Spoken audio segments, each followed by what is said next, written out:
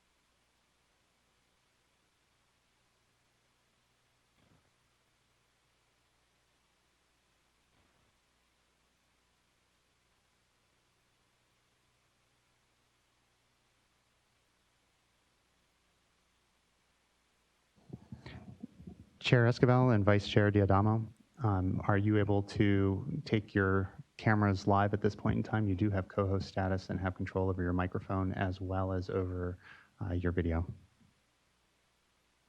I'm having difficulty with my camera, but I can hear you fine. So I suggest going ahead and I'll continue to troubleshoot.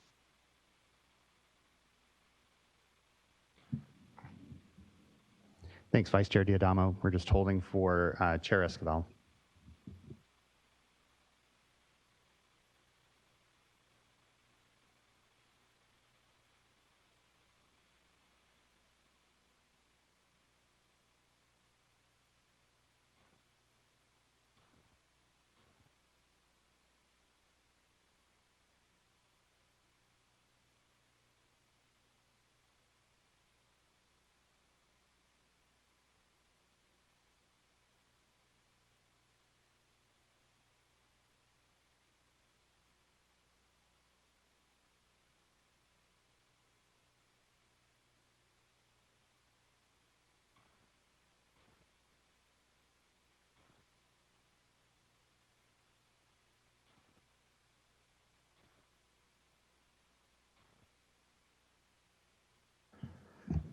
So Chair Esquivel, are you able to hear us?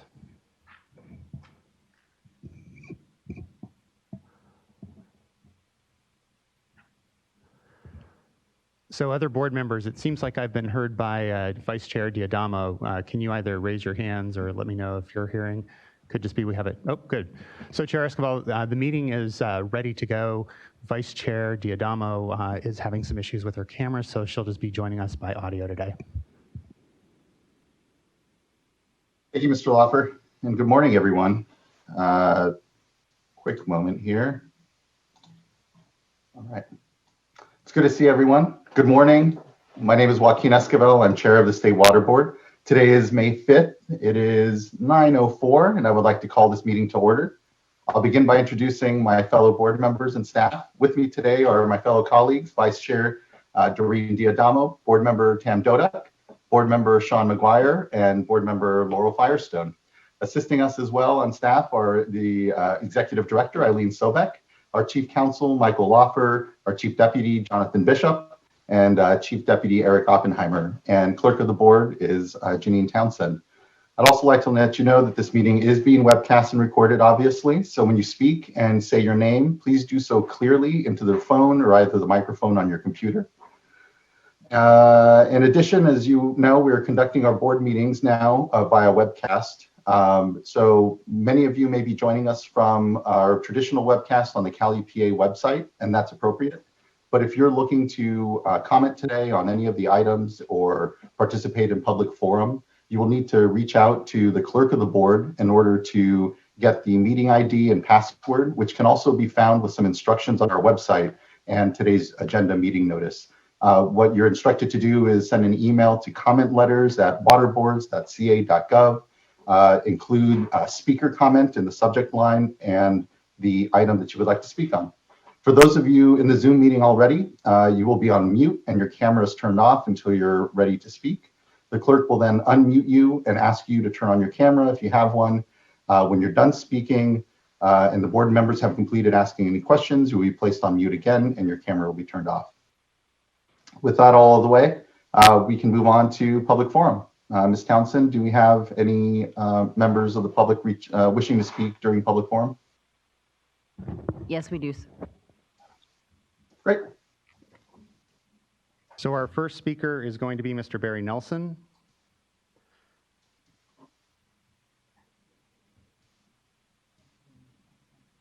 Good morning, Mr. Nelson. And he should be live at this point in time. Go ahead, Barry. Thank you, Chair Esquivel and board members. Barry Nelson with the Golden State Salmon Association. I hope you'll recall that in January of this year, a group of environmental fishing and tribal interests wrote a letter to the board urging you to move forward with your statutory process for setting and finalizing Bay Delta standards. I've appeared before you twice since that letter, but there have been some new developments since I last appeared before the board. First, on April 20th, Jeff Keitlinger, General Manager of the Metropolitan Water District, wrote to DWR and CDFW and said that voluntary agreement discussions had been halted, to quote him. On April 29th, the state water contractors issued a press release stating that voluntary agreement negotiations had been, quote, effectively ended, unquote. And that is accurate. The federal agencies are not participating in discussions. There have been no plenary VA meetings. There simply is no VA process today and no credible prospect that there'll be a voluntary agreement package before the state board in the near future and likely this year. So the question before the board is, what should you do? Some have framed this as a choice between moving forward with your statutory process and the voluntary agreement process. I'd suggest that's not the choice you're facing. If the board chooses not to move forward with its traditional statutory process in the absence of a voluntary agreement, there will be no voluntary agreement. The water users would not be motivated to offer the very real sacrifices, both financially and in terms of water, to put a credible voluntary agreement proposal together. If you do move forward with your statutory process, it will set the stage, and do that in a way that's prompt and credible. It will set the stage. It will set the stage for renewed voluntary agreement negotiations. Those may or may not succeed, but the only chance those agreements have is if the state board demonstrates that it's a credible regulator. Remember, you set the only standards that protect the fall run and late fall run of the unlisted runs that the fishing industry depends on. Those standards, the current standards, are 25 years old. Your current triennial review process is 12 years old. The board cannot delegate its statutory responsibilities to a process that frankly does not exist today.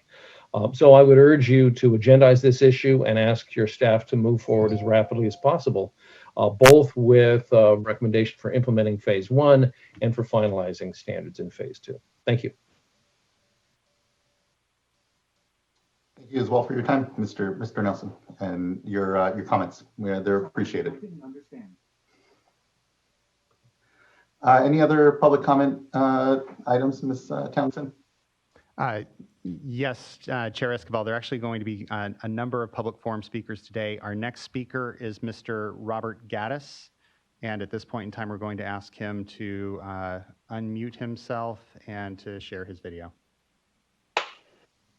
Ladies and gentlemen of the Water Board, I'm Rob Gaddis. Can you hear me? Yes, you're coming through loud and clear. Great. I'm Rob Gaddis. I'm a Redondo Beach resident. I'd like to speak to a few of the points brought up in the public comment period regarding the OTC policy amendment during the April 21 meeting. The Redondo Beach community is united on the subject of ceasing operations at AES Redondo on schedule at the end of 2020, despite what AES, the real estate developer, and a handful of paid shills try to convince you. As a community for the past 2 years, we had what we thought was a deal with the real estate developer who acquired the land from AES. The deal was for the city to buy half of the property to restore wetlands as directed by the Coastal Commission and to create open public space in our parkour city. To be clear, and this is very important, the AES power plant land is currently zoned 100% as park and open space. So this doesn't involve a change of zoning. When the notion of an extension came up, the developer reneged on our deal and is seeking a big payoff in collusion with AES on such an extension at the expense of the health of our children and other residents. They're now describing a deal to you involving giving the land to Redondo, which is neither the deal they actually offered nor free of clawbacks, contingencies, and impractical terms, such as them retaining ownership of the park and open space. This has been rejected completely by the residents and their elected officials.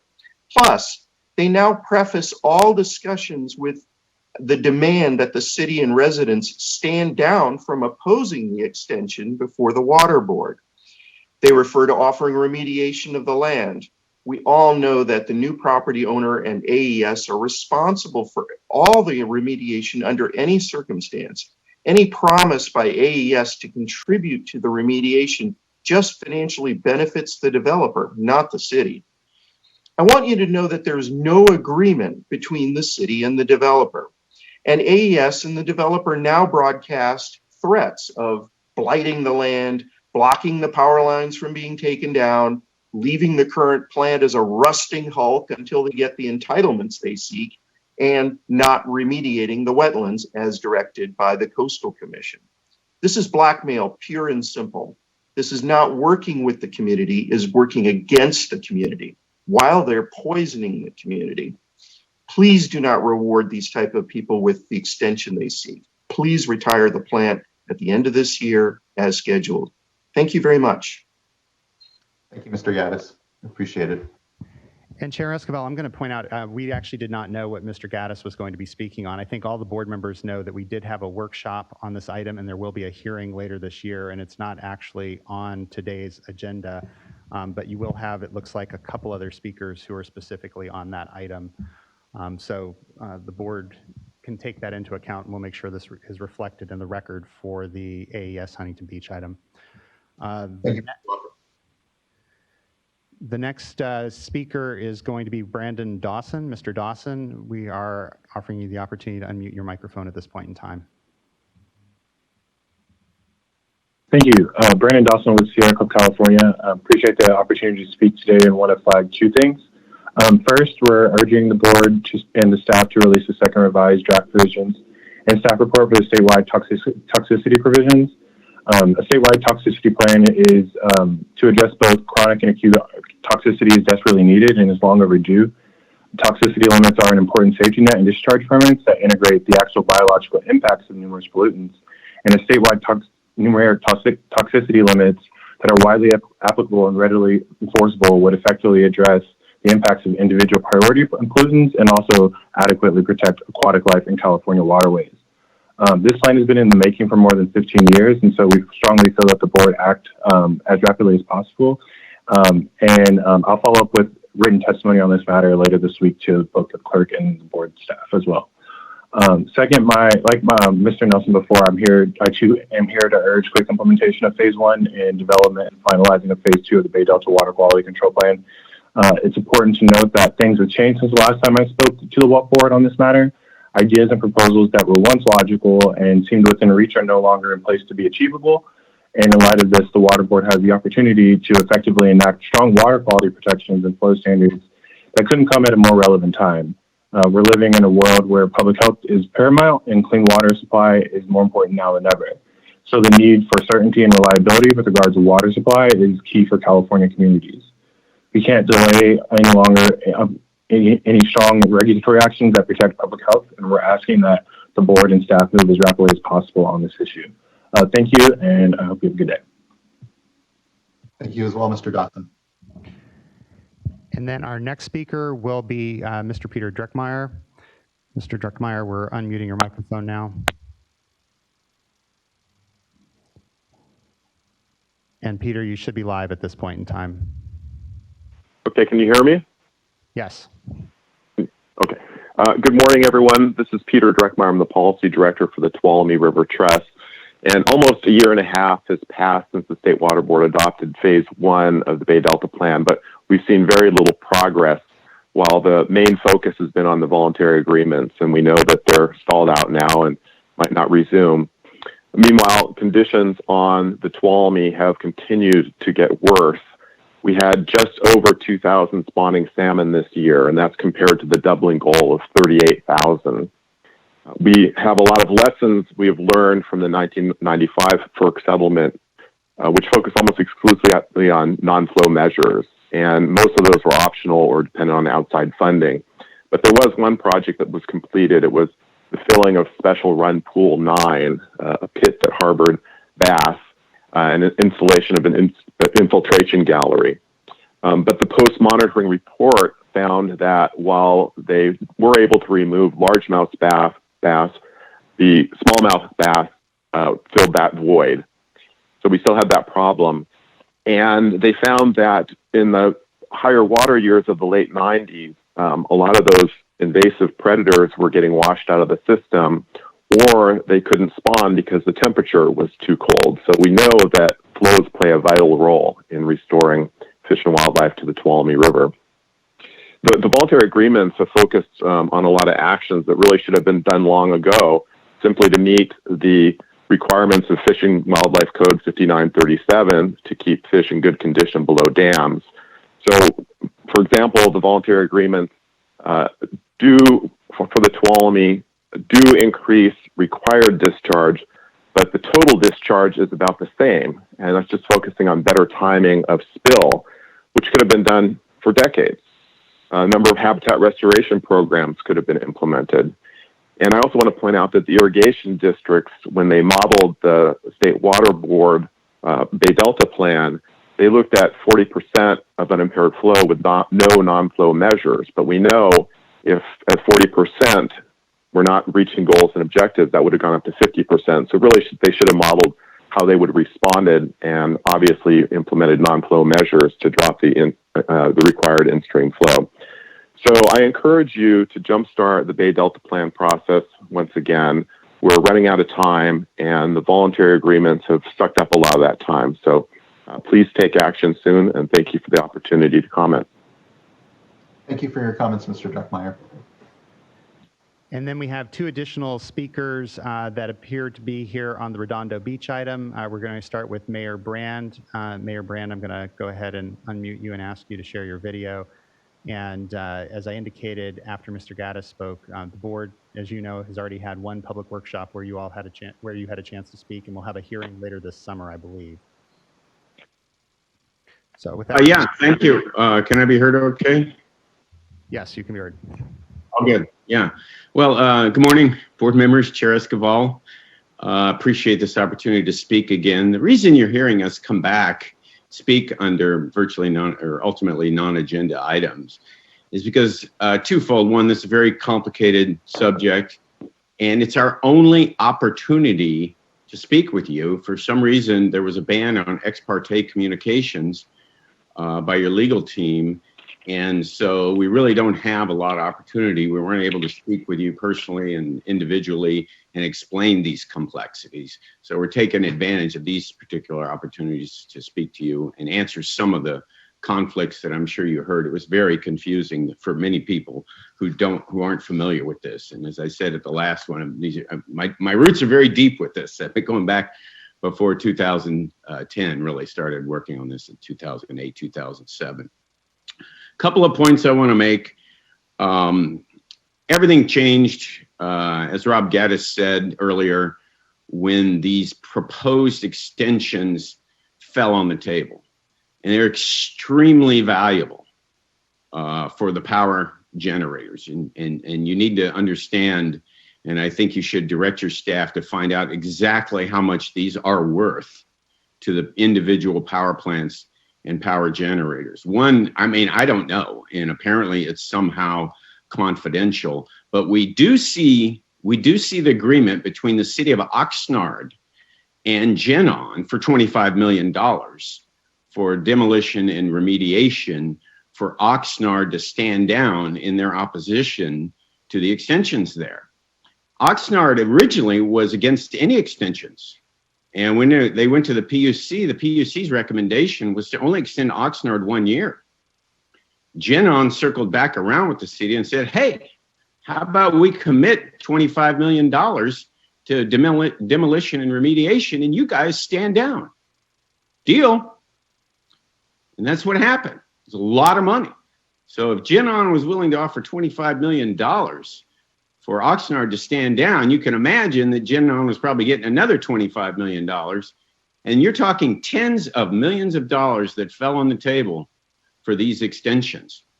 And you really should know how valuable they are when you go to the decision-making process. And I would argue that it was these huge values for an extension that caused the potential new property owner, now the new property owner, to withdraw the deal to the city of Redondo Beach to sell 25 acres for $2 million an acre after remediation. That was a deal we'd been working on for over a year with all the state agencies, Coastal Conservancy, Natural Resources Agency, and the County of Los Angeles that formed an EIFD. So that's one of the major complexities of this, is how much are these deals worth? And you should understand why Oxnard all of a sudden stood down from their opposition. Redondo Beach is never going to stand down from the opposition because we're a very densely populated area. As we stated many times, we went in the air pollution, in the water pollution, in the noise impacts, and the blight that has been blighting our waterfront for many, many years, and this plant being some 66 years old, one of the units. The second point, if you look at the Public Utilities Commission presentation to your SACWIS recommendation, back when they had the hearing in January, you will see in the PUC presentation, page 8 of their presentation shows 123 megawatts of excess capacity, 133 megawatts of excess capacity in this area in the first year without Redondo Beach operating. You will have Huntington Beach, you will have Los Alamitos, and you will have Oxnard. That's a certain number of megawatts. You can see it on page 8 of that presentation to SACWIS by the PUC. Without Redondo, you still have 133 megawatts of excess capacity. And you have 3 large power plants online that you were not expecting. So that was something I felt like didn't come out of the last meeting. Jan Smutney-Jones, who I don't know but are familiar with, he's spoken at many of these hearings over many, many years, represents the independent energy producers, made the comment last time that, hey, just extend all these power plants for 3 years. If you need them, you'll be glad you have it. And if you don't need them, well, then they didn't operate and it won't impact the community. That logic never fails. That logic leads you to believe you should just extend them, just keep extending them. But the problem is you're wasting tremendous amounts of money extending plants that aren't needed and imparting impacts on communities, which is the whole purpose of phasing out this once through cooling over the last 15 years I've been working on. So again, that logic never fails. And I would urge you not to extend Redondo Beach and take all these complexities into account. Ask your staff how much money is at stake for these various extensions. And I think that would go a long way in educating the public and yourselves about why they're fighting so hard just to be on the ready, So with that, again, thank you for your time. Yeah, I'm sorry we can't have a conversation, but we'll continue to impart information and comment by the May 11th deadline. So thank you very much. Thank you, Mayor Brand. We appreciate you joining today.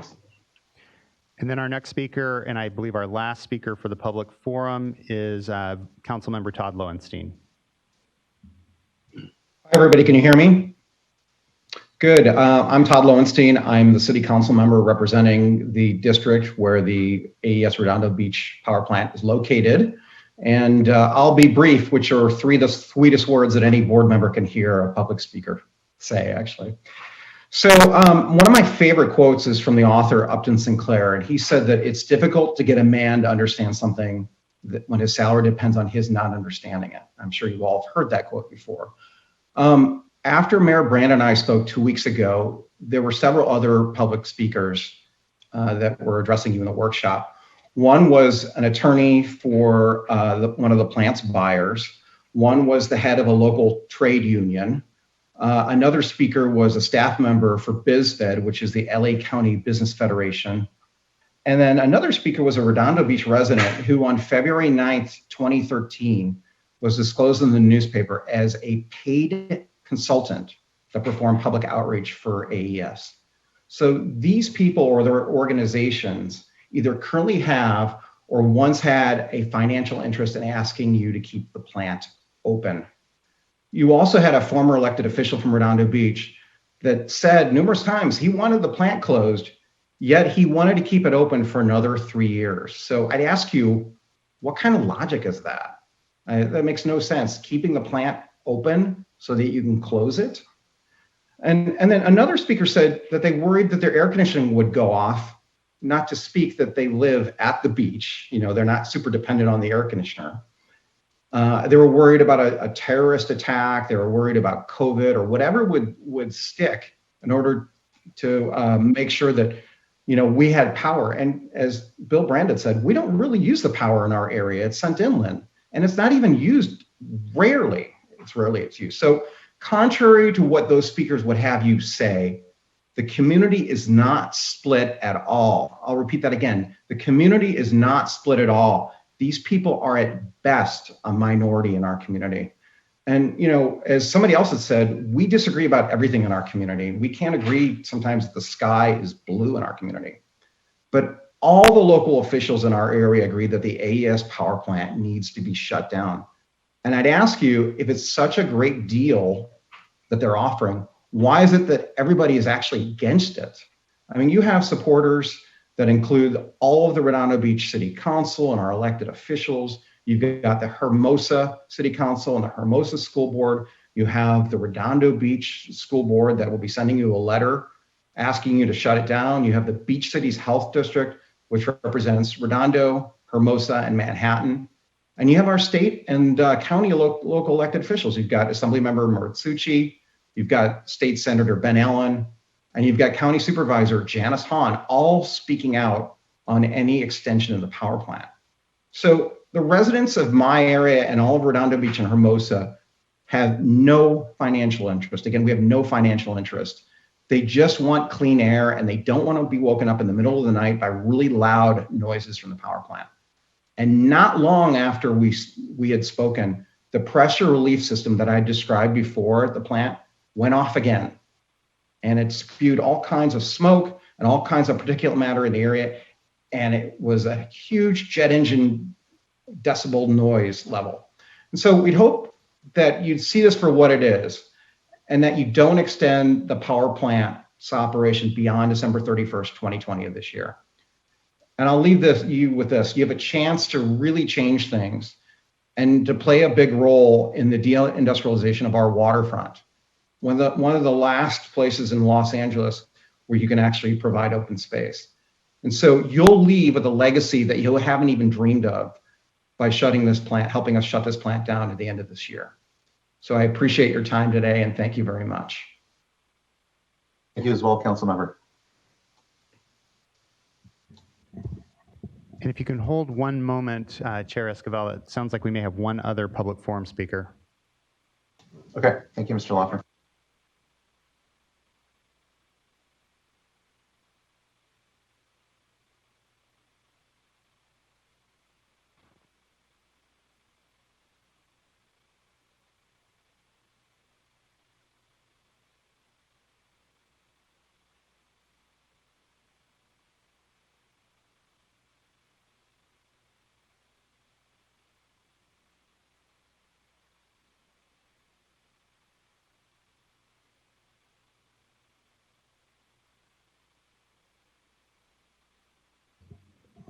All right, the individual that came in and we just received the public forum card for is Barbara Berrigan-Perillo. At least we think we've identified her in the queue. Ms. Berrigan-Perillo, are you able to hear us at this point in time? Your microphone should be live, and if you'd like, you can share a video. I can hear you. Good morning. Good morning, Chair Esquivel and board members. Barbara Barrigan-Perea with Restore the Delta. First off, it's good to see you, and I hope you're all well, and I hope your families are well. I'm making comment this morning to echo the comments made by Barry Nelson. We are urging the board to move forward, please, with the Bay Delta process, phase 1 and phase 2. Yesterday, I finally ventured out to go take a look at our local Delta waterways and the conditions that create the large harmful algal blooms that we have been tracking the last couple of years that start in Stockton and kind of proliferate all the way over to Discovery Bay. We're seeing the same conditions. We're seeing the greening up of the water already. I think it's because it's been warm, nice and early. And we have a return of the homeless encampments camping right adjacent to these polluted waterways. I'm very concerned. I don't think our community can withstand much more pollution from many more sources on top of COVID. And I think we all know that, you know, what we have sadly had to learn the hard way from COVID is that we can't wait to enact good processes. When we do not have freshwater flows, particularly at the south end of the Delta into San Joaquin and Contra Costa County, our water quality conditions deteriorate quickly. We are working with Region 5. We are availing ourselves of all training. As soon as restrictions are lifted, we are poised with some funding coming in to actually start running a HABS program with student scientists out from Stockton, which we're looking forward to doing. And we look forward to providing you all with good data to the best of our ability starting this year and in the years to come. But we also know, we've also seen a pattern that as soon as it gets warm, the problem starts. When flows are decreased during the warm months, the conditions deteriorate. Last year, our HABs really didn't go away until we had cold water coming down on the San Joaquin side at the end of October, early November. And that's when we saw the mats kind of submerge. So we hope you can move forward with the process. We think there's an opportunity with the Bay Delta plan as it was approved and to be implemented to actually improve water quality conditions here at this end of the Delta. So thank you very much for the opportunity to comment, and take care. Thank you for your comments this morning. Is that the final public comment speaker, Mr. Lawfer? That concludes the public comment or the public forum session. Thank you. Much appreciated for your help with that, Mr. Lawfer. With that, we'll now move on to our first item, which is adoption of the meeting minutes from the April 21st board meeting. I'll entertain a motion.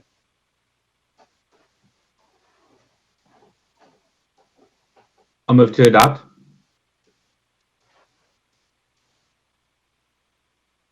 Do I have a second?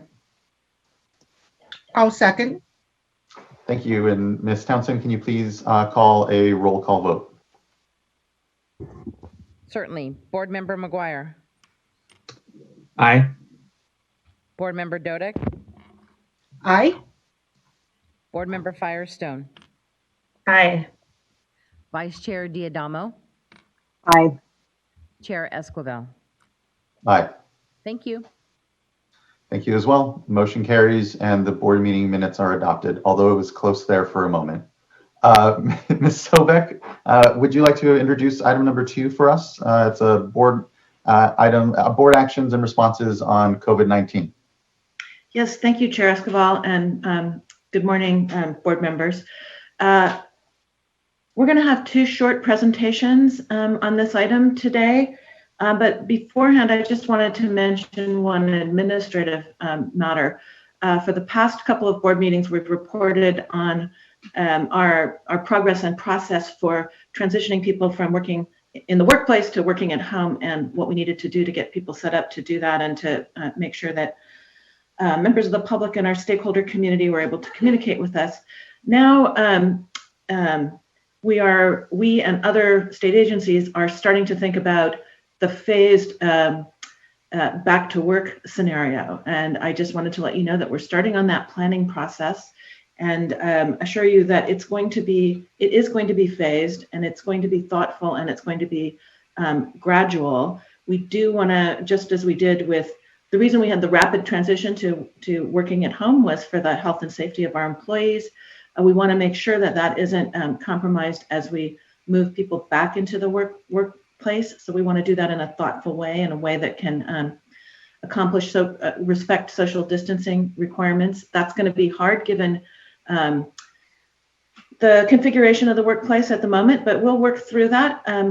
Part of this exercise is thinking through lessons learned, and we've been specifically asked by the state agencies that are helping us go through this planning process to think about lessons learned and to incorporate those into the back to the workplace plan. And so we do want to hear from board members and stakeholders as well, what has been working or what hasn't been working with the sort of remote government model that we've been working in the last month or so. So we will keep you updated. We want to be respectful of people's health and the fact that there are Family Leave Act issues, that a lot of people are home with their children and don't have access to the kinds of daycare options that they would normally use. And so we'll be thoughtful and try to be considerate and respectful of those obligations in devising a back to work plan. So that's sort of the internal mechanics of the board report and our staff, but I think that we wanted to take the most time on this item for two presentations on the actual substantive responses to COVID-19 that the board is involved in. And the first will be a discussion of the way we've been able to help the laboratory community and those who need laboratory tests make sure that they meet up and that everybody's needs are accommodated. And then the second will be an update on the board's response to the executive order that the governor issued at the beginning of April that prohibited connections to drinking water systems for non-payment of fees, and a report to you all on how that is being implemented. So we're going to start with the presentation by Andrew Hamilton with a couple of other board staff, including John Elkins and Christine Sotelo, talking about the laboratory response to the crisis. Thank you, Ms. Sovek. And as we transition to the couple presentations, just to note, just appreciate your leadership during this time. I know that it hasn't been easy transitioning the workforce to telework, and then now starting to plan to go back. I know that there's a lot of good thought happening around how we actually take advantage of this opportunity to, certainly we had a telework policy in place prior, but to really emphasize a telework policy for the benefit of our staff, but then also for I think generally how our programs can run. And so I appreciate the lessons learned and fact finding around just how we can actually learn to do better coming out of this moment. So thanks for that.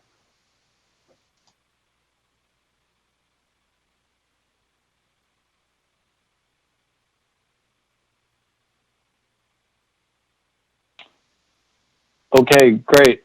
Can you hear me? Everybody can hear me? Okay. Yes, Andrew, and if you can go ahead and introduce yourself for the record. Yes, absolutely. Hi, my name is Andrew Hamilton. I'm Senior Environmental Scientist at ELAP, and joining me today is Christine Sotelo, Chief of ELAP, as well as John Elkins, Chief of the State Water Board's Emergency Response Program.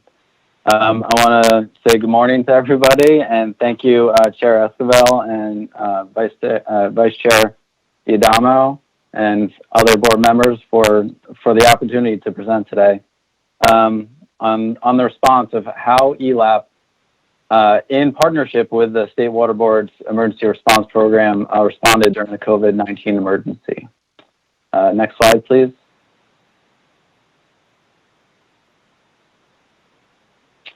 So the State Water Board and ELAP definitely recognize laboratories as essential. They are essential to the California infrastructure, and they play a key role in protecting public health and safety, which is why they were exempt from the stay-at-home orders. And that is also supported by EPA's guidance to continue compliance monitoring and testing during these times. However, it was when the stay-at-home orders went into effect, it was really a question of how the laboratories were going to respond to this order, knowing that they could be short-staffed or they may not recognize themselves as an essential part of the California infrastructure. So that was a question that ELAP wanted to find out. Next slide, please. So this starts really phase one of our response during the emergency. So March 19th was when the stay-at-home order took effect, and this is also the time where the state board started their, as Executive Director Sobek talked about our transition to teleworking. And so that didn't really stop ELAP. We took an immediate response shortly after the stay-at-home order took effect.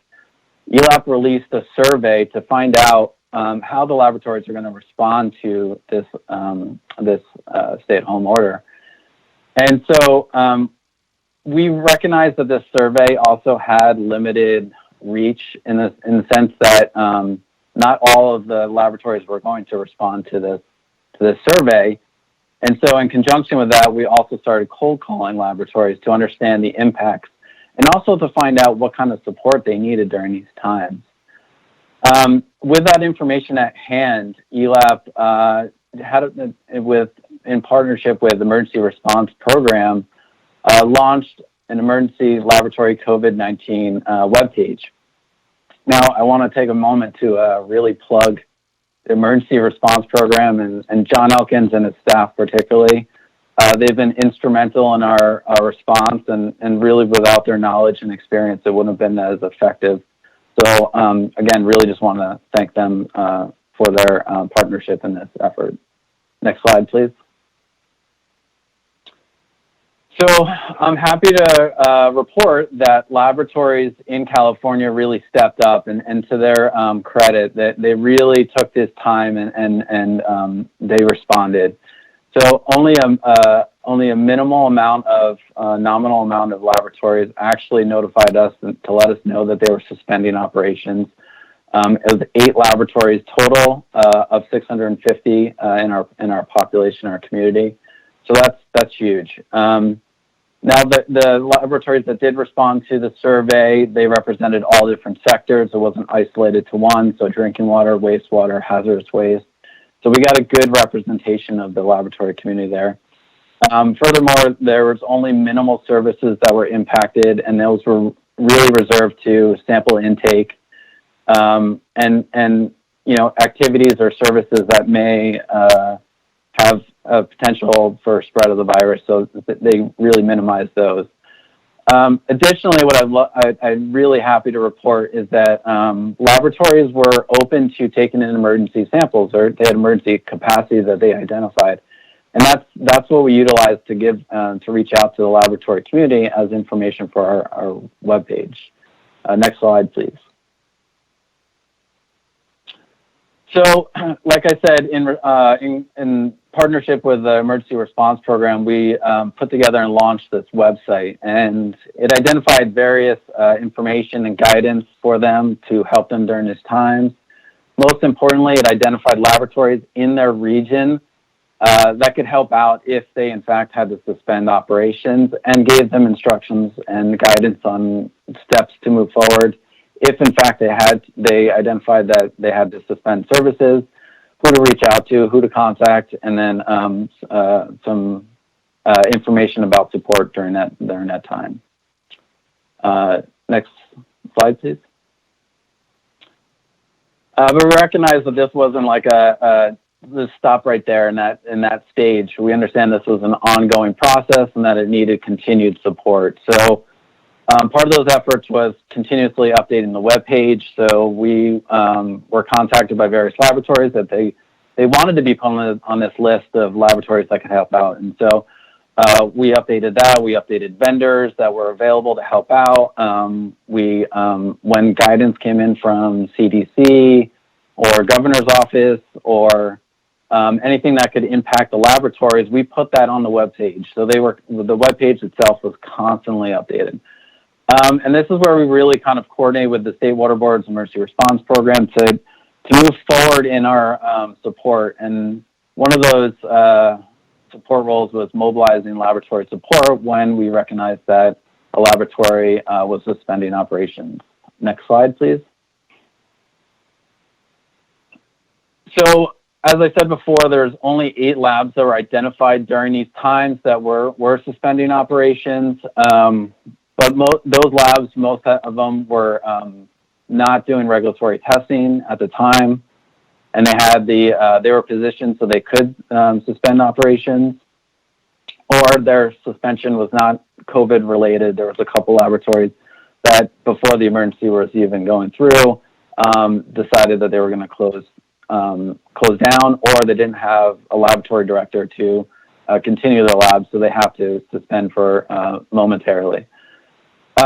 But when there were laboratories that were doing testing, regulatory testing that needed help, we were able to identify laboratories in the region, really mobilize their support to take in those samples and to help the clients of that laboratory, as well as coordinate with the regulatory agencies and programs that were impacted by this lab going down. Another effort that was put into place was talking to laboratories about implementing a continuity of operations plan. And this is really a plan that stresses the importance of identifying vulnerabilities in the laboratory and putting into place proactive measures. So, for instance, it's identifying laboratories in the area that you can outsource your samples to, and identifying various services that, if they go down, who can take them on that role and help out. And so it's ensuring continuity of operations. Now, in this effort, our mindset really shifted. So we were originally kind of focused on laboratories that were small and that were remote, and were recognized as, if they went down, that community was going to be impacted. And so that was our original focus. But then, as we were talking to these continuities of operation plans, we recognized that there's another keystone laboratory in the community and for the state, and those are those large laboratories that take on large swaths of the testing, but provide multiple services for the state: courier services, sampling services, as well as the testing services. What happens if they have to just all of a sudden suspend operations? And that was our change in mindset, and really kind of propelled us to a new way of thinking. Next slide, please. So that was like our what if moment. What if a large laboratory went down? What do we have in the state that is set up that can help out? And so what we recognize is that California doesn't have a statewide laboratory network that can be activated during times of an emergency. That's not to say that there aren't networks out there. There are some networks out there. They're usually for regional support, or they're networks that are for certain section of our laboratory community, like public health network. So it doesn't have the statewide network implications. And so we call them incomplete, or maybe underdeveloped is maybe a better term to use. And so we recognize that. And so what if a lab suddenly goes offline, recognizing that this presents a public health risk?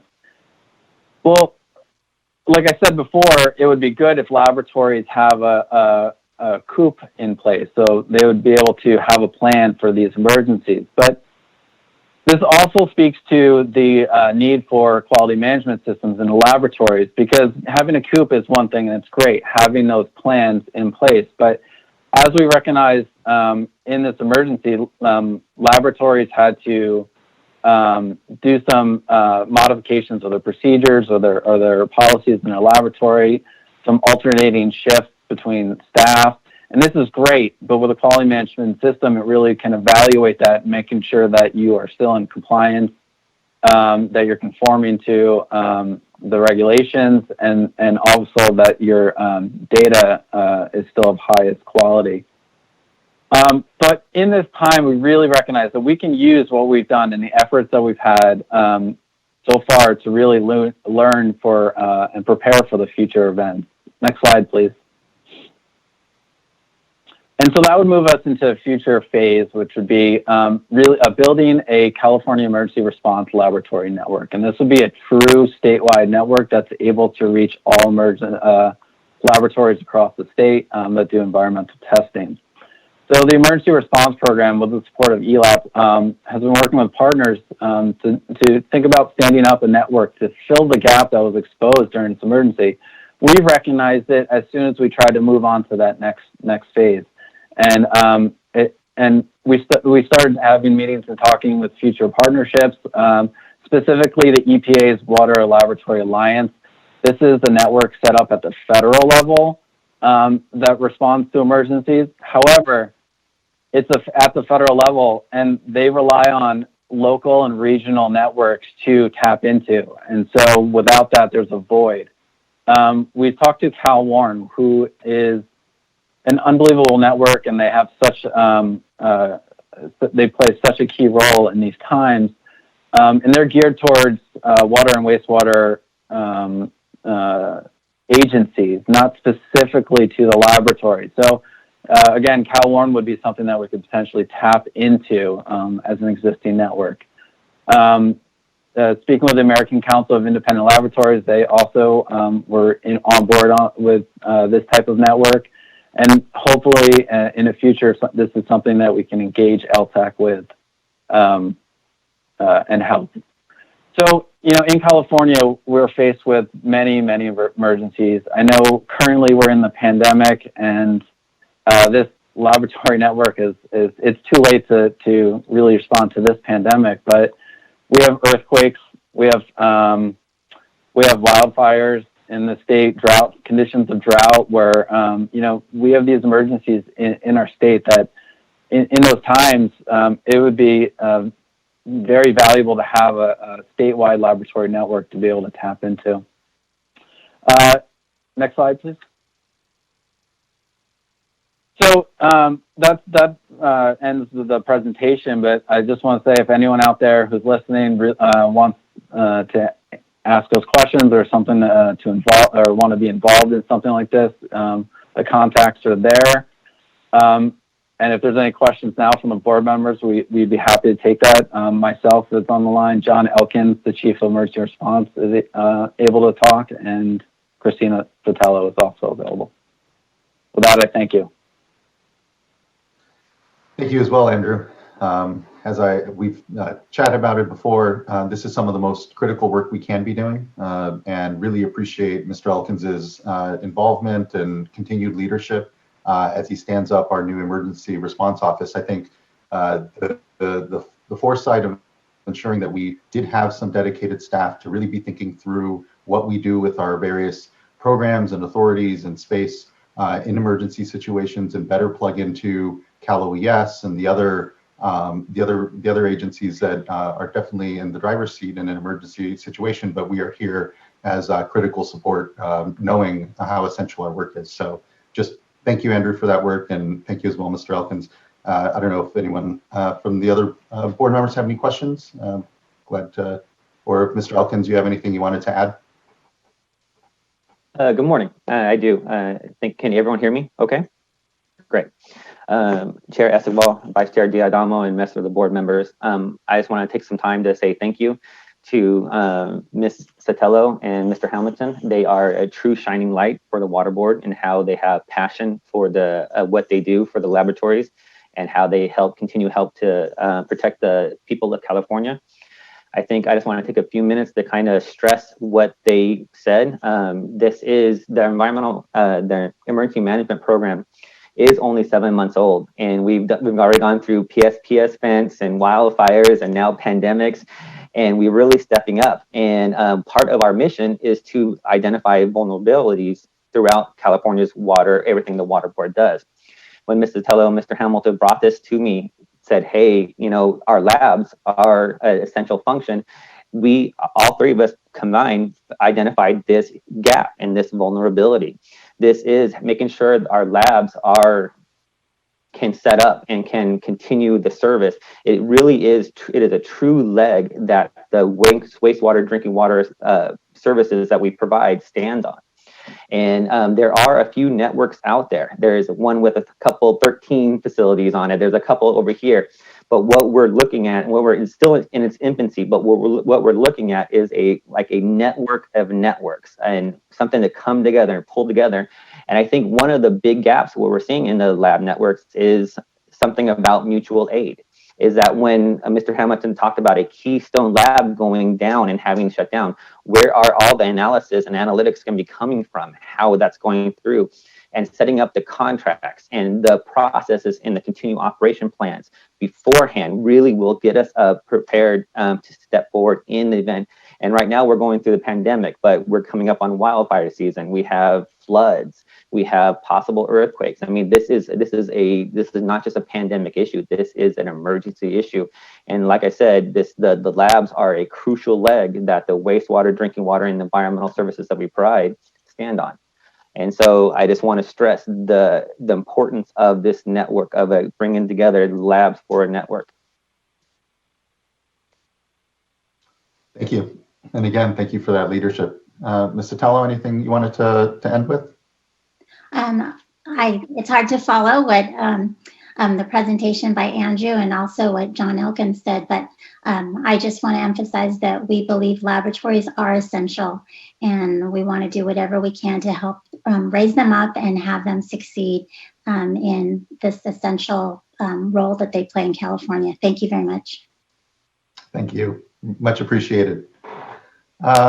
I think we have a second presentation, and I think it's a good segue because so much of the thinking that did go on in the laboratory space here is very similar to the thinking that we're certainly applying in drinking water. When we talk about our most vulnerable systems, when we talk about continuity of service and operations, and particularly how we can activate networks of other entities that can help, and particularly in emergency capacities, knowing that those are the times certainly that are needed most. And so as a proper bridge to our drinking water side of the house, we have Mr. Gomberg here to give us an update then on the executive order implementation, which again has a moratorium in place currently on water shutoffs, and appreciate the good work with water agencies and so many of the advocates, and whether environmental justice groups or actual community members around this issue, just appreciate everyone's attention and work. And so, Mr. Gomberg. Thank you, Chair Esquivel. Good morning, board members. I'm going to give a brief presentation on the implementation guidelines we've developed in response to the executive order that the governor issued back in April prohibiting shutoffs. That executive order also directed the water board to take certain actions and develop these guidelines that I'm going to run through today. Next slide, please. So when we think about broadly impacts to water and wastewater systems during this pandemic emergency, they fall generally into three categories. And those are listed on the slide. There's a concern about availability of staff if people get sick or are unable to work. There is concern about the ability to access supplies and equipment, and then there's also concern about revenue loss. And revenue loss really comes in two components, which are important to understand because they're a little bit different.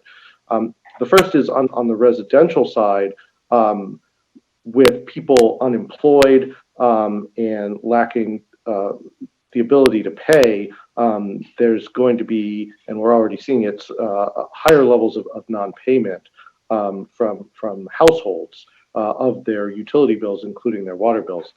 On the non-residential side for businesses, if they are closed, if their customer base is no longer there, they're no longer going to be producing, and therefore they're going to be using a lot less water.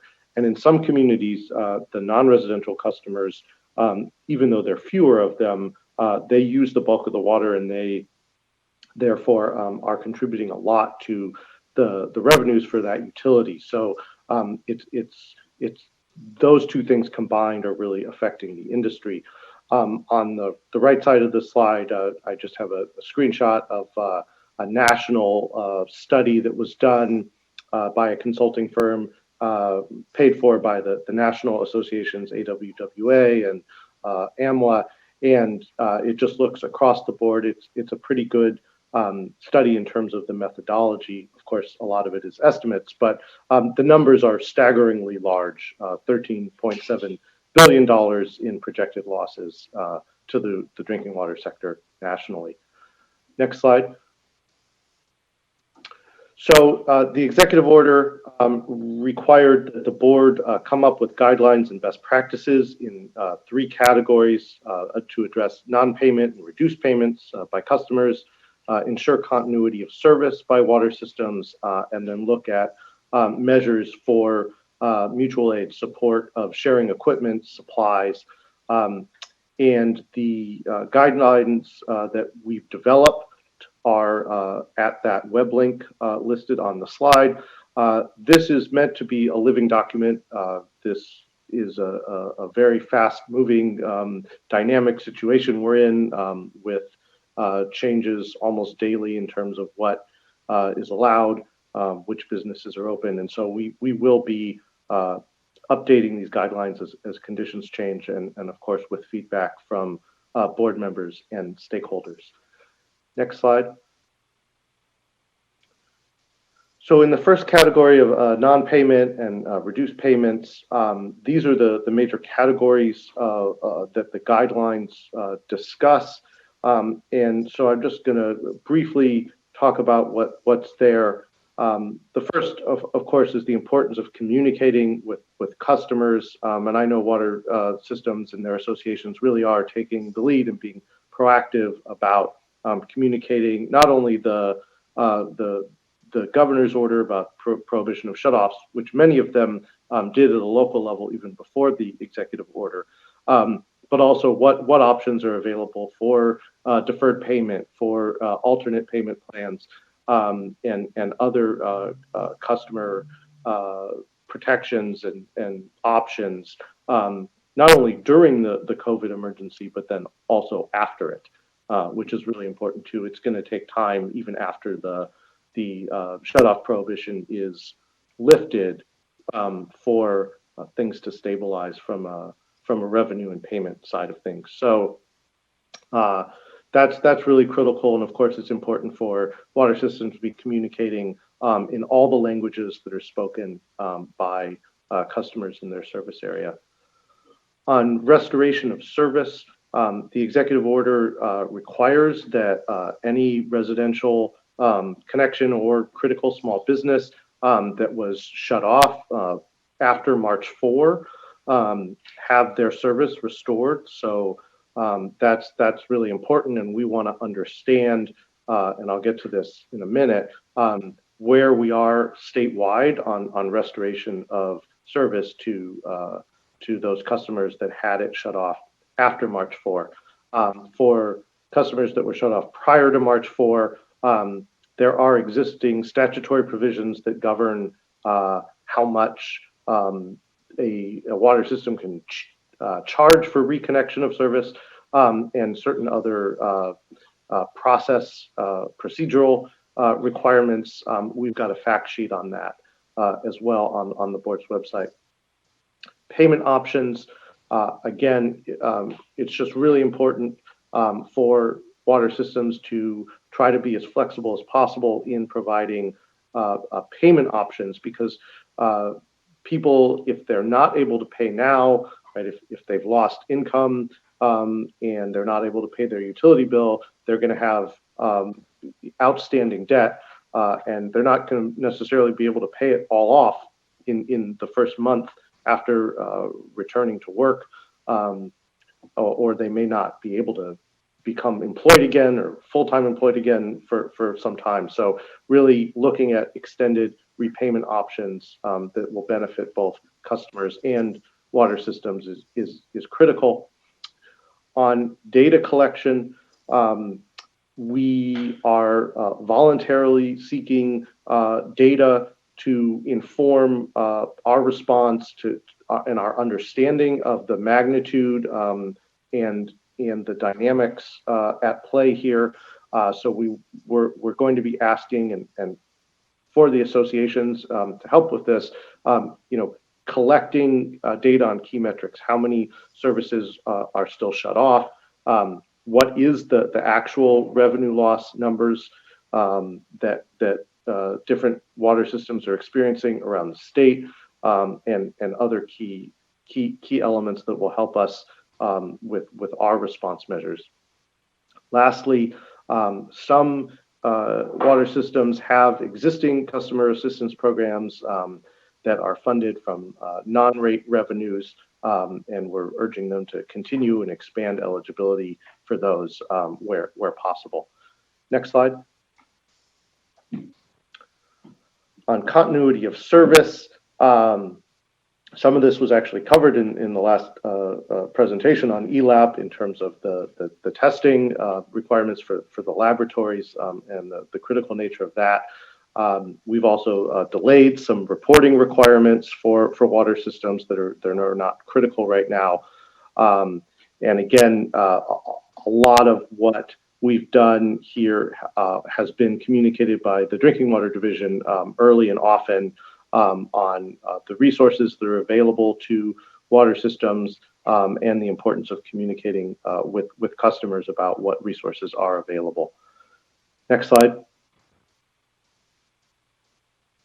And then the third component or directive from the executive order is about sharing supplies, equipment, staffing. Our technical assistance program may be able to help some of the smaller systems that are experiencing issues. CalWARN, which is the Water Wastewater Agency Response Network, is a great resource for water systems that aren't already a part of it on all kinds of mutual aid. CalWARN also now has face masks available for water system and wastewater system personnel that need them. And then, as was mentioned in the prior presentation, we're doing close coordination with the Office of Emergency Services, and we'll respond quickly when we learn of a water system that is really in critical condition and needs immediate assistance to maintain safe operations. Next slide. So we've set up two data collection portals. The first one is a way for water systems to report on where they are in terms of their own policies around shutoffs and on where they are on reconnections. We may also be adding questions, as I mentioned earlier, to really understand some of the key dynamics at play in terms of availability of supplies and equipment, revenue losses, and the like. So stay tuned for that. And then the second website is for anyone to report any issue that they're experiencing with shutoff or reconnections. It's an anonymous form, so if anyone out there knows of an issue where someone maybe is not getting reconnected and they've asked for it, or people are being shut off potentially in violation of orders, then they can report there at that website. Next slide.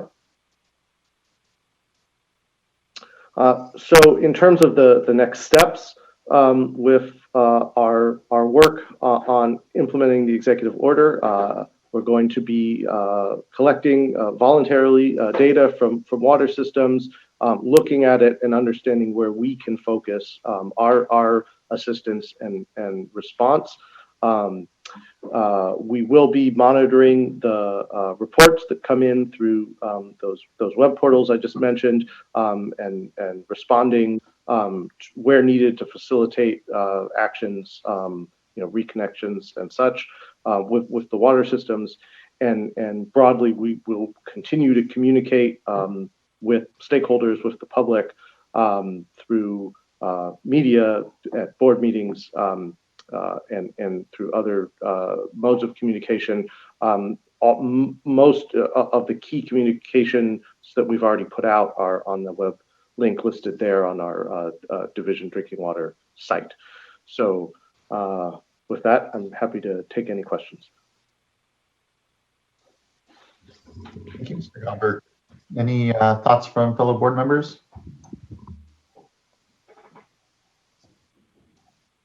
This is Laurel. Thanks so much for all of the work. This is incredibly important, and also, you know, folks jumped on this in the midst of a lot of other work, and I think in order to make this work well for the state, we're going to need continued cooperation. And I think help all looking at ourselves as in this together to make sure that our water systems are able to provide water for all Californians that's safe and reliable and accessible. You know, 2 plugs. One is just really hope that we can continue to figure out how to monitor needs effectively, so that we can all, as one state, be collaborative in figuring out what needs are and how to get them where they're needed. So that includes, you know, all of the reporting, those 2 reporting tools, both from the provider side and customer side. And then secondly, I think there's still work to do in communicating out these tools and practices and best and guidelines that we have. And so I look forward to figuring out how we more proactively communicate that out to different communities, including the drinking water provider community and sort of customer communities around the state. I think there's a lot of the folks that need to know how to ensure that they have continued or restored access to service are often some of our most isolated and vulnerable communities. And so I think figuring out how to make sure that we're reaching them and partnering with community-based organizations and various language access is going to be important, but also is just most effective if it's with the water systems and the water providers in each of those areas, since it's specific to each provider in many cases. And so, yeah, I think there's still more work to do on figuring out how we communicate all of this and continue to improve ourselves and the information we have as a state on needs, and then also share the resources and guidelines and opportunities with community members throughout the state. So appreciate that work by staff and stakeholders that help provide input into this. And then lastly, just really appreciate the leadership from so many providers around the state that were proactive well before the executive order in you know, putting policies in place to make sure that folks had and continue to have service throughout this crisis. And you know, I think we're really trying to figure out how we can support that throughout the state, and the leadership that individual water systems are doing and have been doing is really the most vital. So thank you. Thank you, board member. Any other thoughts? Well, thank you, Mr. Gomberg. Again, this is really critical work, as board member Firestone said, and I really appreciate the great leadership that's gone on from everybody involved. With that, just appreciate, and we'll close the item. Thank you. Well, Chair Esquivel, Actually, do we have comments? Sorry, I didn't mean to close before actually checking on comments. Oh, no problem at all. And so we actually have 3 commenters on this item. Okay. First up will be Caitlin Kalua. Caitlin, we'll give you a chance to share your video, and we're unmuting you at this point. All right, great. Make sure you can see me here. Good morning. I just really want to thank your board and staff, of course, for your leadership through this crisis. You know, again, reiterating the essential work of the water boards as well as the regulatory requirements, and just really want to say thank you. I have 4 very brief comments regarding the guidelines that we just heard today. I just first would like to encourage for those households that do report that they have experienced shutoffs after March 4th, 2020, that were not restored as required by the executive order, that we're encouraging that, a percentage, if not all, of their previous water services and fees and fines essentially be waived as a remedy for not being reconnected as was required after March 4th, and essentially to help these households become more solvent on their water bill. Going on to delayed activities, again, want to just express our appreciation that these are very limited, and that we greatly appreciate that of those that have activities that are suspended and delayed are, excuse me, are limited to reporting extensions, and that we do ask that these be provided online, so that way the public, agencies, and your staff are able to easily track new reporting deadlines and improve transparency of that process. Second, just want to just express a little concern about the PFAS extension, that noting that these the work plans were already extended by 60 days, and that we do encourage that any additional extension be limited, maybe for another, for example, 30 days, have some sort of timeline and limit to that extension, given that the previous already extension was March 30th. So these work plans should be already being developed in that process. And then finally, lead and copper sampling, any delays should also have some sort of protective sideboard and deadline, given that we should be attempting to detect lead and copper in as close to real time as possible. Maybe again, that's a deadline of a delay of 30 days, if possibly less, pending, of course, the judgment of your staff. So again, want to say thank you for your leadership and thank you for your comments. Thank you as well, Ms. Kalua. And now seeing that Ms. Board Member Dodek has a visitor, maybe there's mutual comment to be provided there. Thank you, Ms. Kalua. Appreciate it. Absolutely. Mr. Loffer. And next up, we have Mr. Jonathan Nelson. Jonathan, you should be live. I have you in 2 ways. I'm not sure if you're going to go on your phone or your computer for this. I am on my phone. Can you hear me? Yes. Okay, great. All right. Well, thank you, everyone. Jonathan Nelson with Community Water Center. We'll try to make this brief. And I'm enjoying seeing everyone's pets on the screen as well. So just to start, I want to thank the board staff, including Darren Polimas, Leslie Loudon, Max Gomberg, and their teams for working with us during a really busy time over the last couple of months to hear our concerns and to move towards addressing them. And we are working to push out information the board has provided to communities, including the guidelines that were just discussed, and would welcome the opportunity to partner even more with the board on being able to do that as effectively as possible. The key concern, or at least a key concern that we continue to have, relates to households who may have had their water shut off prior to March 4th, which, as you know, those households were not covered by the mandatory reconnections policy in the executive order. So we'd welcome opportunity to continue to partner together and work to figure out what more can be done there to meet their needs. And we do appreciate how many water providers stepped up even before the executive order, and including, some of the associations like the California Municipal Utilities Association, really encouraged to see the leadership that was shown there, and think it demonstrates opportunity for more collaboration, which we know we all need. And then lastly, we continue to be concerned, and I know the board has this concern too, about our very smallest water systems. And I know, we and others are working to actually survey some of the small water systems we work with to try to get a better sense of what kind of, for example, revenue loss support they may need in the next few months to maintain continuity of water service, and also what kind of support those smallest water systems may need to be able to provide bill relief for vulnerable families. So look forward to continuing to work with the board and others to make sure we're meeting the safe water needs of all our Californians. Thanks. Thank you, Mr. Nelson. Much appreciated. And then our final speaker on this item is Ms. Crystal Gonzalez. And Crystal, we're asking you to share your video at this point and unmuting you. Hello.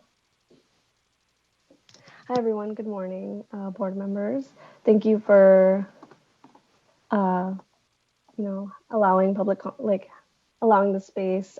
Just wanted to ask in terms of how the shutoff moratorium impacts implementation of SB 988, and really figuring out how we're identifying those who are in financial need, and making sure that includes folks and that are experiencing medical hardships, and residents who have health issues, and how we can identify how that can be identified as being recipients of the aid program. And again, we support the comments that Jonathan and our colleagues have made. And we also wanted to emphasize that this is a funding gap. Oh, sorry, that's another comment. But thank you so much. Have a great day.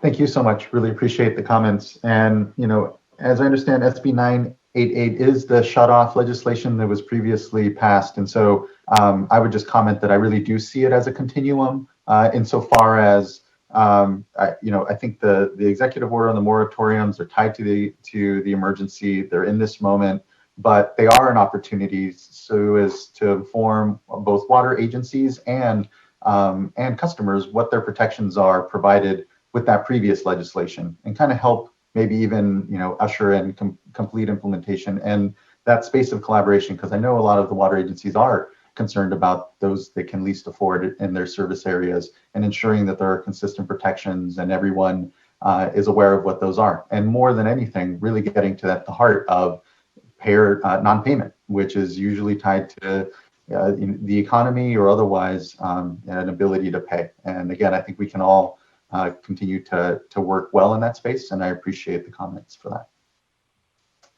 I wanted to just add one more comment in response to the public comments, which I really appreciate everyone's time, is just, wanted to call attention to the AB 401 report that the board issued around low-income ratepayer assistance program options, and putting out ideas and research and analysis around the types of programs that could help meet needs. This was obviously before the COVID-19 crisis, but I think especially looking at the crisis assistance program and other models for how, if we are able to identify funding sources for these kinds of programs to be able to provide more ongoing assistance for individuals and families in crisis,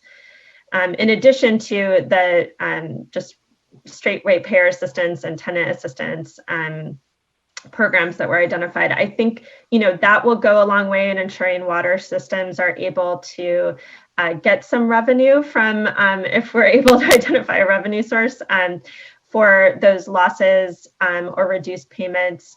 So I think that's really important. One thing to note, of course, is that that does not include the, which may be a bigger issue for water systems. It doesn't address the revenue loss for reduced economic activity that I think is also a real and sometimes greater impact recently for water system revenue and budgets.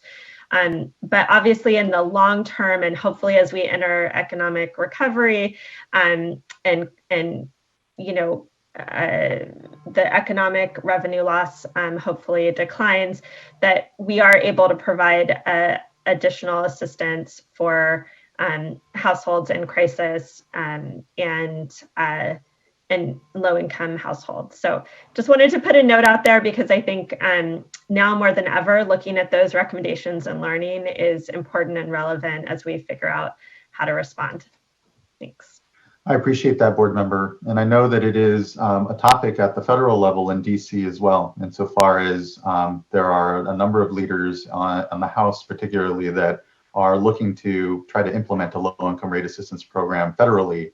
And we know that it was certainly a topic of discussion here on the state side and perhaps generating state dollars for such a program. I think we're interested in continuing to coordinate and try to join some of the leadership that's already well established. I think a lot of our water agencies are spending time on the federal side and thinking of how both at the household level, we can get resources to help pay for water and wastewater bills for those for a low-income rate assistance program. But to your point, board member, it is also that system level assistance that I think we're trying to figure out in the middle of this economic crisis so that we don't see a lot of our least than can afford it systems falling out of the bottom, not meeting a maximum contaminant limit and becoming an issue. And I think it's going to be a continued space these next weeks and months. And to your point, I think we should be thinking about this, and we'll continue to work with our colleagues and collaborators and leaders really throughout the state that are, I think, gelling around many of the same thoughts. So appreciate that. And that concludes the speaker cards for item number 2. Fantastic. Thank you, Mr. Lawfer. And thank you, Mr. Gomberg. I know, I think we're all very understanding of the situations we find ourselves at home. And so I appreciate all the cameos, actually. Thank you. And with that, then we will now conclude item number 2 and move on to item number 3. Item number 3 was on the uncontested item list, but it has been pulled off now because it is contested. I will quickly read out the title as staff prepare themselves for their presentation. So item number 3 is a consideration of a proposed resolution authorizing the executive director or designee to execute a memorandum of understanding and interagency agreement with the California Department of Transportation to provide expedited review of transportation projects, environmental technical assistance, project consultations, and coordination services. With that, I invite Mr. Crater, I believe, and Ms. Mogus and others to Mr. Han. Good to see everyone. Thank you. Shall I begin? Yes. Okay, great. Thank you. Good morning, board members. Thank you for your time this morning. My name is Paul Han. I'm the chief of the Watersheds and Wetlands section within the Division of Water Quality. I'm here to present a resolution that would authorize the executive director to approve a memorandum of understanding and interagency agreement between the water boards and Caltrans. With me today are Serena Liu of the Office of Chief Counsel, Phil Stolarski, Chief of Caltrans Division of Environmental Analysis, and Jennifer Gillis, Chief of Caltrans Office of Biological Studies. They're here to help me answer any questions the board might have on this item. Next slide. So the proposed memorandum of understanding and the interagency agreement with Caltrans will allow the water boards to expedite review of Caltrans permits and provide Caltrans industry-specific clarifications of the recently adopted dredger fill procedures while ensuring that water quality issues are appropriately addressed. This memorandum of understanding has been crafted as authorized by Section 4 of the dredger fill procedures, and the relative portion of the procedures is provided on this slide. Next slide. So the contents of the memorandum of understanding include standard provisions such as background, scope, how to deal with fees, dispute resolution, and the like. There are also specific provisions on how the water boards and Caltrans can most effectively implement the procedure's alternative analyses provisions. It's this section of the memorandum of understanding that staff received comments on. Before I discuss those comments, I need to provide some specific background on the memorandum section 3A, which is the application submittal under the procedures section. Next slide. So this is a provision in the Memorandum of Understanding that's intended to provide clarity on projects that inherently cannot be relocated. So under the procedures, if an alternatives analysis is required, projects that inherently cannot be moved to an alternate location need only consider on-site alternatives. Now, on-site alternatives generally include design and construction considerations and may include minor changes in the project footprint that would better avoid or minimize impacts to wetlands. But it would not include consideration of moving the whole project to an alternative site location. The Memorandum of Understanding would establish a list of transportation project types that the water boards agree generally can't be relocated and therefore would not require consideration of off-site alternatives. Examples of this include bridge painting, road repair and repaving, sign installation, culvert replacement, and on-system installation of bike and pedestrian access.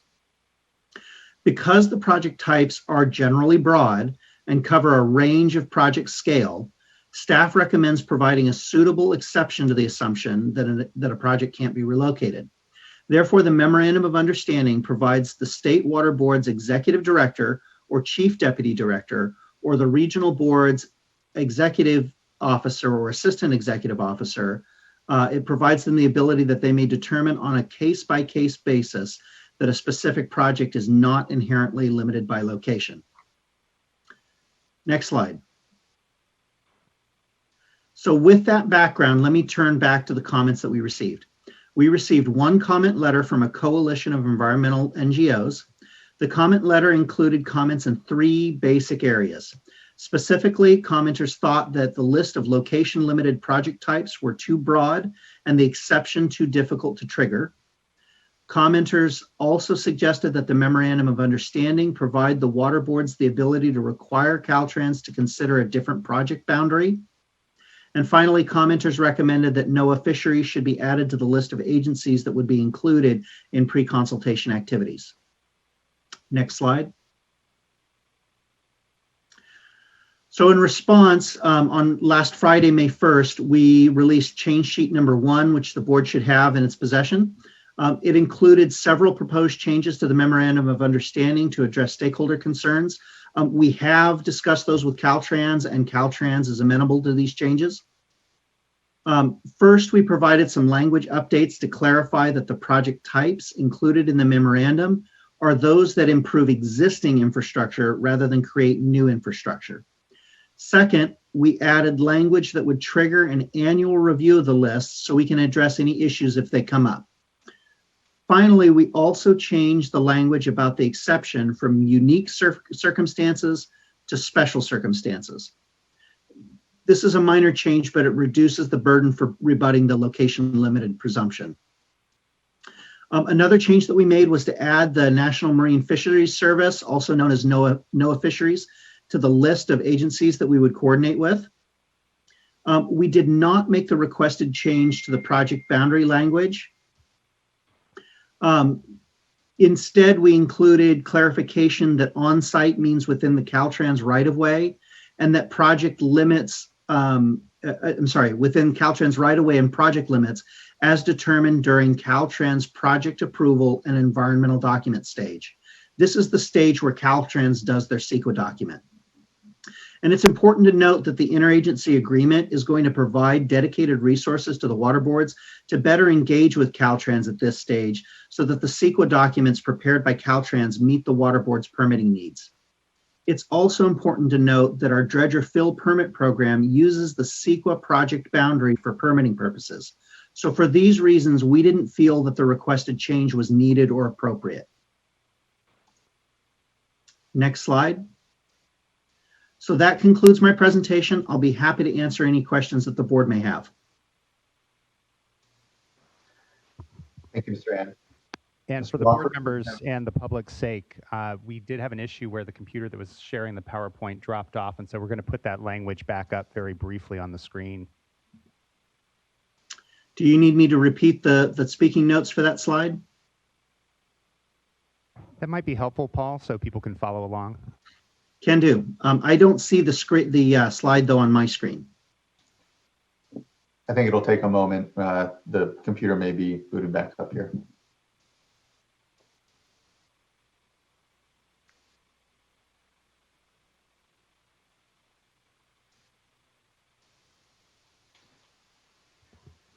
So Paul, is that the slide you'd like to see? Well, is that the slide that dropped? This is the background information about what is in the I'm sorry. Yeah, this is the background on what's included in the alternatives analysis and how we clarified that within the MOU. The bottom line here is that our dredger fill procedures provide for a number of tiers of alternatives analysis. And the reason for that is to try and help applicants manage their workload. And one of the tiers that we use is tier 2, and tier 2 requires only consideration of on-site alternatives, which, as I mentioned, might include minor changes to the project footprint, but it wouldn't include wholesale movement of the project to a different location. So when we talk to Caltrans, we recognize that there are a number of projects, and I listed a few of them, a number of project types that clearly are not appropriate for us to ask for those projects to be moved in most normal circumstances. Having said that, we also recognize that the project types were very broad. And as a result, we knew that there needed to be some remedy for the regional boards or the state board to say, hey, notwithstanding this list of project types limited by location, we think this one actually should consider another site, and here's why. So to make sure that that was done at an appropriate level of management, we wrote the MOU so that that decision would need to involve the EO or AEO or the ED or assistant or chief deputy director. So that's the basis behind what we were trying to do with the MOU. Would you like me to repeat any more of the presentation? Yeah, we'll go ahead and jump to the next slide. And again, you can Okay. give a fairly abbreviated discussion of it. Sure. So we received 4 comments in 3 basic areas. One of those was easy to knock off, which is we didn't include NOAA. That was an oversight. We included NOAA.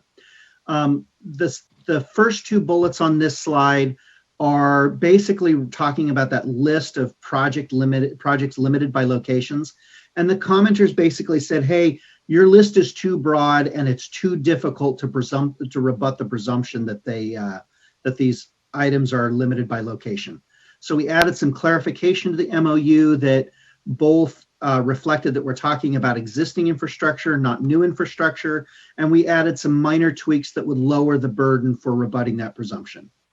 The third change was a request that we should be able to require Caltrans to change its project boundary.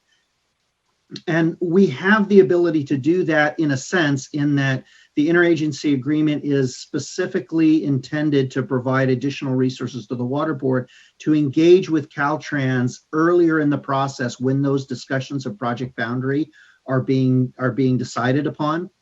And so we didn't think it was appropriate to also include it in the MOU. And in addition to that, the context of the comment was to prevent segmenting of a project into multiple permit applications. And our policies already require considering the permit at the same level of considering the project boundary the same way that CEQA does. So for those reasons, we didn't think that was an appropriate change to make. And that kind of summarizes this slide and the next slide.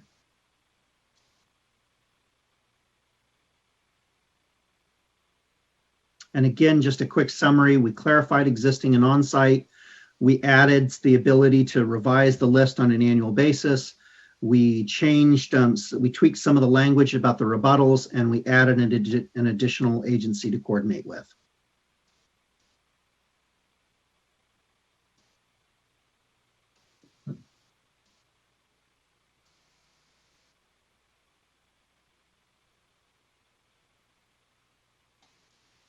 And that brings me back to, are there any questions? Great. Thank you, Mr. Hand. Any questions from board members? Hearing none. Mr. Lawford, do we have any comment cards? We do indeed. We have two comment cards. The first card is from Miss Rachel Zwellinger, and Rachel will be unmuting you at this point in time. Hi there, can you hear me okay? We can. Good morning. Good morning. This is Rachel Zwillinger with Defenders of Wildlife, and thank you for this opportunity to provide comments today. So we submitted the comment letter regarding the draft MOU, and I wanted to provide just a few follow-up comments in response to the changes that Paul just described. And I first want to say that I really appreciate staff's responsiveness and willingness to make changes. The addition of NIMS to the list of coordinating agencies is helpful, and the clarification regarding the process for defining the site boundary and the reliance on the CEQA process is helpful. I want to highlight one outstanding concern that the changes didn't adequately address, and one change that I think needs further clarification. So first, there were no changes to attachment A, which, as Paul explained, is the list of project types that are supposed to be inherently limited by location. And as we mentioned in our comment letter, there are a number of project types in the attachment that are not inherently limited by location, like the addition of a snow chain installation area, relocation of utility lines, or road widening, at least in many circumstances. And some of these activities are potentially very impactful to wetlands and other aquatic resources, and alternative locations should be considered when possible. So we continue to believe that the project categories we highlighted in our letter need to be clarified and narrowed substantially.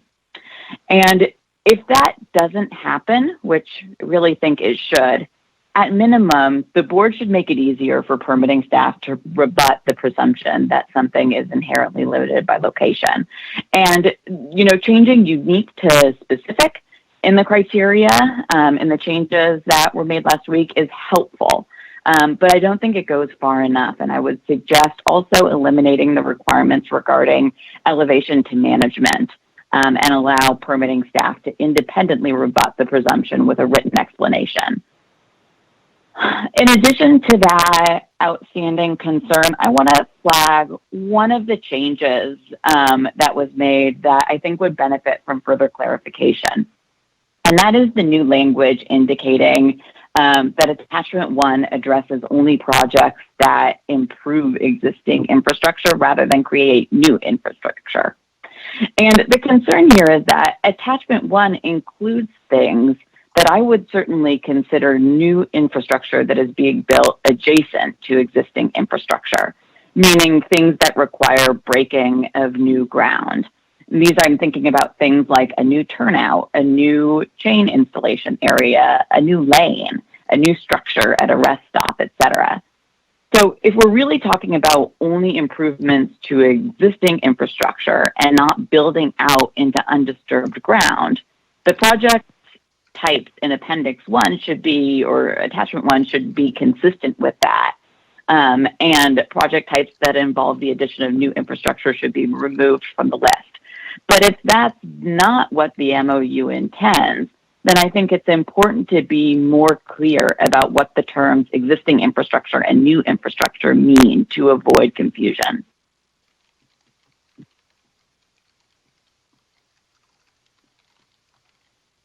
Thank you, Ms. Willinger. Any comments from staff on the items that were brought up? Yes. So there were three. I think I heard three issues there. First one was a specific ask that we amend and revise Table 1. We considered that, and upon reflection and revision and review of the list, we thought it was an appropriate list. We did recognize that there are that list is very broad. But that is in particular why we included the remedy for allowing a regional board to determine on a case-by-case basis that this doesn't fit into a location-limited site. And if we find that, okay, every time one of these projects comes in, we're determining that, hey, this really does need to consider offsite locations, then the remedy that we included was to revise that list on an annual basis. And at a staff level, we think that that's appropriate remedy. The second question was, well, who gets to make that decision? Is it a line staff person or is it executive management? In keeping with the strong feedback that we received in many cases from both sides of the political spectrum, that when in crafting the dredger fill procedures, there was too much left to the discretion of staff. We thought it was appropriate in the MOU, as we did with the dredger fill procedures, to make sure that some of these critical elements related to alternatives analysis and other application requirements had the involvement of executive management. And we think that's appropriate and reasonable within the context. The third thing that I heard was to make sure that existing infrastructure language in the MOU and the list of project types are the same, so that it's really clear that we mean new and that we mean new infrastructure. And I don't have a response to that at the moment. I will need to look at the project types. To the extent that we have said one thing in the list and another thing in a table, I think it's reasonable for us to straighten that out. But I'll need to look at that information in a little bit more detail before I can say anything specific. Serena, did you want to jump in there at all? Hi, this is Serena Liu from the Office of Chief Counsel. The only thing I would add is for considerations of slight changes to the project location, the idea was not to exempt Caltrans from ever considering it. The idea is about timing, that move it earlier, consider it in the CEQA process, and that's why the change sheet language emphasizing that Caltrans projects will be developed pursuant to CEQA is supposed to be a head nod to we intend that there will be input on that process. Where a project can be moved to avoid and minimize it should be, but that should be identified during the CEQA process.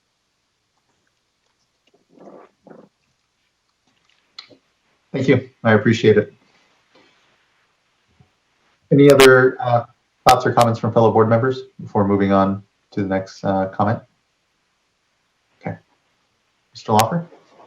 Then our next commenter is Ms. Kalua again, and we'll once again give her a chance to share her video and unmute her microphone. All right. Good morning again. Caitlin Kalua, Policy Analyst with the California Coastkeeper Alliance. Just keeping this brief, want to express our support and appreciation of the changes made in the change sheet. We really do appreciate that. I mean, truly a quick response by your staff. It was really remarkable. And to ensure that these procedures really do, or essentially this MOU, uphold the integrity of the dredge and fill wetlands procedures that we all painstakingly went through, pulled together last year. So we just want to express our appreciation, as well as the additional reconsideration of the project footprint that was raised by Rachel and was just discussed by staff. So again, thank you for your continued work on this, and thank you for the change sheet. Thank you as well. Mr. Loffer? And that is it for the public commenters. I will note that we do have two representatives from Caltrans on, and Phil and Jennifer, if either of you want to add anything, you can either, Phil, you're on a phone, you can press *9 to raise your hand, or Jennifer, you can do it through the participants list on the right side. Otherwise, I think it's time just for the board members to discuss amongst themselves. Oh, wait, Phil. Michael, Phil did, yeah. Hi, Phil, you're live with us now. And go ahead and introduce yourself for the record, please. Good morning. My name is Phil SWRCB. I'm the Division Chief of Environmental Analysis for Caltrans here at headquarters. And my only comment is I just want to thank Paul and his staff, also Phil Crater. We worked closely together over a year and a half ago in developing the MOU. And we also work very closely with the changes. And we just appreciate Paul's attentiveness and responsiveness to our concerns and in getting this out. So thank you. Thank you as well. I know that this has been an incredible collaboration. I know these challenges that we face and issues aren't easy sometimes, and these are complex, but really appreciate the continued coordination with Caltrans and really good work. And thank you for the acknowledgement there. I guess my only closing thought or question would just be when it comes to the inconsistency on new projects or not, Mr. Hand, do you think that's something that you can be resolved after? I mean, there's no necessarily change I think that needs to be made now, and so far as after adoption, just further clarifying, those whatever inconsistency may be between the tables. Just trying to get a sense of that. Yeah, I think so. I think that would be completely consistent with the language that's already there that allows for periodic review and amendment of the list. I think it's very reasonable for us to go through and just make sure we're crossing our I's and dotting our T's to make sure the language is consistent. Great. Well, then that would be my only just clarification or comment, and would leave it open to any other board members with some thought or comment. I just want to thank staff for all the work on this. I know it came together at the last minute, and I really appreciate the comment letter from Defenders of Wildlife sharing their concerns. I too felt similarly when I looked through the MOU and attachment 1 that there was some confusion as to new or existing projects and what tier of alternative analysis might be needed. So I think the edits really do help clarify that in terms of new versus existing, but I'll echo Chair Esquivel's request, which is to go look through attachment 1 and the table in greater detail and try and refine some of that language just so it's really clear what's new versus existing and what really fits under that category in the MOU. So I think, to me, that would be very helpful to see. And again, I agree that it doesn't necessitate us delaying a vote today, in my opinion, but it would be good to see that happen. So I just want to remind the board that you're delegating this to the executive director so that those changes could happen. Great, thank you. So I have a question. This is Board Member Diadamo. I know you can't see me, but I've been following you. First of all, I want to echo the comments that were made by other board members. Just really want to thank you, Mr. Hahn, and I know Mr. Crater and the whole team. These MOUs do take a while to develop. You just have to make sure that all the details are thought through, and just appreciate that you were able to bring it to us in a timely fashion here. I'm really hopeful that with this increased coordination and the early conversations that we expect to occur will provide for an expedited review without sacrificing water quality, and appreciate the additional changes that were incorporated into the change sheet. And just the flexibility where there are unique circumstances, to be elevated to executive management. So I'm thankful for your efforts and supportive of the resolution with the change sheet. I do have one question. I recall when we were deliberating on the dredge and fill procedures that it was suggested that an MOU be developed. And at that time, there were other stakeholders at the county level that engaged in transportation projects that were also interested in perhaps developing an MOU.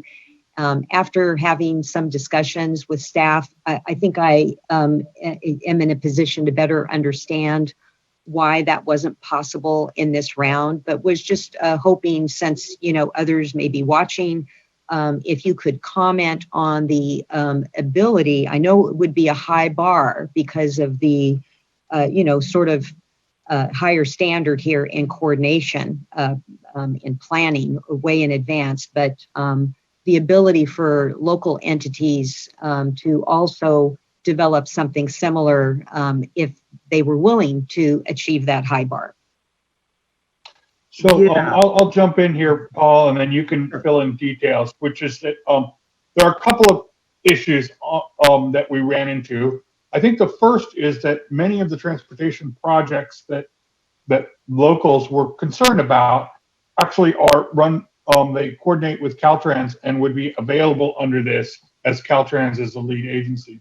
For those regional projects that are not coordinated by Caltrans, there are many regional agencies, and developing an individual MOU with each of them would be very difficult and time consuming. We do believe, though, that folks can get the same advantage of this MOU by bringing in the staff early in the process before they do their CEQA analysis, so that there isn't the issue of changes to the project coming at the end due to this, to not considering alternatives in the CEQA analysis.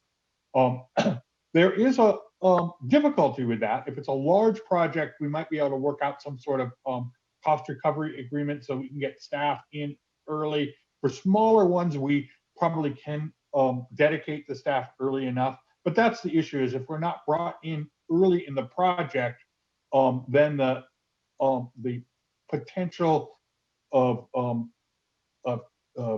the alternatives analysis causing a delay in the project.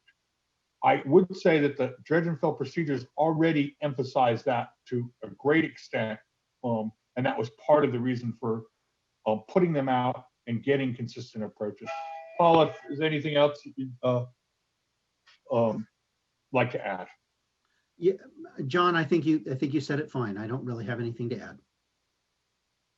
This is Serena. Can I also add that the procedures footnote 9 only allow for the entering of an MOU with other state agencies.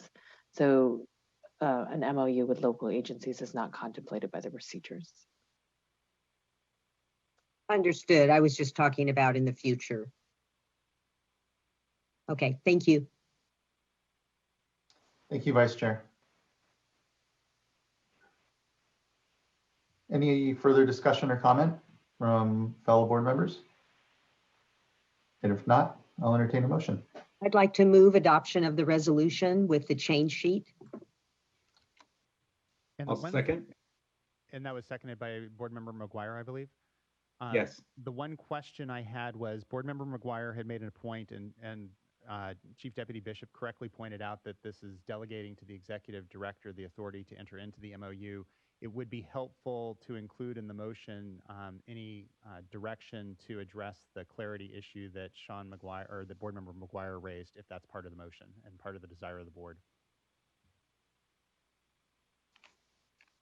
Okay. Should I take the motion then?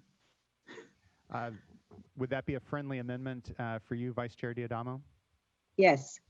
Okay. Okay.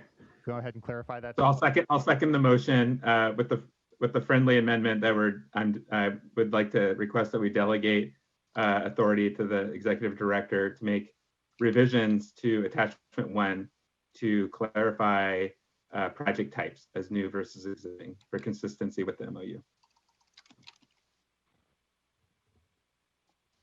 So we have a motion and a second. Is there any discussion before the roll call? No discussion, and so the clerk can call the vote. Certainly. Vice Chair Diadamo. Aye. Board Member McGuire. Aye. Board Member Firestone. Aye. Board Member Dodek. Aye. And Chair Esquivel. Aye. Thank you. Thank you as well. The motion carries and the item is adopted. Thank you, everybody, again. Good work on staff side and with our sister agencies here, and much appreciated. At this point, before we get into our informational items, it is 11 o'clock. I'll give us a kind 10-minute bio break. We'll come back at 11:10, and then we'll continue on with the informational items, 3 and 5, or 4 and 5 rather. So see you all in 10 minutes.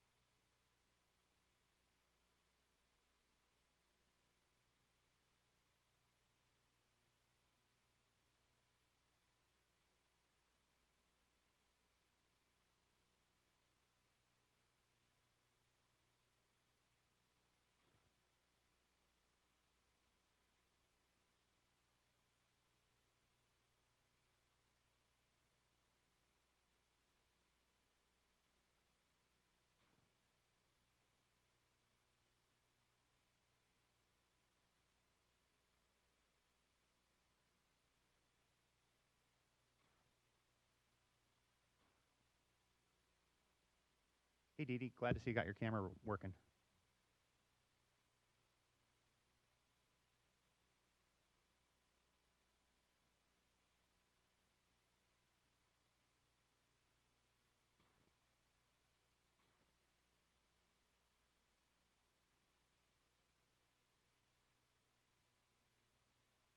We just unmuted you if you want to check it, Dee Dee, and make sure it's working.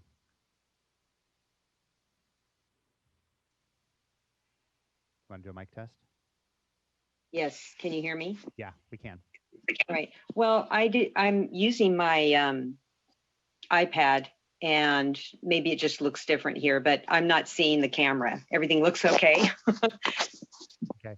So you're broadcasting I'm out, not. and we'll give whichever device you're on now, we'll elevate it so that you have the co-host status so you can shut your camera down and turn your mic on and off as you see fit. Oh, okay. Great. Thanks. All right. Take care, Dee Dee. Thank you.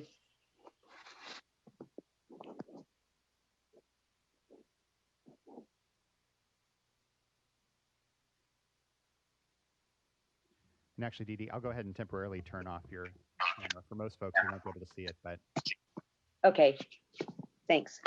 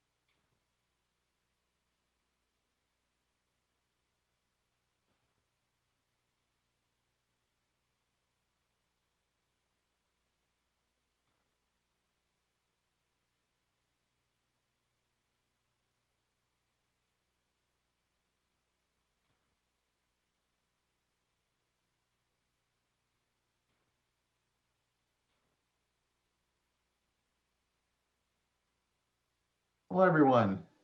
It is now 11:10. I see Vice Chair Diadamo, and I think we'll slowly get back in here. Chair Escobar. Yes. Council Michaels just stepped out of the room for a brief moment. Okay. Well, then we'll give us all a moment more before we actually begin then. Thank you. He just walked in.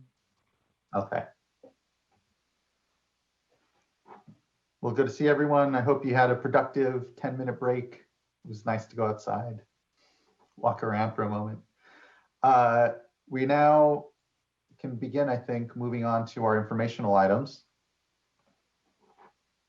The first, let me make sure that the coastal hearing room is ready to start as well. Mr. Lawfer? Yeah, I think we're ready to go. I'm checking to see if they're ready to tee up the presentation, and we're prepared for item number 4.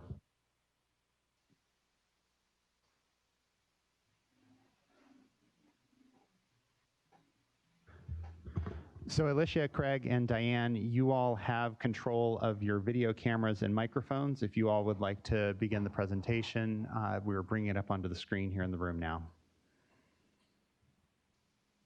Thank you all.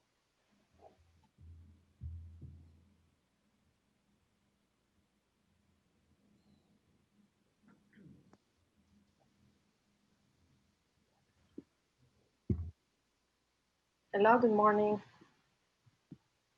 Hopefully you guys can hear me. Yes, good morning. Well, thank you for the opportunity to present the hydrology update today. My name is Alessia Sigleri and I am a water resource control engineer with the Division of Water Rights. As I already said, I present item number 4, hydrology update for the Bay Delta watershed. The presentation, as usual, will include precipitation conditions, snowpack conditions, major reservoir conditions, drought update, temperature and precipitation forecast, and there's going to be an additional slide about term 91. Next slide, please. The 8-station index for April 30, 2020 shows Northern Sierra at 57% of average for that day, with looking at the blue line, which represents the current daily precipitation, with 27 inches of precipitation, and not major changes from last update of April 7th. Next slide. Central Sierra is at 61% of historical average for that date, with the current daily precipitation of 22.4 inches. Next slide. And Southern Sierra at 66%, with the current daily precipitation of 17.4 inches. Next slide. This slide shows California snow water content as of May 1st. As you can see in the slide, North, Central, and South Sierra are respectively at 25, 39, and 39% of historical average. Next slide. Actually, I would like to add something about the previous slide, if that's possible. On April 30, the Sierra Snowpack Survey happened at Phillips Station at Tahoe, and it was recorded only 1.5 inches of snow. I just wanted to point it out because last year it was, that represents only 3% of the historical average. And last year it was recorded at the same time of the year, about 47 inches, which was 188% of average at the same site. I was just trying to point it out to remind us how extreme and variable is California water resources are. Next slide. Current reservoir conditions. Reservoir conditions are in good stand. This is due to carryover from previous year, and there's no major changes from last update. All reservoirs are at at slightly below or slightly above average. Next slide. Same thing for Cachuma Reservoir, Diamond Valley Lake, and San Luis Reservoir.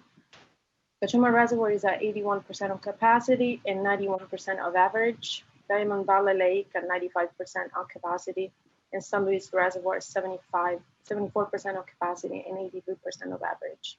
No major changes from last update. Next slide, please. These slides depict California drought. There's a major change from last update. If you recall, there was no red area in the map last time. This time there's a 5% of the total state that falls into extreme drought. About 42% of the state does not have any drought, and about 41% falls between moderate drought and extreme drought. And I would like to point out the last row of that table, which represent last year, the same time of the year. The state was, for the most part, without any drought. About 94% of the state was no drought conditions. Next slide. This represents the drought situation for the Colorado Basin from the River Forecast Center. And as you can see, current conditions show Colorado Basin about 43% of the state of the basin falls between abnormally dry, the D0, and in this case, the D2 severe drought. There's no extreme drought or exceptional drought conditions for the Colorado Basin as of now. Next slide. And here's the Colorado River Basin snow water equivalent. Just a reminder that the snow water equivalent is the quantity of water that we would have if the snow will melt instantaneously. Last update, we could not see any orange or red areas or yellow areas. It was all green and blue, which were representing about average for the snow water equivalent. And as of today, we have, especially the southern part of the basin, which is about between 50 and 70% of the median. Next slide. This slide represented for the 8 to 14-day outlook probability for the temperature. As you can say, we are at slightly above average for temperature. Next slide. For what regards precipitation for the 8 to 14-day outlook, we are about slightly below an average. Next slide. This is the additional slide I was talking about at the beginning. It represents term 91. And term 91 is a term that some permit and license holders are subject to. In detail, under term 91, permit and licenses holders must cease diversions under the permit or license when the State Water Board issues notice that term 91 is in effect. Just explaining briefly the graph, the blue line represents supplemental project water, which is flow that can or cannot meet Delta water quality and flow requirements. The blue dashed line in that case represents the previous year, the 2019 flows. So term 91 prohibits diversions under permit and licenses subject to the term when the delta is in balance condition and the satisfaction of in-basin entitlements, including maintenance of delta water quality and flow requirements, require release of the supplemental project water by Central Valley Project and State Water Project. So this graph was updated on May 1st, 2020. At that moment, Term 91 was not in effect. As of April 29, which was the last data point of that curve, there was about 3,000 cubic feet per second of flow in excess of the need of supplemental project water releases, and the delta was in excess conditions. This graph is posted weekly on the Water Board website under the Bay Delta page, Term 91 page, and will be updated weekly. We anticipated that Term 91 can go into effect in the next several weeks, and we will be sending letters notifying letters related to Term 91 curtailment to Term 91 right holders in the next future. This concludes my presentation, and I'm here to answer any questions. Thank you, much appreciated. Any questions or thoughts from fellow board members? Yes, just a couple of comments. First of all, thank you so much for including Term 91 and information about it, and also the posting that went out, I believe it was yesterday afternoon, to those who had signed up for the LYRIS list. And so I just really appreciate that and want to use this as an opportunity to just share with our fellow board members that Board Member McGuire and I had, I think, a very productive meeting with staff last week on the request of NACWA. Some of their members had contacted staff as well as ourselves, just inquiring about whether or not there would be Term 91 and also curtailments. And so the discussion, I think, was really productive. You wouldn't think that water users would be requesting invoking Term 91, but the idea is just to get information out as soon as possible so that growers can make appropriate planting decisions.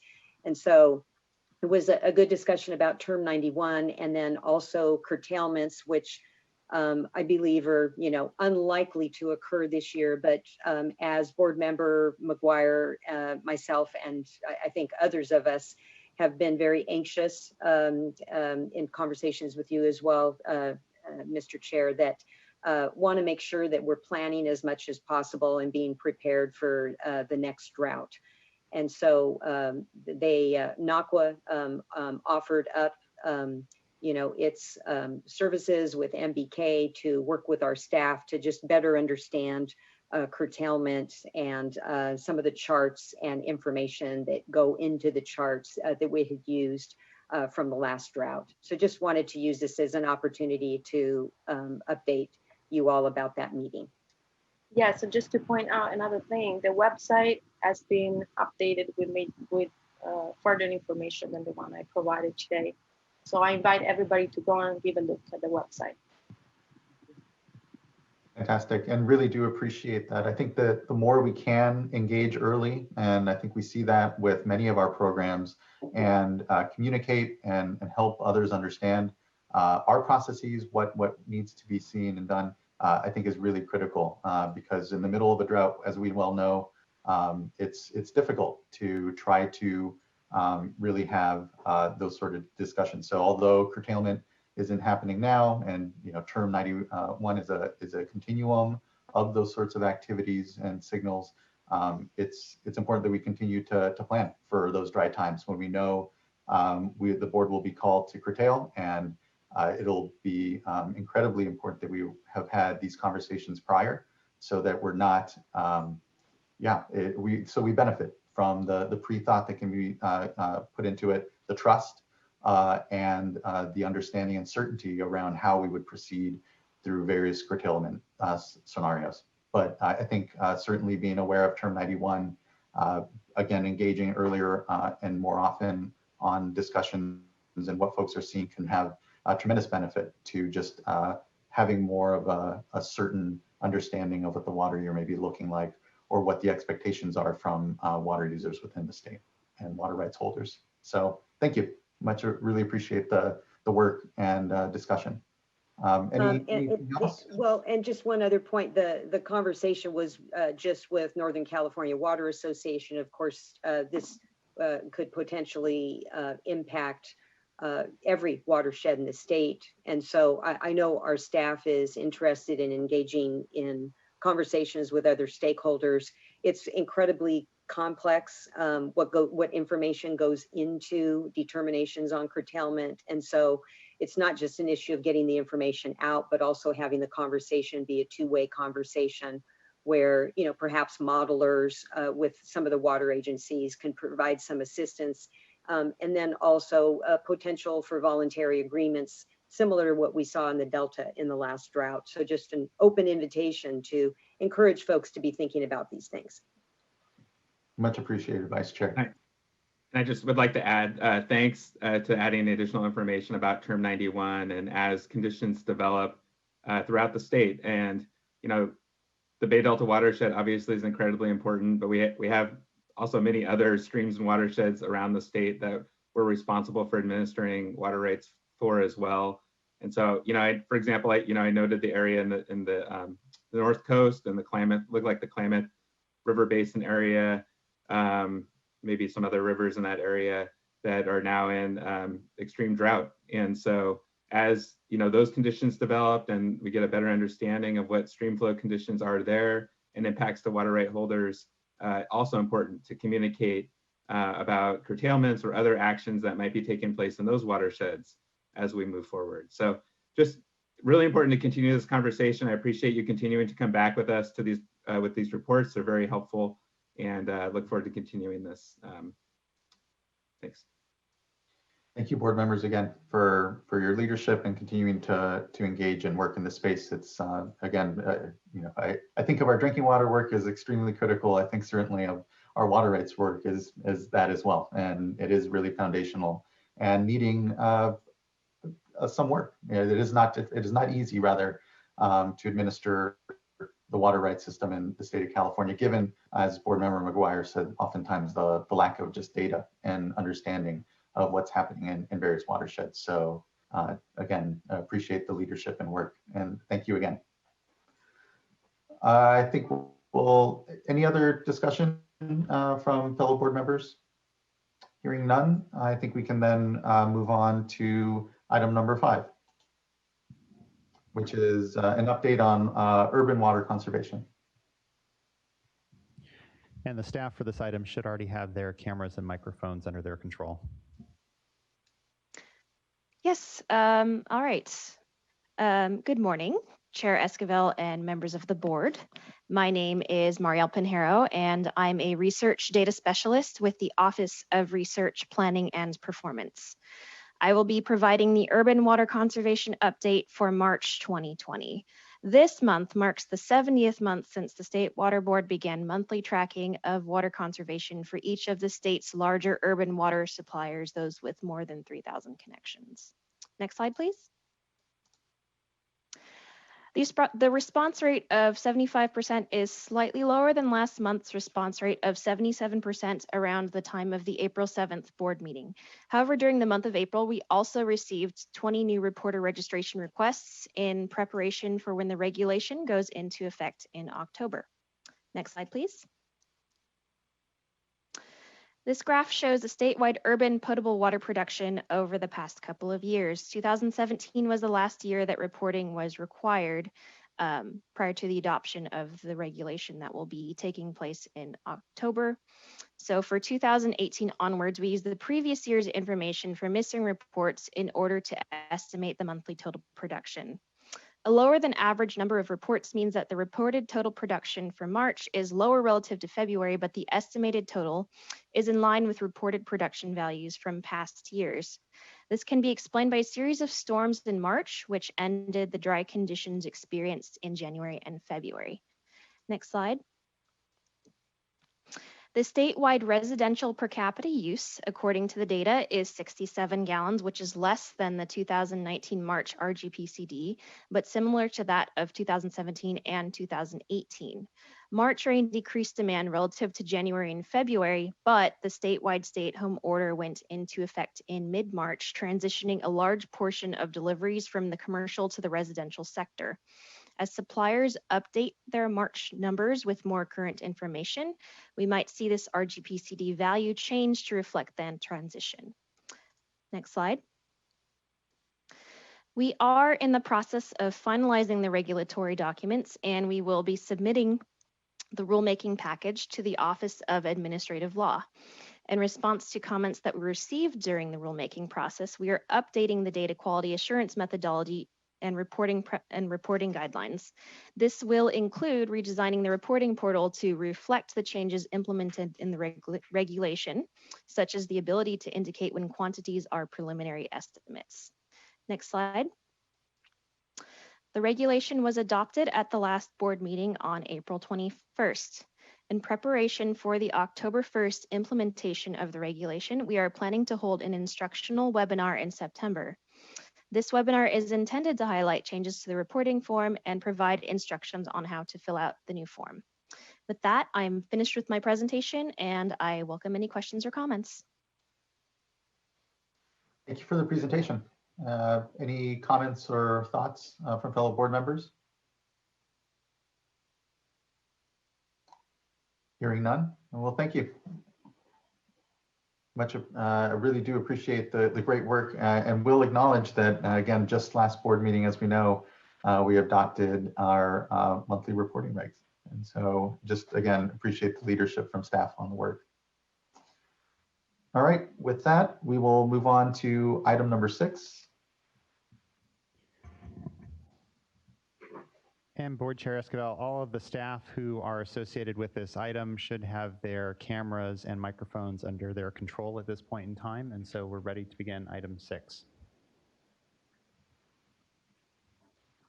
And as we prepare for the presentation, would just make the comment, board member Firestone flagged that, and I had noticed that this is Drinking Water Week. And so what more appropriate time to be adopting our expenditure policy and to be talking about the expenditure plan. So much appreciated. Good morning, Chair Esquivel, members of the board. My name is Jasmine Oaxaca, Supervising Water Resource Control Engineer from the Division of Financial Assistance. Today, we are proposing adoption of the policy for developing the fund expenditure plan for the Safe and Affordable Drinking Water Fund. Next slide, please. After the creation of the Safe and Affordable Drinking Water Fund last July through Senate Bill 200, this began the development of 2 key documents for the fund, an overarching policy and an annual fund expenditure plan, or plan. Later today, we'll be having a workshop item on the fund expenditure plan. A reminder too that these 2 documents pertain to the Safe and Affordable Drinking Water Fund, which is one fund available in the larger Safe and Affordable Funding for Equity and Resilience, or SAFER program, for drinking water projects, mostly to benefit disadvantaged communities. To highlight what these documents are, the policy defines eligible entities and project types, defines an overarching funding strategy, prioritization scheme, as well as short-term and long-term goals. It describes what is included in the plan each year and identifies types of metrics for the program as we administer the fund. The plan, on the other hand, defines more specific requirements for funding recipients, defines the specific fiscal year's proposed funding distribution to the different types of projects, and discusses how we plan to identify and prioritize different types of solutions given the anticipated demands. It also identifies both narrative and numeric goals for the metrics established in the policy, as well as a progress summary. Next, please. This is the policy timeline. A draft policy was released back in January 2020. In mid-January was the first meeting of the SAFER Advisory Group, which was formed through SB 200 to advise on the policy, the plan, and overall implementation of the SAFER program. At this meeting, the draft policy was discussed. A second meeting of the advisory group occurred in mid-February after the public comment period ended to discuss comments and potential revisions to the draft policy. On March 3rd, a board workshop was held where we went over key categories of comments we received, as well as intended policy direction for each. After the workshop, we made several revisions to the text and released the revised version on April 10th. Next, please. These are key policy revisions that were discussed at the board workshop on March 3rd, based on the comments we received. We clarified the overarching funding strategy and prioritization of funds with the key goals of getting communities access as quickly as possible to safe drinking water, plus promoting consolidation. We expanded the definition of operation and maintenance, or O&M, to include technical assistance, administrators, planning and direct O&M support. We clarified that the fund can provide short-term O&M to bridge long-term solutions, and that long-term O&M support will be considered when other options are not available. We made clarifications around consolidations and the petition process to consolidations, as well as agreeing to consider developing more incentives for voluntary consolidations to include in the annual fund expenditure plans. We've added more metrics in new categories, such as climate change adaptation and cost effectiveness, administrative efficiency, and community engagement and effectiveness of the program. Next, please. We added a bit more to the tribal consideration section, as well as more content around community engagement and workforce development plans, including some new metrics. Next. We've added to the section on the human right to water to allow funds to be used to address drinking water issues related to homelessness, while also recognizing that addressing the needs of the homeless on a large scale is beyond the scope of the fund. We revised the policy to encourage the use of pilot projects for potential program areas that are not well developed or well understood, such as drinking water access for the homeless or direct O&M support. We've also added metrics around improving administrative efficiency and are in the process of developing short-term and long-term goals around this for the fund expenditure plan. Next. These are additional revisions made to the policy after the board workshop on March 3rd. A section was added on emergency funding. In the case of large-scale emergencies, such as earthquake, fire, drought, or pandemic, the State Water Board will work with the Office of Emergency Services and other local, state, and federal agencies to coordinate a response. The fund may be used in these cases to help supplement disaster response, but would not be sufficient to address large-scale natural disaster or emergency, such as the COVID-19 pandemic. For system-level emergencies, we assume that in general, water systems with adequate technical, managerial, and financial capacity will have sufficient reserves to address emergency repairs and be mitigating and preventing system failures by implementing a capital improvement plan. For systems requesting funding to address a system-level emergency, the State Water Board will require submittal of financial records, will consider the applicant's access to alternative funding for emergency needs, and will coordinate with the Division of Drinking Water to implement the appropriate regulatory response and funding requirements to ensure the system is addressing their deficiencies. We also added some language in the introduction to allow for the Deputy Director to make non-substantive clarifications to the text, and substantively update and amend the appendices without needing to come back to the board for approval. Next. At this time, we can take any questions or comments. Great, thank you very much. Any initial comments from fellow board members before we move to any public comment?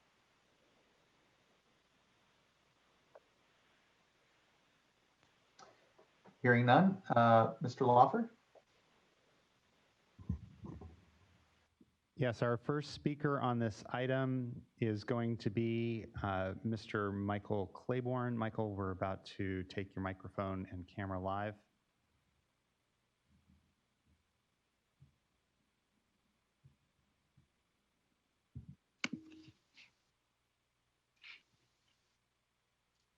And you're good to go. Great, thank you. Good morning, everyone. This is Michael Claiborne with Leadership Council for Justice and Accountability. And thank you for the opportunity to provide more comments on the draft policy. And additionally for what I thought were pretty thoughtful revisions to the policy that have taken place since the first draft, many of which responded to our comments and the comments of other advisory group members and members of the public. I'd like to emphasize that we are going to learn a lot about what this policy gets right, what's missing, what needs to be revised in the coming months, particularly after adoption of the 2020-2021 expenditure plan. We should definitely revisit the policy to incorporate lessons learned during development of the first expenditure plan. This needs to be, and I think the intent is that this will be a living document that is regularly reviewed and revised, and we should make sure to make time for that following adoption of this upcoming expenditure plan. This is particularly true, as acknowledged by staff, as we struggle to respond to the unprecedented COVID-19 pandemic. It's likely that we'll have to rethink our approach to SB 200 implementation frequently in the coming months as we respond to the emergency. And I'd also provide two specific comments. First, we offered language in our comment letter to explain what the board means by true environmental justice. And it looks like this language hasn't been incorporated into the current draft. We'd ask that it either be included in section 2 or as a definition of environmental justice. The suggestion is intended to incorporate the SB 200 findings and provide a useful explanation to both implementing staff and the public as to what's intended by a true environmental justice. And I'll avoid reading the long suggested addition that we provided, but it is in our comment letter and I could read it into the record if that's helpful.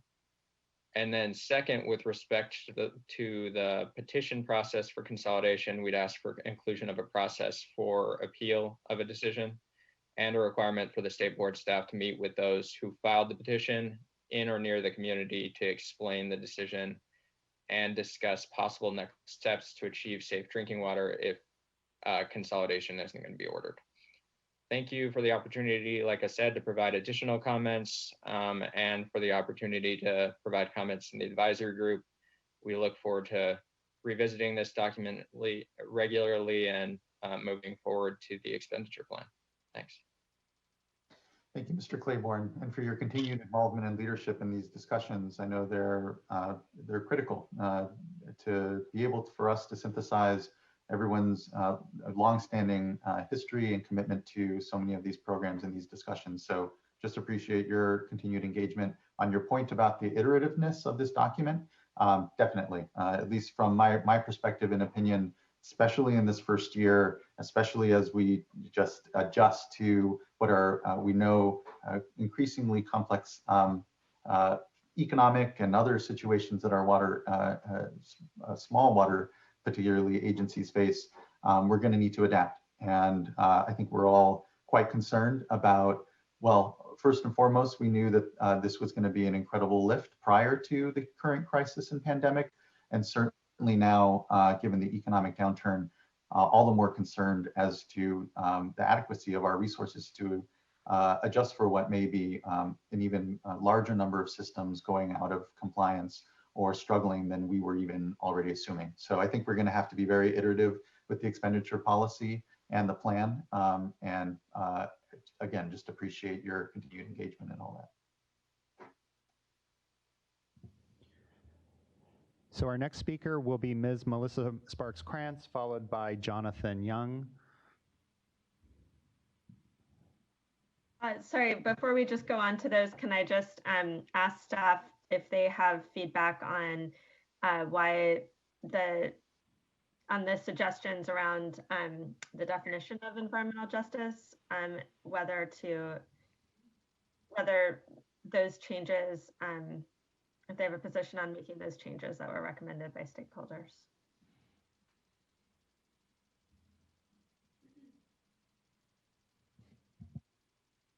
And you can think about that and come back if we want to, if you want to take a closer look. Yeah, hi Laurel, this is Joe Karkowski, Assistant Deputy Director in the Division of Financial Assistance. Let us look at those more closely. I know we looked at all the comments very carefully and incorporated those that we felt comfortable incorporating, but I'll have to look back at what his specific recommendations were. Great, thanks. Thank you, board member. Ms. Sparks-Krantz.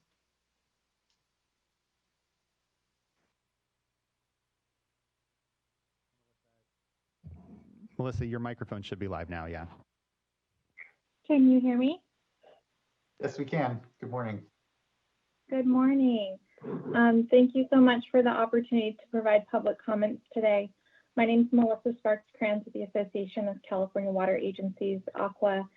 We're partnered with the California Municipal Utilities Association, CMUA, today in providing our public comments to the board, representing public water agencies on the draft final policy for developing the fund expenditure plan. At a high level, our comments focused on the following suggested revisions to the policy, clarifying how the funding can be used to help really bridge to long-term sustainable solutions, and in particular, the unique ability of the fund to support O&M where necessary. So we appreciate the revisions there. We're also focused on the known systems that are currently out of compliance with primary safe drinking water standards, and really hoping that the fund, as we move forward, reduces that human right to water list that we're familiar with. And we also asked, just to more clearly acknowledge in the policy that each system is different with different needs, and the fund should really be tied to the robust efforts that the board is doing related to the drinking water needs assessment to understand system-specific needs. So just on behalf of ACWA and CMUA, we wanted to thank the State Water Board staff. You've taken an incredible amount of time and detailed effort to respond to public comments and incorporate those changes in the draft final policy. And we're here today to strongly support the adoption of the State Water Board's draft final policy for the fund, and really recognizing that this is yet another critical step forward in aligning with the governor's water resilience portfolio that we haven't forgotten about. That's an important key portfolio that we believe it contains the long-term goals that this administration has set forth. And this policy is an opportunity to yet again take steps forward in administering funding in a meaningful way to provide sustainable solutions around drinking water, especially for disadvantaged communities in California. So just thank you for the opportunity to provide public comments today. Thank you as well. Really appreciate your engagement in all of these discussions, and look forward to continued feedback. And just thank you. Then our next speaker will be Mr. Young, followed by Don White, and then Tess Dunham. Great, good morning, everybody. Thank you for allowing me to speak today and also giving me an excuse to wear a suit jacket. So I very much appreciate it. My name is Jonathan Young with the California Municipal Utilities Association, and I just wanted to agree with all the comments that was made by the previous speaker, Melissa Sparks-Crans with the Association of California Water Agencies. We do really want to thank staff for all their changes in this document you're considering adopting today. We think it's a significant improvement. The previous draft with all the incorporated the comments from stakeholders, so we're very appreciative of staff's effort in this area. I did want to raise a separate issue that we submitted to the board last week, which was a comment letter that CMUA submitted regarding language suggesting that the policy and by extension the funding expenditure plan be flexible and allow new authorities that could be granted by the legislature to the board regarding the realm of consolidation. We were hoping that we could have, if those authorities are granted, be grandfathered into these documents, and it sounds like the board is willing to be flexible in that area. So we're very thankful for that flexibility. Mainly, we were concerned about SB 414 by Senator Caballero, which CMUA is a co-sponsor of. This would give the board the ability to do regional consolidation, or perhaps physical and managerial consolidations are not possible. Currently, the draft policy only touches on physical and managerial consolidations, and we were just hoping that should SB 414 be chaptered in the law, that that quiver could be added to, that arrow could be added to the quiver of the water board, and that if any funding was available for those types of regional consolidations, that it would be eligible immediately. We do apologize to the board and for staff for raising these concerns so late in the process, but we're very thankful to be able to raise them and to also be a part of this process. So thank you so very much to staff and the board for being flexible and also doing some great work in this area. Thank you, Mr. Young. I appreciate that. I know Mr. Rob Eagle, our executive director, has been in contact with both the authors of that legislation and the offices and the sponsors otherwise. And we've been open and certainly collaborative in wanting to see these additional tools developed that are useful in allowing us to have greater regional consolidation or different sorts of consolidations that really get to this long-term resiliency of our regional water systems that I think that we're really looking for. I'd open it up for my colleagues on the program if they have any thoughts. As I understand it, I think we do largely already have that flexibility. I think that it is the intent of staff that if any legislation comes along that does help facilitate consolidations, that it would be certainly incorporated and understood. And don't know if we necessarily need changes in this moment to the policy, but would just kick it over to our colleagues at the program, and maybe they can help clarify for me just if it's necessary. But also, again, I would just speak here to certainly understanding the need for perhaps greater tools to help us regionalize and allow for different sort of administrative consolidation of failing systems, but perhaps more importantly, soon to fail. And that's where I think maybe we need to really, you look at the 300 or so, less, I think now it's 250 out of compliance systems in the state. And they're not clustered necessarily to, I think, benefits from the regionalization we're talking about. And it would be having to account for more at-risk systems perhaps out there. But again, I think that's part of a lot of, as I understand it, our colleagues in the program's thinking already. But we're just open to help clarify that today's adoption doesn't preclude or prevent us from making sure that we do that. And I would express, very much would want to see us incorporate any new legislation that comes along that provides us those authorities to, slot in. And but again, would maybe open it up quickly for folks on the program to respond.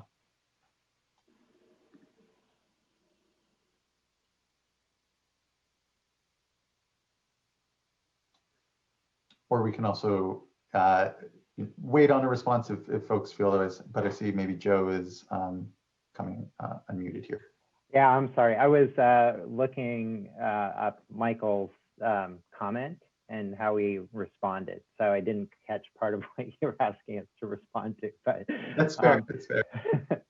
Sorry, I have only so much ability to multitask, even with multiple screens.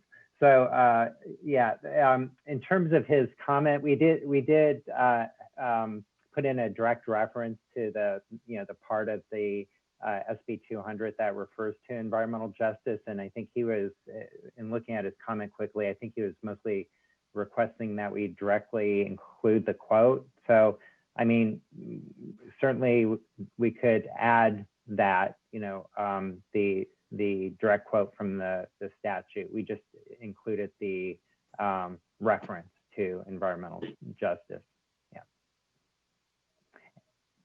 And was there something else you were saying while you were looking up that? Yes, thank you for clarification for Mr. Claiborne. Sure. I was just, when it comes to Mr. Young's comment, he had brought up that there is potential legislation. I know Senator Caballero, I think it's SB 414, has been looking to help incentivize consolidations, provide additional tools for the board. And I know I flagged that I know Mr. Eagle, Rob Eagle, our legislative director, has been helpful, and we've been providing technical assistance. And part of that discussion, the request was for further clarification or more just further language, as I understand it, that makes it explicit that should any legislation get passed that provides us additional authorities in consolidation or such, you know, sort of things are developed, that we would incorporate them, you know, into the expenditure policy and create the space for whatever that new authority is and you know, funding. And so I just had pointed out, I believe we have that flexibility already. It doesn't necessarily need to be specifically adjusted or added in this moment, but wanted to understand if that's the case from your perspective, or if it would be helpful to have this further language added. And then just, you know, I wanted to make sure to speak to just my support, certainly for the concepts generally, and my understanding that we would certainly incorporate, if we are given additional authorities in consolidation or otherwise, any of that sort of thinking or language into the expenditure policy. But yeah, just wanted to provide an opportunity for just clarification on your part. And I see Mr. Plahamis has joined us by video as well, so perhaps he can help fill in a bit. Yeah, so I just real quickly, we wanted to avoid kind of prospectively incorporating statutes because we don't know what it's going to say. And as a, you know, the board, we want to bring it back to you and make suggested policy changes if necessary, so you can kind of balance any new statutory requirements with whatever's in the policy already. You know, so I don't think we really want to say, well, we're going to incorporate future statutory changes by reference. That being said, I think should there be some sort of, you know, small water system regional authority, I think the policy is currently written broadly enough that we could certainly fund those, because it's promoting one of our main policy goals, which is to promote consolidation and reduce the number of small water systems that struggle to be sustainable.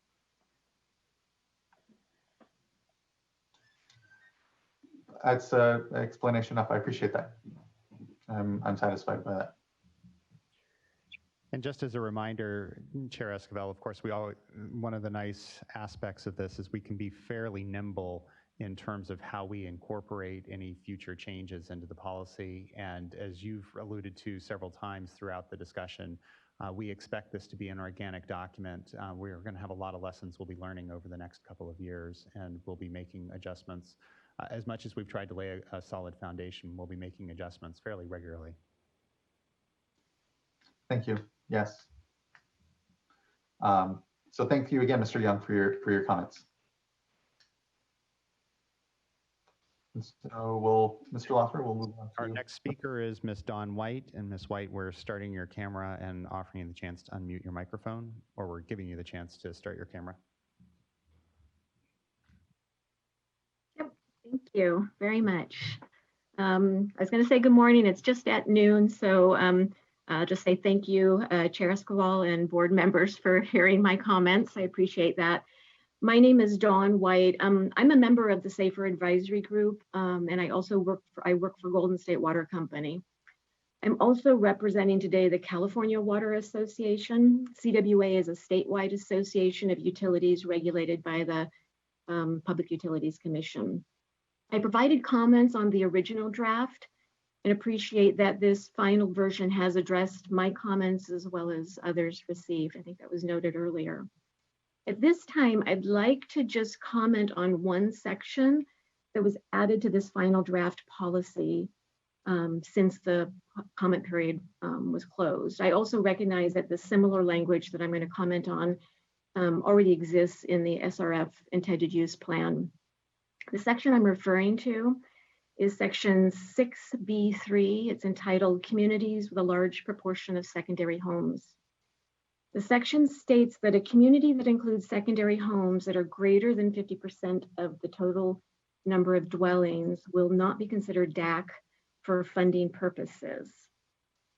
So while this provision might seem like a logical way to steer funding to communities that are most in need, there are situations where this will impede projects that support California's commitment to safe and affordable drinking water.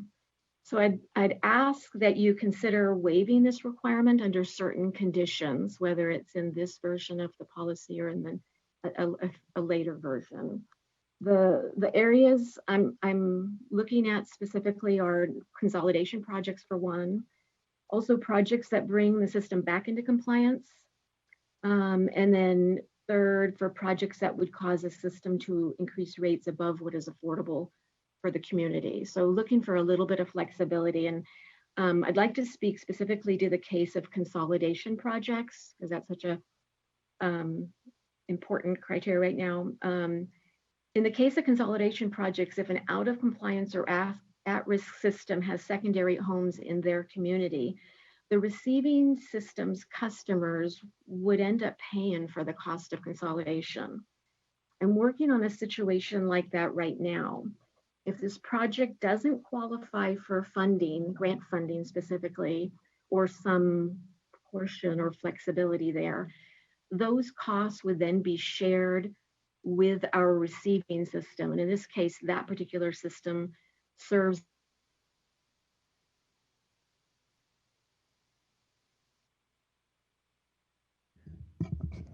Don, it looks like we've lost you momentarily.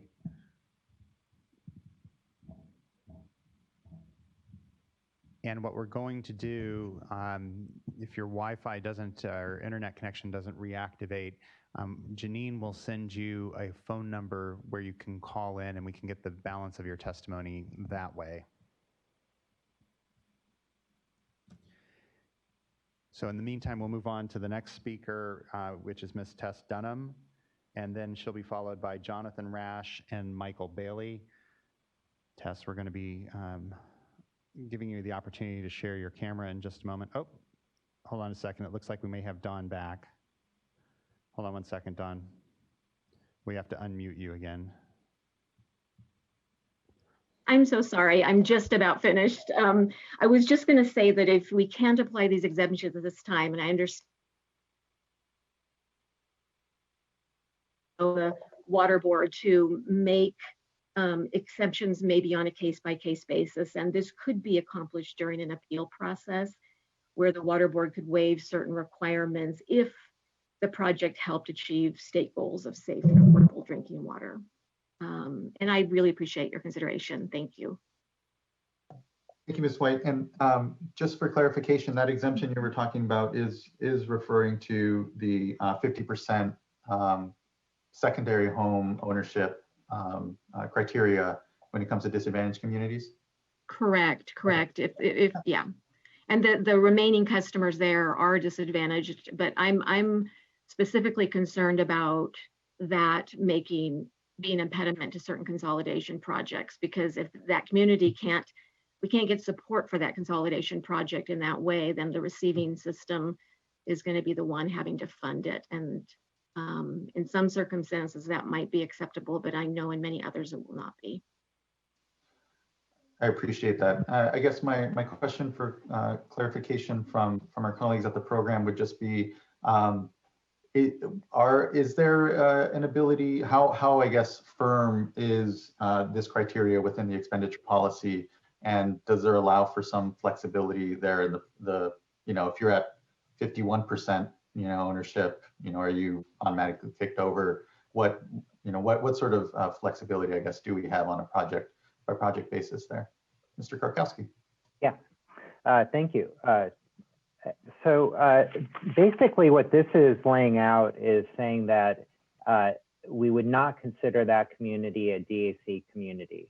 And so a lot of that is because we don't know what the income levels are of those folks who have the secondary home. So it's really an equity issue, right? When you're trying to compare different communities. So you may have a non-DAC community that's, say, at like 90% of the MHI or something, that may be in a situation where they are not able to afford to pay for treatment to meet a primary MCL, or they wouldn't qualify as a DAC either. So that being said, we're not talking about the fund expenditure plan quite yet, but to kind of preview that, and also the IUP, is we're looking at prioritizing both funding small water systems where they are addressing a primary MCL, and also providing incentives for consolidation, which would include for the larger system to pay for that infrastructure, right? We're not going to ask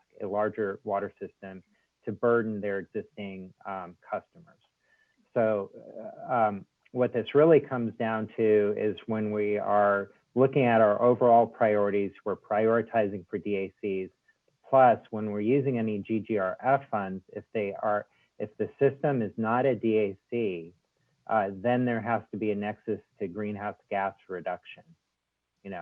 So those are things that we think we can work through as we go through specific projects. And I think, as others have said, I think Michael mentioned it, we'll have to sort of see how this policy works, and if some of the things we put in there are getting in the way of actually getting good projects in place, then we'll come back to the board and suggest some revisions. But I don't think this is an impediment. It's really more kind of an equity issue in a lot of ways.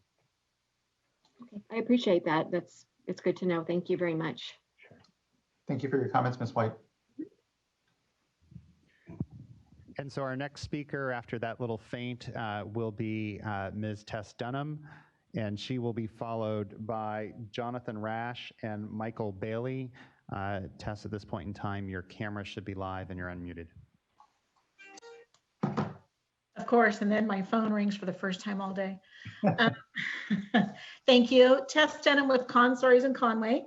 Yes, I have switched my law firm affiliation in the middle of a global pandemic.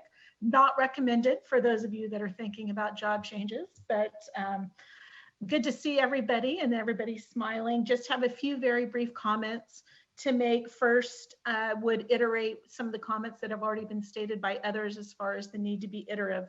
We are going to learn a lot as we move forward in implementing this program, as well as with the current challenges that are currently facing all of us. And so I think being nimble and iterative is an important component of all of this. I'm looking forward to seeing the expenditure plan that comes out here at the end of May and having further conversations about that, and the workshop provision about talking about that here shortly. And also, this is probably more of a question for Mr. Karkowski. In reviewing the changes to the policy, there's a whole new section, section number 8, identified as the funding strategy.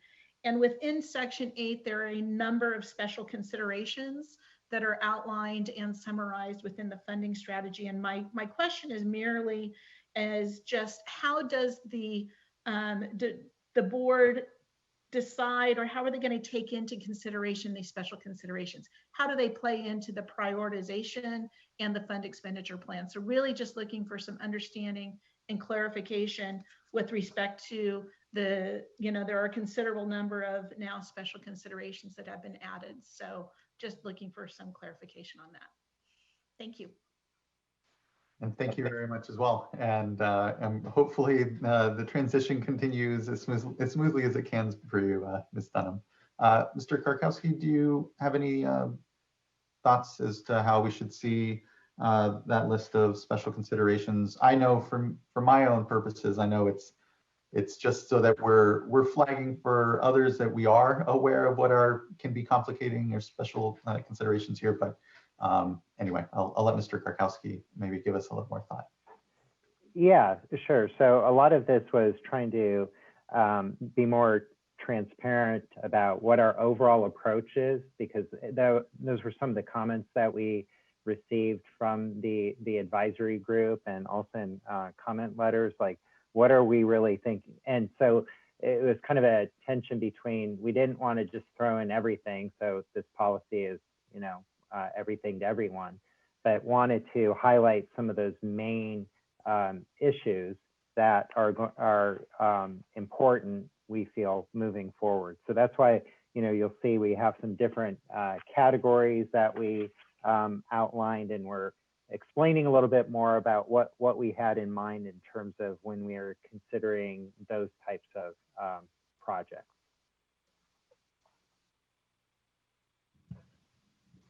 Thank you. Our next speaker will be Mr. Jonathan Rash, who will be followed by Michael Bailey and then David Corey. Mr. Rash, we're going to be unmuting your microphone for you at this point in time, and you should be able to go. Can you hear me, everybody? Yes, we can. Good afternoon. Okay.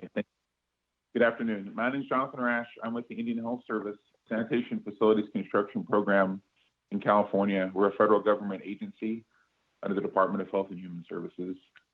We provide technical assistance to over 100 federally recognized tribes in California, helping with planning, design, and construction, and O&M of water and wastewater systems. So therefore, I have a lot of contacts with people in the tribal water system community throughout the state. A couple weeks ago, I sent out a simple survey to my mailing list of over 200 tribal water operators, wastewater operators, and environmental managers here in California. I received 22 responses from 21 separate tribes. And the questions, I only asked 3 questions, so I'm just going to read you the questions I asked and the results. First question: to your knowledge, has the tribe you work for ever received California state funding for water or wastewater needs? 32% said yes, 45% said no, 23% said they don't know. Second question: if the tribe did receive state funds, was a partial waiver of sovereign immunity required as a condition to receive funding? 9% said yes, 18% said no, 41% said they don't know, and 32% said not applicable. Third question: would you recommend that your tribe accept a partial waiver of sovereign immunity in order to access state funds to address critical water and wastewater needs? 23% said yes, 41% said no, and 36% said I'm not sure. This survey shows that the requirement of a partial waiver of sovereign immunity is perceived by a plurality of respondents as a barrier to tribal participation in the SAFER program. I've spoken about this at prior meetings and most recently at the Q&A session. Also, advisory group member Don James from the Tolowa Dene Nation has also expressed these same concerns, as have other people in the public. I understand that the state has an inherent interest in being able to enforce any agreements between the state and a tribe. However, I believe that the state should invite tribal leaders and their legal counsel to consider other alternatives. I believe a range of possible legal mechanisms may exist which would allow tribes to participate in other state programs without a waiver of sovereign immunity. I'll be happy to assist in any way to make this reality. If this sovereign immunity language remains unchanged, it will be a barrier to tribal participation. Please invite tribal leaders and their legal counsel to explore other options that would be mutually satisfactory to tribes and to the state. Thank you. Thank you, Mr. Rash. I do want to make comment on this issue. I know it's a long-standing point that continues to be brought up as to a real barrier, and I know for our tribal community, in Indian country, sovereignty is a key and critical concept. And I'm thankful to have worked with a number of our California tribes in my previous life in Senator Boxer's office, where whether it was Susanville Indian Rancheria, where they challenged, they were challenged with water quality issues. I just know that there's just a long-standing, I'll say, need for better integration with California's tribes. I know that this came up specifically in discussions previously with other tribal chairs, and I think that we're we're very much committed to figuring out how best we can continue to dialogue and discuss and figure out a way past what I know is just a long-standing real challenge and tension around how we expend state funds, and how we interact with our state tribes. And I know, again, from my previous engagements, that sovereignty is incredibly important. It's a concept that is deep-rooted in the Constitution and otherwise. And so would want to explore how we continue to dialogue around the need to resolve this so that we can fully integrate our program and our considerations across whether it's tribal land or Indian country or otherwise counties or state. I think that we need to figure this out. And again, it is a critical barrier. So I don't know if there's any initial thought. I know, again, this came up at the advisory committee meeting. I know it's come up, I mean, in my career here at the board for these last 3 years, several times. And I'll ensure and commit to you as chair of the board here that this is something that we need to try to figure out. And hopefully we get some creative thought as to how best to ensure that we're able to incorporate the needs of Indian country and our tribes in the state, which I know are great. I think of Oasis Mobile Home Park, an example of tribal land, a Lati land actually, and the challenges that we face but there. And appreciate though the good work and leadership that I know is happening at a local level in that particular case. But I know for the cases I do know where this complexity exists, the challenge exists, there are many more that I don't, and that we don't, and that we need to better understand. And so I appreciate your comments, Mr. Rash, and your commitment to helping us figure it out. So on Mr. Loffer or any others on the program, if you have any thoughts, perhaps. This is Julia Nick from the Office of Chief Counsel. I'd like to say that we're open to discussion about possible alternatives to ensure that our funding agreements are enforceable. And as far as the policy language goes, the policy says that the board may require a limited waiver. So if through further discussion, a workable alternative is identified, the policy will allow that without any further changes. And our overall goal is to ensure that the funding agreements are enforceable. So we're open to discussions around that.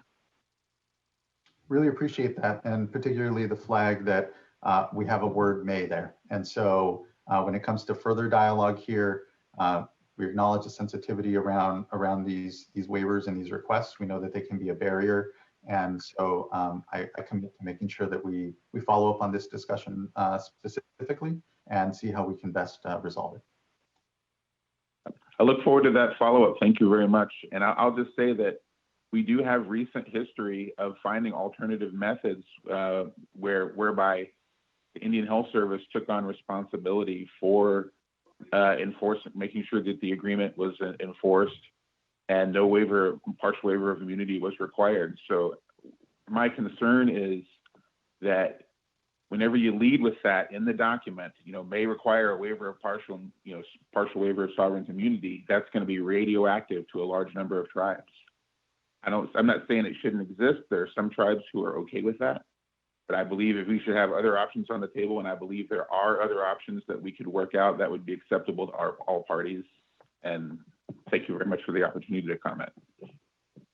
Thank you again for your comments, Mr. Rash, and look forward to further discussion and dialogue on this. Thank you. Our next speaker is Mr. Michael Bailey, followed by David Corey, and then Jonathan Nelson.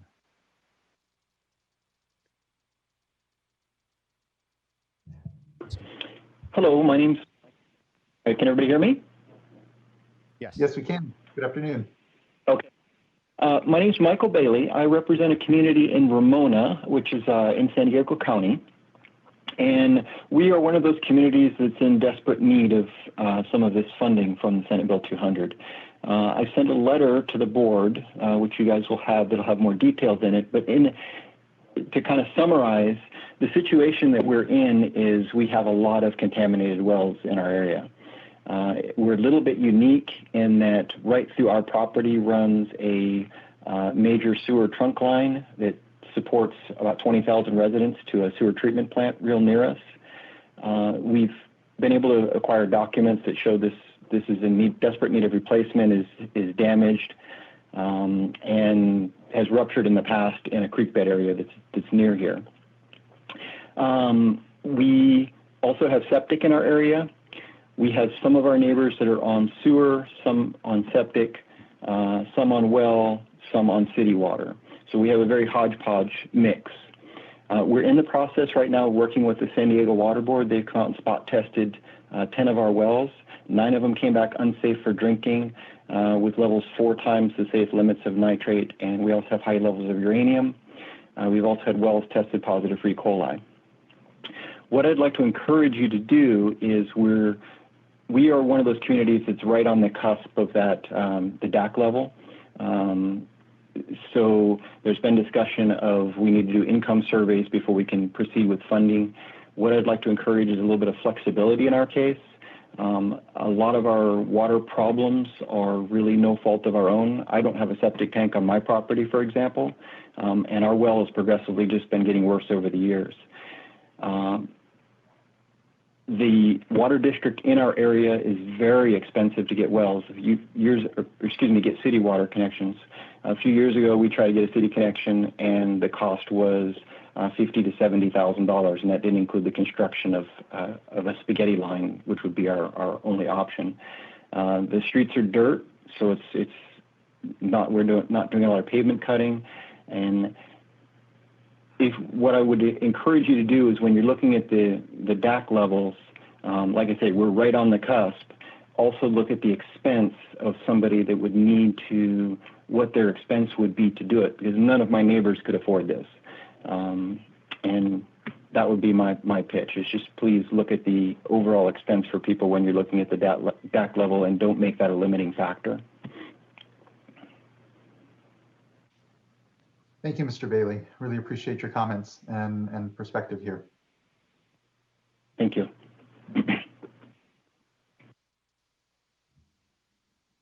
And so our next speaker will be Mr. Corey. And Mr. Corey, you'll have an opportunity to share your video if you'd like at this point in time. And then David will be followed by Jonathan Nelson, Evelyn Wendell, and Horacio Gonzalez.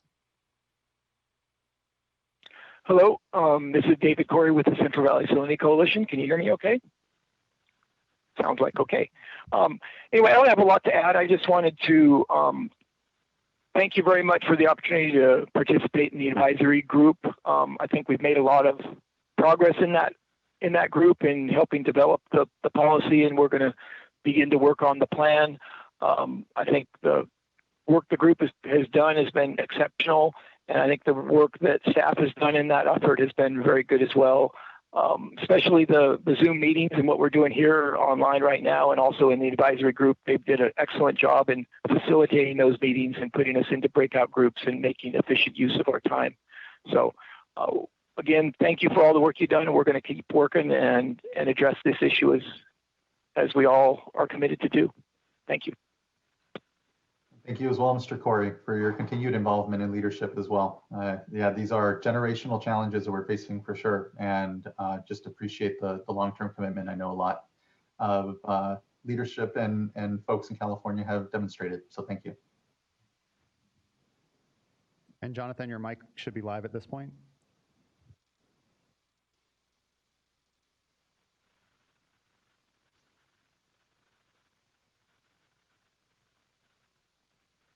Hi, can you hear me?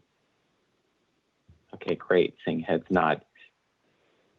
So thank you, everyone. Jonathan Nelson again with Community Water Center. Want to echo what many people already said in terms of thanking board staff first and foremost, so Joe Karkowski and his team for their work on the fund policy document. Community Water Center and a number of other organizations submitted a series of comments, and we appreciate that many of them were incorporated, and we think that this document has come a long ways in the last few months, which is great. Even as we've even heard today that there's still more work to do, and so appreciate the commitment to nimbleness and improvements that's been expressed. That said, one specific area that we would like to continue to work with the board on this year is coordinating and leveraging non-SAFER funding sources. So for example, the board took action last year on the implementation of the Central Valley Basin Plan Amendment, which requires funding for safe drinking water solutions for communities impacted by nitrate. This will be really important funding, and it's also a significant amount of funding. So we would like to see more clarity on what is the board's plan this year to begin to make sure that that important Basin Plan Amendment funding for the Central Valley, which is going to begin being implemented later this year, is coordinated with and leveraged as part of the SAFER's rollout of interim and long-term solutions to meet vulnerable community needs. Thanks so much for the opportunity to comment. Thank you as well, Mr. Nelson. Yeah, I will flag. We sometimes can speak interchangeably between the SAFER program and the Safe and Affordable Fund. The SAFER program is, I think, for me, that bigger perspective we have on our consolidation authorities, whether mandatory or otherwise, technical assistance work. It really is that full toolkit of various authorities and legislation that the legislature has provided the board in the last years since the Division of Drinking Water came here. And then sometimes, we are talking very specifically about just a safe and affordable fund. And I think that here we're trying to, again, kind of balance out the need to look at the safe and affordable fund, which is that fund tied to SB 200 that was just passed last August, that provides for the first time 130 million and is the focus here of the expenditure policy by and large, but yet with still trying to build around it the understanding we have that there's CV salts out there at the Regional Water Quality Control Board for Region 5, the Central Valley, that dovetails in many ways around these discussions, and is why appropriately we have David Corey and others to help bridge some of that thinking so that it's not duplicative, that it is additive, that the Safe and Affordable Fund fits and nests, and we're articulating where it nests with the state revolving funds for drinking water, any bond dollars that we may have, and knowing that those are all kind of disparate. But I think certainly many paying attention here and otherwise, it is one program, and we're trying our best to, and in this case, the expenditure policy may seem a little more weighted to what is, again, the Safe and Affordable Fund, this 130 million. I think we're looking to continue to find ways to improve how we do communicate, how they all fit together, because there is an expenditure policy and plan for the state revolving funds themselves. And so I think the benefit here is that many of the same staff and colleagues in our program at the Division of Financial Assistance and otherwise are aware of those same programs. And so, as we further iterate, whether on the policy for the state revolving fund or here on the Safe and Affordable Fund, we'll continue to iterate and make sure that I think that they are being reflective of one another. Here in the first year, I think it's more kind of flagging and understanding that we have more work to do in figuring out what that balance is. What projects are coming from CV salts and access to drinking water there? How are our dollars iterative or additive to all those discussions? And just appreciate, I know, your attention, David Corey, and many that have been on this have provided public comment so far with helping us continue to keep track of and understand those different moving parts. So thanks so much. I appreciate it. Okay, our next speaker is Ms. Evelyn Wendell. Ms. Wendell, we're offering you the opportunity to share your camera at this point in time, and your microphone's gone live. She'll be followed by Mr. Horacio Gonzalez, and then our final speaker on this item, Ms. Crystal Gonzalez. Hi, everyone. Thank you for the opportunity to let me speak today. I really want to thank you, Chairman Esquivel, for your answer of Jonathan Nelson's question, because I'm sort of here, I guess, to just broaden that idea a little bit further. And I really want to highlight the need for a thoughtful and robust strategic communication plan. I appreciate Section 8 in the community engagement section of the plan as it is now, but I think there's a lot of opportunity, creative opportunities to collaborate with between SAFER and Safe to Drink, the Monitoring Council Safe to Drink, because as you know, communication is really always one of the more, it's a challenge that should not be neglected. I want to just back and share something personal. I've been doing this now for almost 10 years, and one of my early highlights in my career was being invited by Nancy Stoner when she was running water for the US EPA. And at that time, when Obama was president, there was a really robust drinking water communication outreach, available to us. It's no longer available to us, and as it was. And I really strongly believe that California has that opportunity sort of to fill in these gaps, for all Californians and maybe throughout the country. I mean, because we know how important California is in being a leader, and setting examples. So I want to applaud, the work of the Human Right to Water program. It's a tremendous investment. And I just want to stress how communication is something that, shouldn't be neglected. The narrative is very complex. It's also very simple. And sometimes some of the simple solutions are the best and can have the broadest reach, particularly in, water systems that might be on the verge of collapse or, consolidation. Because really we're all in this together as people. And we know now that with climate change and pollution and, the virus, the coronavirus, equity and resiliency, so it's almost like taking on new, heightened sets of awareness. And communication, I just want to point out, is something that we have to really respect and be proactive with potential risks. And, this is, a long conversation to have. So thank you for letting me make a comment about that. I want to bring up one more point that I'm not sure has been thought of. I know bottled water is very necessary now to provide water to people that don't have any access. Even in today's Washington Post, there was an article that, we're asked to, Americans are told to wash their hands, but some don't trust the tap.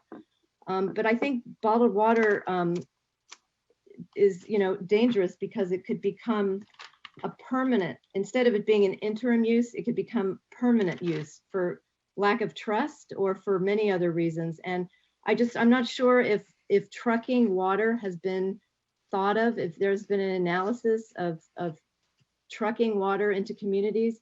That was the solution before bottled water existed, when we had water crises. So I'm not sure that has been analyzed now. I have a large personal collection of vintage water trucks, and I work with LA DWP here in Los Angeles. They have one water truck, they're ordering more. I just feel like that could be one of the solutions in our future. So thank you again for letting me come today, and thank you, all of you, for your incredible leadership for the state. What you're doing is so important. So thank you again. Thank you, Ms. Wendell. And that leadership is dispersed across the state. So it's certainly a group effort, and it's the state of California itself expressing itself and trying to develop these programs. So, and it's incumbent upon the just honest feedback and ideas. So I appreciate the point about communication. I think it's something that we continue to identify as well as being incredibly critical. And I think that speaking back to some of the previous items earlier today, it's a common theme as to really needing to continue to, I think of these as opportunities for generational reinvestment and what it means to have access to clean drinking water for all Californians, and the real challenge that's going to be. And I think it's part communicating that challenge, and part also communicating the opportunities where they exist, and hoping that we can all work together to really overcome what is incredible that we face such a challenge in a state like California, but fortunate at least to have the discussion and resources to be able to try to tackle it. And the successes that we have, those have to be communicated as well. Much agreed. So thank you so much, Ms. Wendell. Thank you. Mr. Lawfer?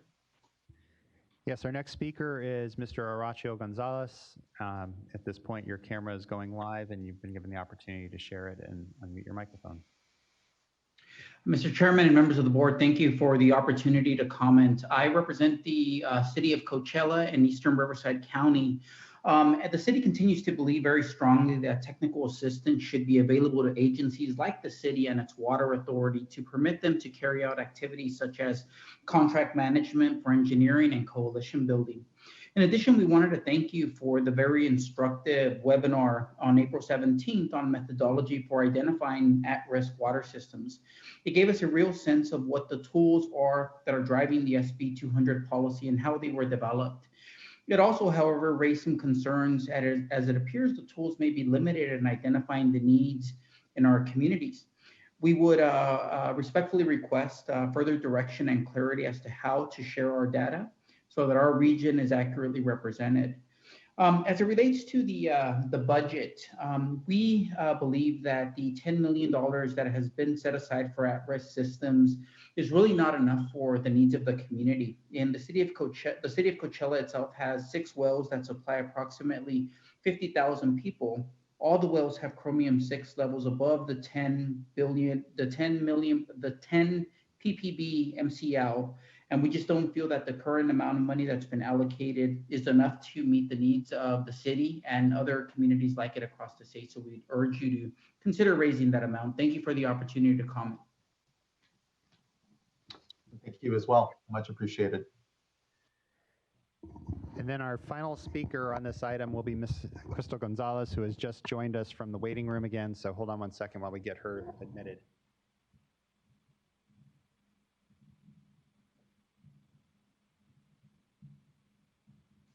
And while we wait a moment, I will comment on the last commenter. You know, when it comes to, I think, what folks may be responding to is that we did have an advisory group meeting recently where we had some tables that are draft from the expenditure plan where certain systems not currently meeting maximum contaminant limits were listed, and then another that were deemed more at risk. And this will be part of our discussion actually in our workshop here in a moment.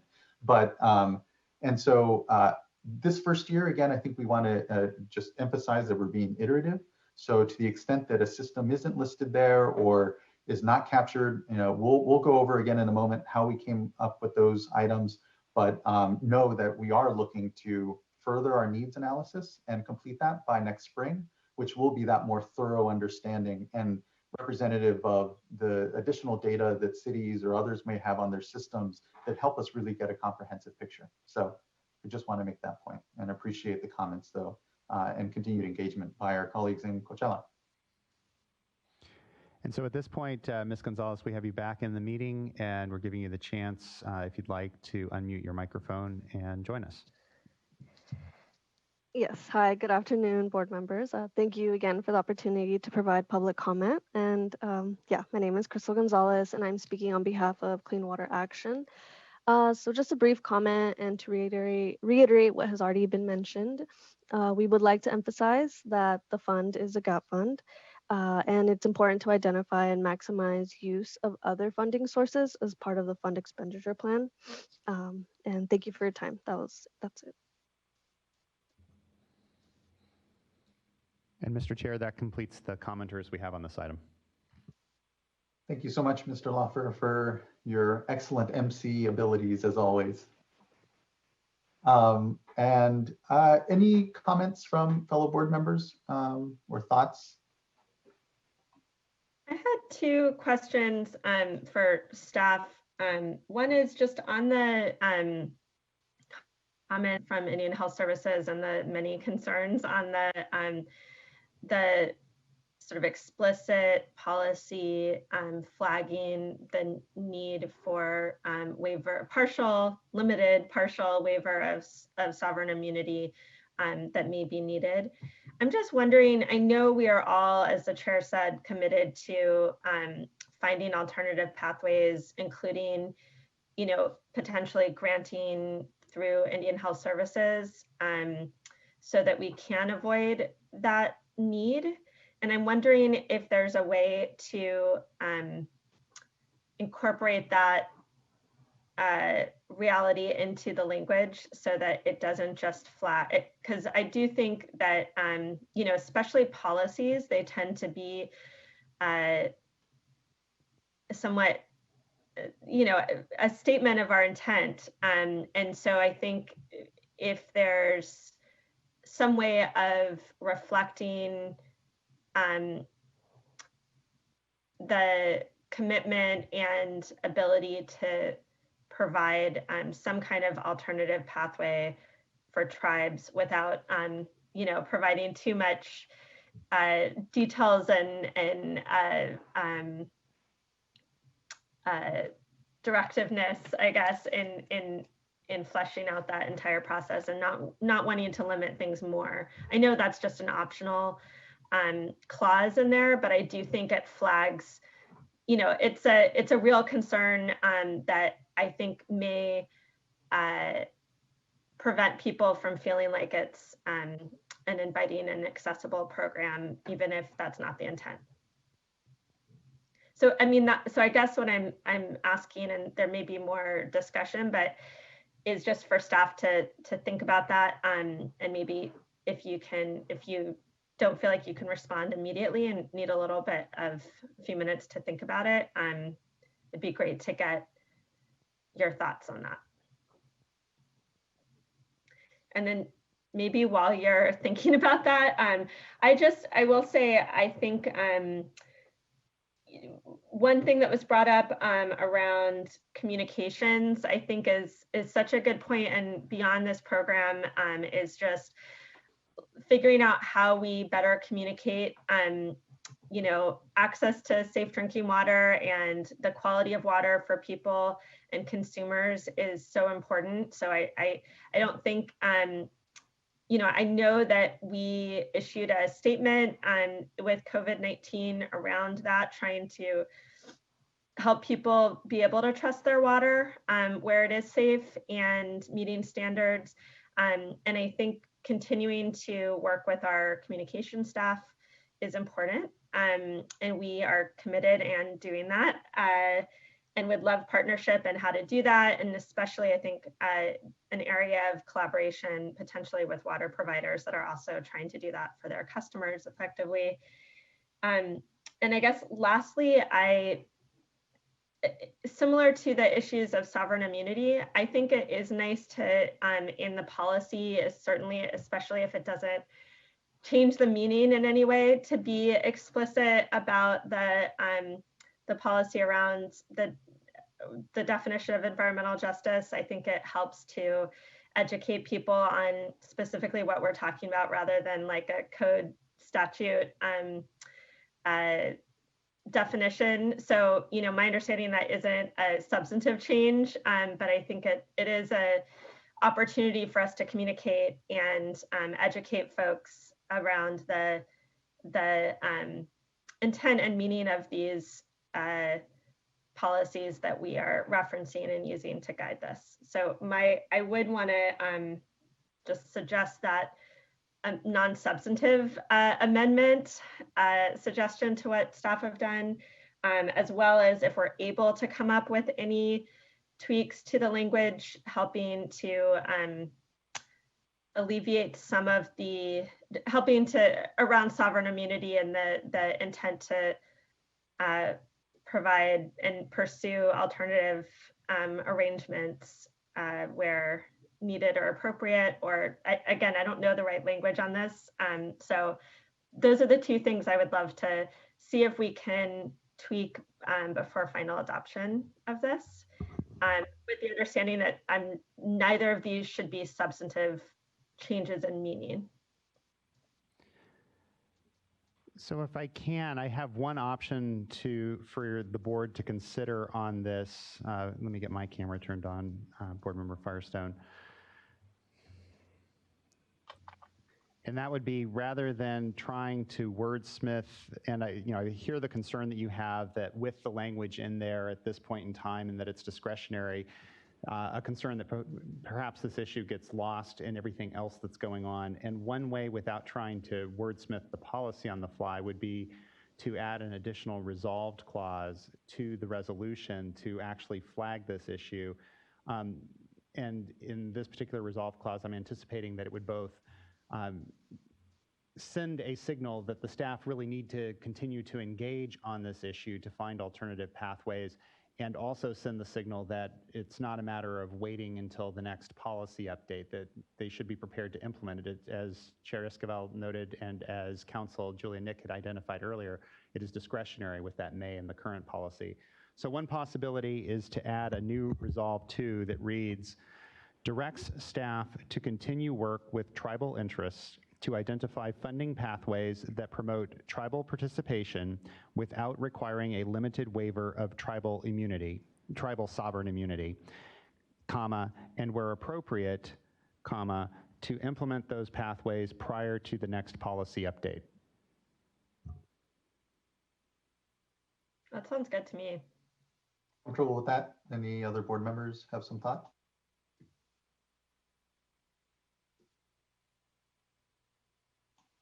Okay.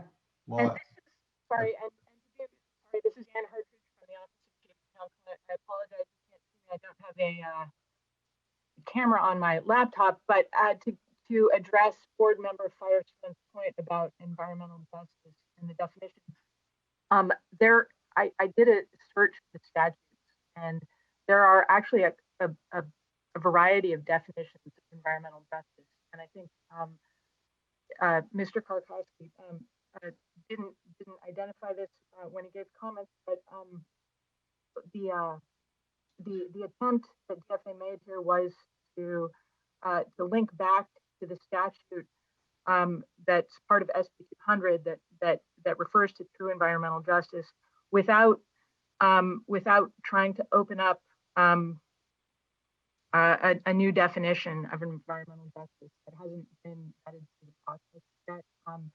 So, maybe this might be something for the next iteration. Okay, thanks for that clarification. Yeah. That's helpful, Ms. Hartridge. Thank you.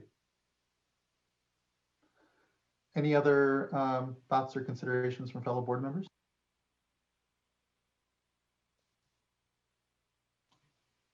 Hi, this is Sean. I have just two comments, one question actually, and then a comment. And my question is more of a technical one, in that I see in the draft policy that there are two appendices, and one is for median household income determination guidelines, and the other is for household income survey guidelines. And so there's been a lot of discussion today about affordability, costs. We talked about vacation communities and things. So I just want to make sure that I'm clear what I'm potentially going to be voting on today, which is this policy, but without those what I think are very important guidelines included at this time. And if I could hear from staff as to when you think they'll be available, and then how those might work with the fund expenditure plan, which I know we'll be talking about next. I'd appreciate input on that. And then my comment is that I greatly appreciate and understand the concerns from Jonathan Nelson about wanting some additional clarity for projects that might be eligible for multiple types of funding to help address drinking water concerns. I know that was something that was discussed last year when we took up the CV Salts Basin Plan Amendment. And it's not just CV Salts, it could be any number of different programs around the state, including state and federal funding programs that are available. But CV Salts in particular, addressing nitrate issues in the San Joaquin Valley, and that program just taking hold now.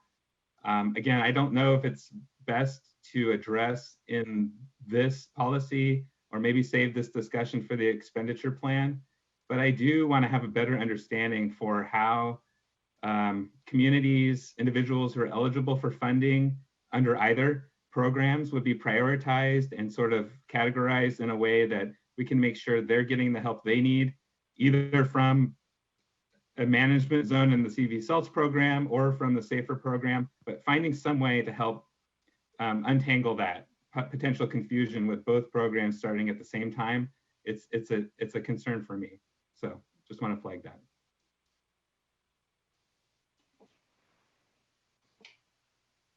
Hi. So the question you had about the appendices, yeah, staff are working on those guidelines. So they haven't been by and large transparent. They've been kind of internal, guidelines that we've had for how to make an MHI determination. So we're going through the process. We're close to finalizing what that will look like. And, and part of what we're trying to do is the MHI data have a lot of variation.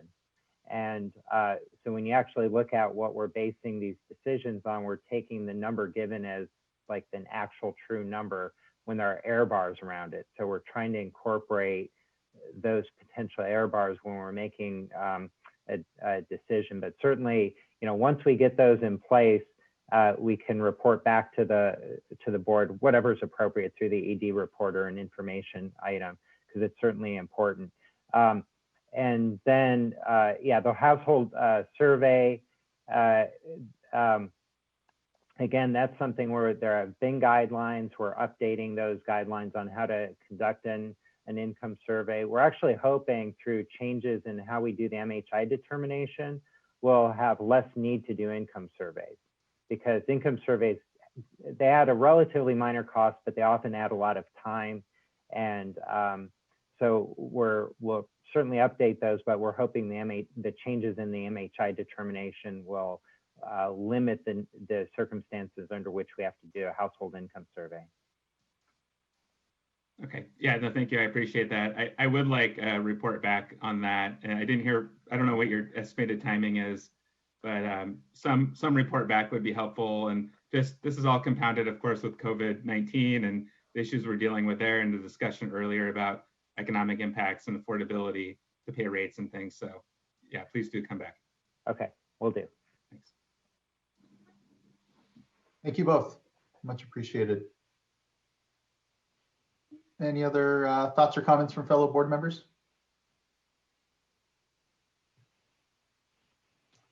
Hearing none, I'll entertain a motion. I will make a motion to adopt with the changes with the additional whereas clause, I believe. Am I getting that right? It was an additional resolved clause 2. Additional resolve clause. Thank you. Resolve 2. Thank you. I make a motion to adopt with that change, and also just want to say how much I appreciate the work of stakeholders, the advisory group, and staff in helping us achieve this document. And it's a great first step, and I'm looking forward to the discussion on the plan later. I'll second those comments, and I'll also second the motion. Great, thank you both. Ms. Townsend, would you call the roll call vote? Certainly. Board Member Firestone? Aye. Board Member McGuire? Aye. Board Member Dodick? Aye. Vice Chair Diadamo? Aye. And Chair Escobar? Aye. Thank you.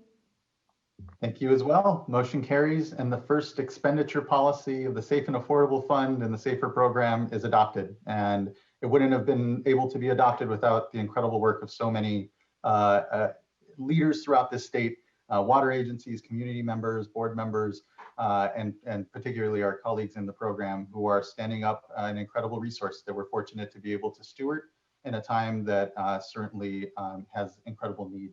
And so just really appreciate that work of everyone involved. So thank you. At this point, we haven't had a lunch, so hate to break up our drinking water discussion and open to thoughts otherwise from our board members here, but perhaps we take a quick 30-minute lunch and then come back. And at that time, we'll hear item number 7, which will now be which is a workshop now on the expenditure plan. So, policy higher level, really drilling down into the plan here, and look forward to that continued conversation. And then again, we have item number 8. We have noticed item number 8 won't be heard before 2 o'clock, and that's looking certainly likely and maybe more closer to 3 for those that are here for item number 8.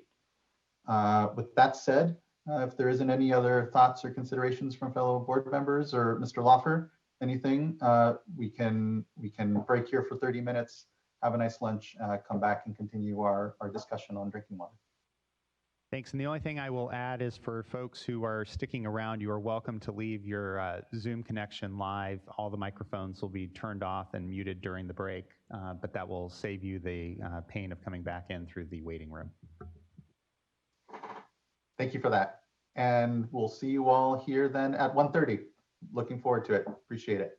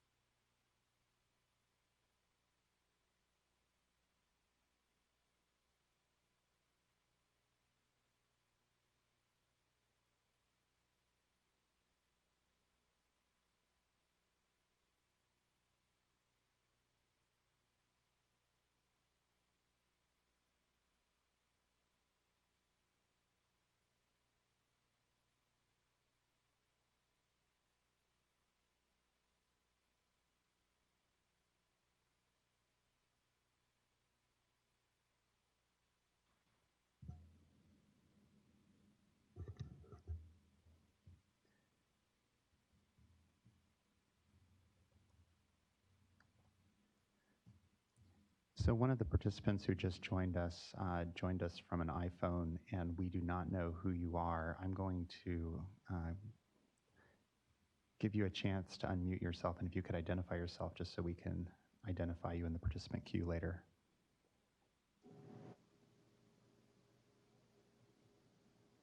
Can the individual who just joined us from the virtual waiting room identify themselves? Diane Anderson. Thanks, Diane. We'll get you coded in properly. Thanks. Thank you.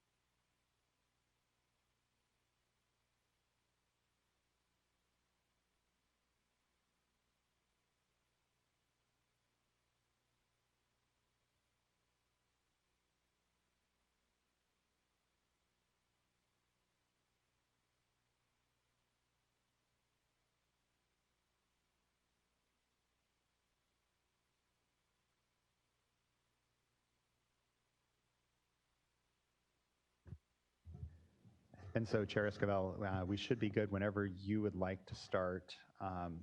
All of the staff who were on item 6 who are coming back for item 7 are once again in control of their devices and can unmute and turn on their cameras whenever you need them to.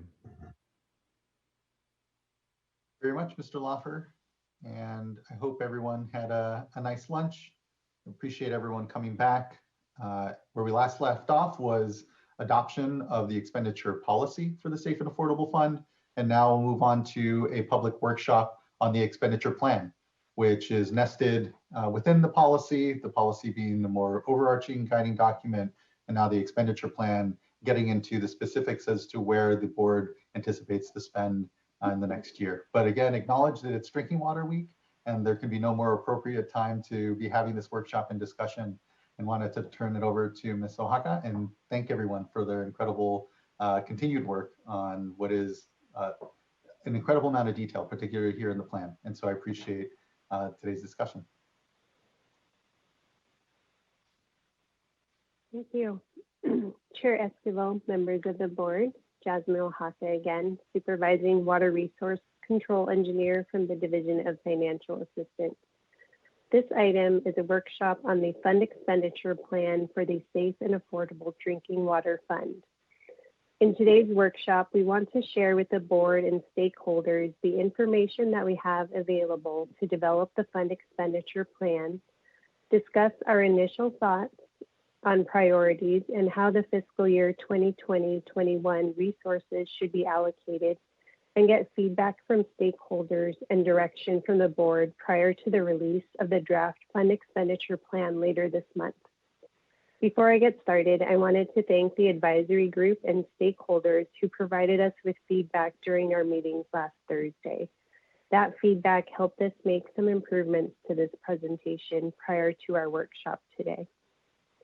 Next. Today's presentation will go over the Safe and Affordable Funding for Equity and Resilience, or SAFER program, fiscal year 2019-20 expenditures in progress, the policy versus the fund expenditure plan, plan priorities and goals, lists included in the fund expenditure plan, fiscal year 2020-21 proposed funding distribution, SAFER advisory group feedback, and the timeline for completing the fund expenditure plan. Next. Just a reminder that while Senate Bill 200 established the Safe and Affordable Drinking Water Fund, for which we are developing a policy and fund expenditure plan, this fund is just one part of the larger SAFER program. I'll spend a little time on this slide since it provides important context for our proposed Safe and Affordable Drinking Water Fund expenditures. Other complementary funding available includes general fund allocations, drinking water bond funding, drinking water state revolving fund, or SRF, principal forgiveness or non-repayable loans, and Proposition 1 groundwater. The Safe and Affordable Drinking Water Funds represent what was in the governor's budget in January and is expected to reach $117 million this coming year. The general fund allocations and bond funds represent the remaining funding available from those sources.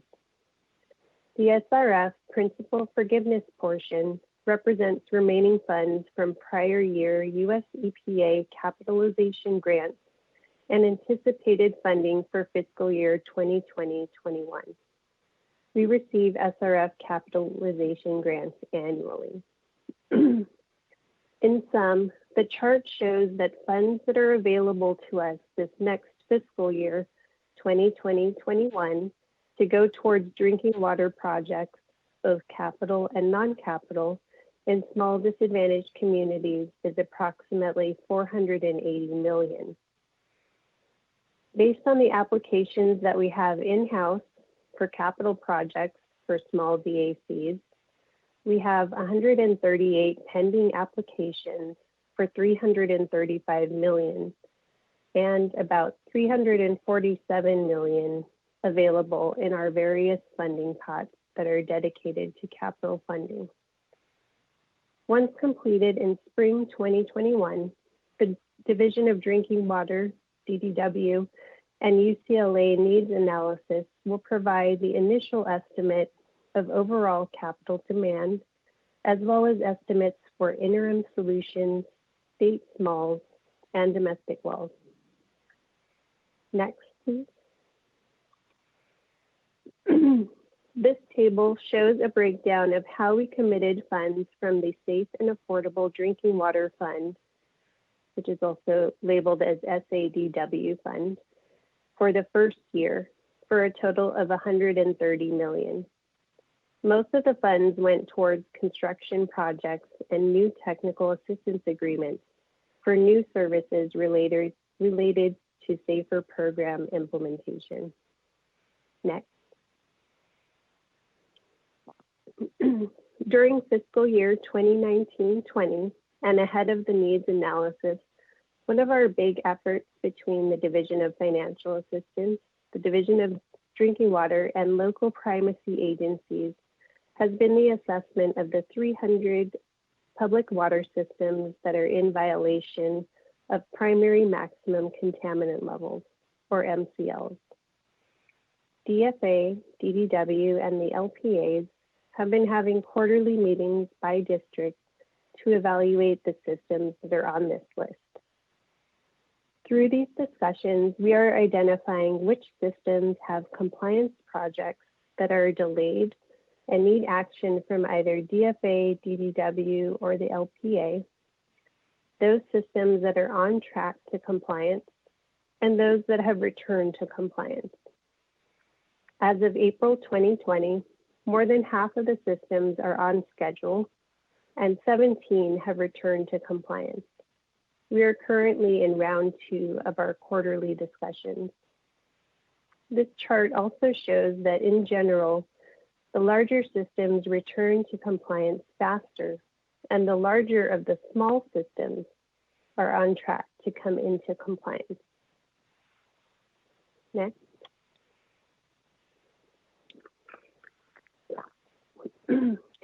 After the creation of the Safe and Affordable Drinking Water Fund last July through SB 200, this began the development of 2 key documents for the fund, an overarching policy and an annual fund expenditure plan, or plan. We had this slide in the previous agenda item, but I'll go over it quickly for the benefit of those who may just be joining us for this item. To highlight what these documents are, the policy, which was just adopted, is the overarching document with eligible entities, project types, funding strategy and prioritization, short-term and long-term goals and metrics. The plan is adopted annually and is more specific to each fiscal year. The plan defines financing requirements for recipients, the specific fiscal year's proposed funding distribution to the different types of eligible projects, the fiscal year's approach for how to identify and prioritize different types of solutions given the anticipated demands, and numeric goals for the metrics established in the policy. And it also includes a progress summary. We are currently in the internal review process for the plan and hope to release it in late May. I'll say more about the timeline towards the end of the presentation. Next. Staff are proposing the following as top priorities for the plan. Address emergency needs due to COVID-19, where other emergency funds are not available, and a critical water shortage or outage could occur without support from the fund. Consistent with the policy, we do not expect the fund to be used extensively for this purpose. However, we expect the fund in fiscal year 2020-21 to be used primarily to address the following 3 priority areas. Address community and school water systems out of compliance with primary health standards. Next. accelerate consolidations for systems out of compliance and at risk, and provide interim solutions for state smalls and domestic wells with source water above a primary MCL, and initiate efforts for long-term solutions. I wanted to note here that complementary funding, part of the larger SAFER program, especially the funds that are available for capital projects, will also generally align with these priorities. Next. Staff are also working on developing specific long-term and short-term goals in the fund expenditure plan. The plan is adopted annually, but we have received requests from the advisory groups and stakeholders to describe where we think the direction of the program is going beyond the next fiscal year. In the next few slides, I'll go over some of the categories of goals that we are proposing to establish.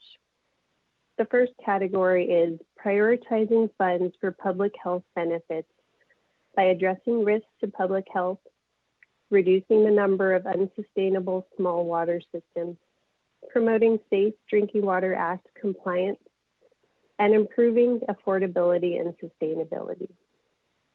Next. Another goal category that we felt was important is to reaffirm our commitment, which is the same commitment with our other funding programs. That is, to manage the fund responsibly by using capital effectively, maintaining financial integrity, providing exceptional customer service and project management, and ensuring transparency and accountability. Next. One of the fundamental challenges to improving the status of struggling water systems is not just to have funding available, but we also want to ensure the timely and expeditious use of funds through timely commitment and disbursement, and continuously evaluating and improving our internal processes. Next. We want to build on our progress in fiscal year 2019-20 and have established specific numeric goals for fiscal year 2020-21. The new goals build on the investments we made in 2020-21, the proposed distribution of funds, and anticipation of being fully staffed up across the SAFER program. For the first year of implementation, we had goals to provide interim solutions to 75 communities and schools. As of the end of April, we provided to 173. Executed or completed planning assistance projects to 100 communities. 72 were completed as of the end of April. And completed long-term solutions to 75 communities. 62 were completed as of the end of April. For fiscal year 2020-21, based on current demands, our staff resources, and new technical assistance agreements, we are setting higher goals of interim solutions to 150 communities and schools, planning assistance to 150 communities, and completed long-term solutions to 100 communities. Next. SB 200 requires the identification of systems that are out of compliance and at risk of being unable to provide safe drinking water. The needs analysis being conducted by DBW and UCLA will provide a comprehensive evaluation of what those needs are. Ahead of the results of the needs analysis, which will be completed in spring 2021, we have used readily available information to present what we currently know about systems out of compliance, at-risk systems, and systems not meeting the affordability threshold. And I'll say more about those three categories. Next. This is a sample of what the solution list for systems out of compliance looks like. The table identifies the water system's population, number of connections, county, and analytes for which the system is in violation. Then there's the types of solutions on the top: technical assistance, interim solutions, planning, direct O&M support, administrator or construction. Systems with mandatory, voluntary, or discussions around consolidations are also indicated. If funding is in place, the cost is shown with green shading. If funding has been requested, known costs are shown with either light blue shading or orange shading, depending on when they are anticipated to occur. And potential solutions but with unknown funding is indicated with gray shading. Next. We also have a new interactive tool and map, which has more information on systems that are out of compliance with primary MCLs. Types of information available include the type of violation, system population and service connections, median household income, amount and type of financial assistance a system is receiving from the state, and others. Users can search for information by county, water system, or school. The tool is still in development, and any feedback would be appreciated. Next. This is a sample of what the solution list for at-risk systems looks like. Again, ahead of the needs analysis, we took the information available to us currently and looked at a few criteria which, if present, could indicate that a system is at risk of being unable to provide safe drinking water. These included if a system is receiving emergency repair funding, has source water contaminants, has inadequate technical, managerial, or financial capacity, has a history of past violations, or has secondary risks or other risk factors. Similar to the other list, the type of solutions are identified on the top with approved and requested funding shown. Next. Based on the information we currently have for both systems that are out of compliance and at-risk systems, there is a potential demand of $347 million for interim solutions. However, if we were to limit this funding to water systems with less than a population of 1,000, the potential need goes down to a little over 13 million. We have applications pending that total 23.7 for planning projects, and we have 311 million worth of applications for construction projects, for a total potential demand of 682 million. If you recall from an earlier slide on available funding through the Safe and Affordable Drinking Water Fund and other complementary funding, we have about 480 million available for drinking water projects for this coming fiscal year 2020-21.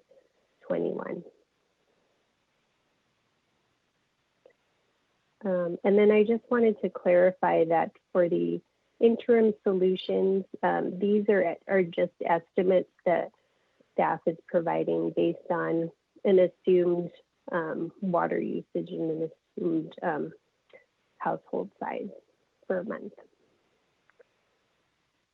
Next.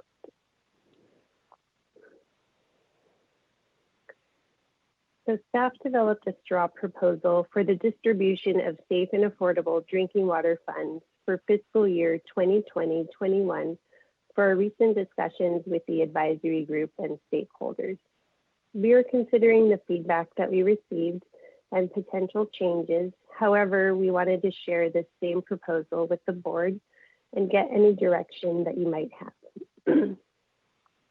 So taking a closer look for the anticipated 117 million for the Safe and Affordable Drinking Water Fund for this coming year, we are proposing $35 million for interim solutions and emergencies, $24 million in technical assistance, $5 million to fund administrators, $5 million for planning, $10 million for direct O&M support, and $20 million for construction, for a total of $99 million.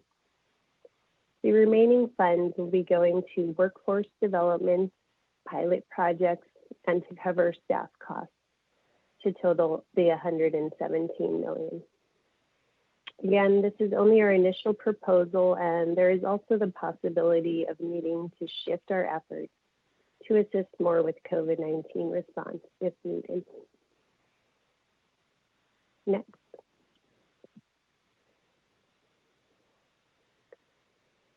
Moving on to affordability. So ahead of the needs analysis, this year's fund expenditure plan will use 1.5% of the statewide median household for the average cost of 600 cubic feet of water per month as an affordability threshold for community water systems.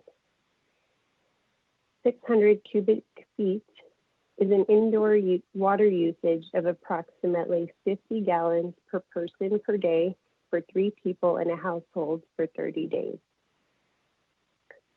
The Division of Drinking Water evaluated about 2,800 community water systems, excluding some systems such as state parks, prisons, etc., that by definition do not have water rates.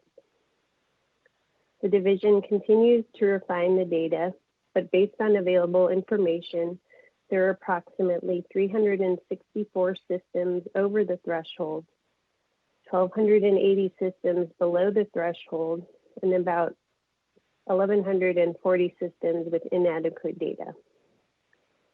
Of the approximately 364 systems over the threshold, about 190 of those serve disadvantaged communities.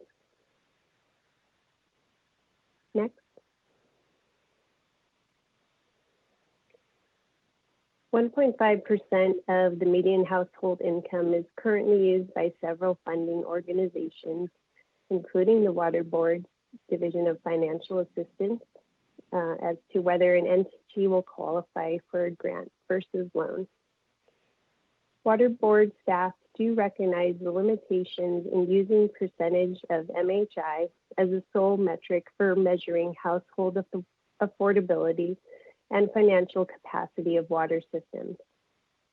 Staff continue to explore alternative approaches to determining an appropriate affordability threshold and will be conducting outreach and engaging with many stakeholders in the process, including the SAFER Advisory Group, for future fund expenditure plans and the needs analysis methodology. Next. At this time, I'm going to turn it over to the Director of our Office of Public Participation, Adriana Renteria, to talk more about the SAFER Advisory Group. Thanks, Jasmine. Good afternoon, everyone. Like Jasmine mentioned, my name's Adriana Renteria, and I'm the Director for the Office of Public Participation. And today we'd like to share a summary of recommendations from the SAFER Advisory Group meeting and from the SAFER question and answer session that both took place last Thursday. So at the SAFER Advisory Group meeting, we focused on 2 topics: the drinking water system funding needs and the proposed distribution of funding. The advisory group received information on failing and at-risk water systems with cost estimates for potential solutions. So the 2 spreadsheets that Jasmine just went over right now. The main guiding question for our conversation was, does the proposed fund budget align with the needs of communities? Overall, there was a sense from members of the advisory group that the draft budget doesn't align with community needs, but there wasn't a group consensus on how to best reallocate the funding. Some examples of this were, some members of the advisory group felt that there was not enough funding for construction, whereas some members felt that construction funds should be shifted to help state, smalls, and domestic wells. Some members felt that the administrator allocation was too high for the first year, whereas others recommended shifting more money to the administrator allocation instead of interim solutions for at-risk communities. There was a lot of conversation around the balance between interim and long-term solutions. In general, members agreed on the following points. First is that the list of at-risk systems is currently incomplete and is missing information on state smalls and domestic wells. There's a need for a process to identify systems that are not covered within this data snapshot. The quality of data needs to be verified before releasing information, including clarifying what we mean when we're using terms like at risk. There's a need to provide a simple way to track progress publicly, and there was a lot of interest for more user-friendly events to dig into specific topics. In addition to these comments, there was also a number of requests for more information, such as information on more funding sources in addition to the fund, a clarification on how lists were created, including how cost estimates were calculated and why some systems were missing from the list, or how communities can share their data with the State Water Board. There was requests on more information for specific water systems, including system classification, whether a water system is disadvantaged or severely disadvantaged, and the including of a readiness number that would indicate where a system is in the process of adopting solutions.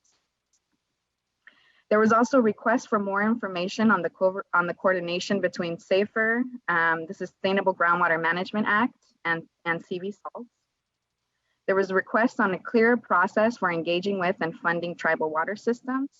And lastly, there was a request for more information on how to pay for water bills due to COVID-19 impacts. Following the advisory group meeting, we hosted a SAFER question and answer session, and I'm going to read just a few of the questions that were asked during this session. We received a number of questions related to COVID-19 impacts, including, will the State Water Board consider using SAFER funds to provide direct financial assistance to struggling water utilities? How is the State Water Board considering addressing revenue loss and water bill debt repayment? We received a number of questions related to funding for tribal water systems, including, has the State Water Board considered the risk of limiting the participation of tribes due to the requirement of limited waiver of sovereign immunity? For questions related to funding, some include, how will projects be identified and prioritized for state small water systems and domestic wells? And how does the State Water Board plan to expedite the process for qualifying for funds for systems that are experiencing emergencies? Lastly, some questions related to communications and community engagement include, how much funding is set aside in the budget for community engagement and outreach? And how will communities be able to give feedback on the SAFER communications plan? So this is just a quick snapshot of some of the feedback that was received last week. In terms of next steps, both notes from both meetings are going to be uploaded onto the SAFER website. And the next time that the advisory group will be convening will be taking place virtually in June. And the focus of that meeting will also be on the fund expenditure plan. So to wrap up, we just want to reiterate our gratitude again to advisory group members, members of the public, Board Chair Esquivel and Board Member Firestone, and all State Water Board staff for their participation and feedback last week. We really appreciate it, and we thank you. Thank you, Adriana. Next slide, please.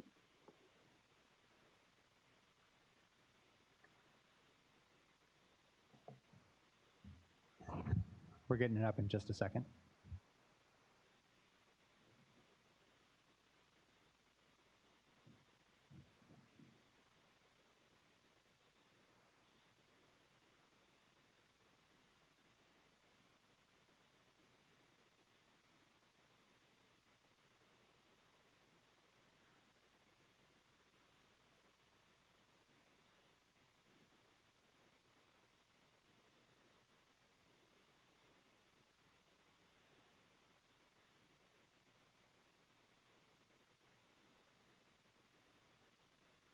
As we take a moment for the presentation to get pulled up, I just want to say I think it is important to continue to just flag that this is the first year of the program. And so as Ms. Oaxaca said, when it came to some of how we approached how we would spend this next year's funds, knowing that there's still a lot of questions, as we see from the advisory committee, still yet as to how we better are going to get a spread of information, et cetera. So I just, again, note, I think that some of these, whether it's the plan or the policy, will seem a little truncated and needing further explanation. I think it's because, again, some of this work will be iterative.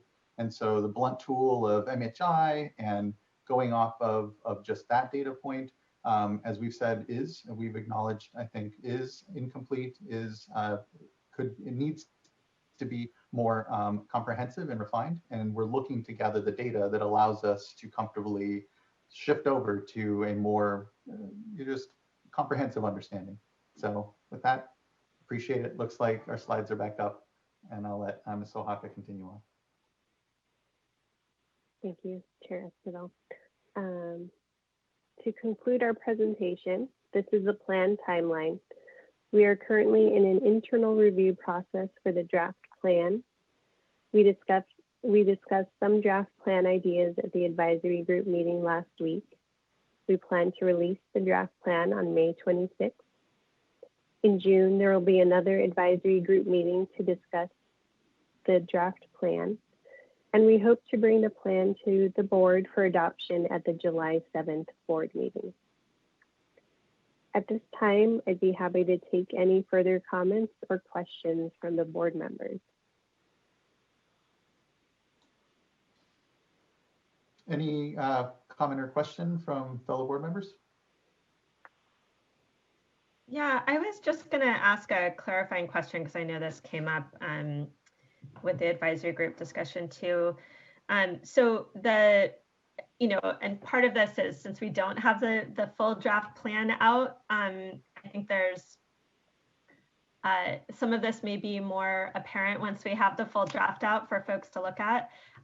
But the spreadsheets that were shared and are system specific right now, that's not a exact project list that will be funded in the next fiscal year. That is a list that goes to our understanding of need right now, and that helps us inform the overall fund expenditure plan in terms of the categories and the sort of the amount of money that we're putting into the different categories of funding. Is that correct? I just want to make sure that we understand whether these lists that are coming up are essentially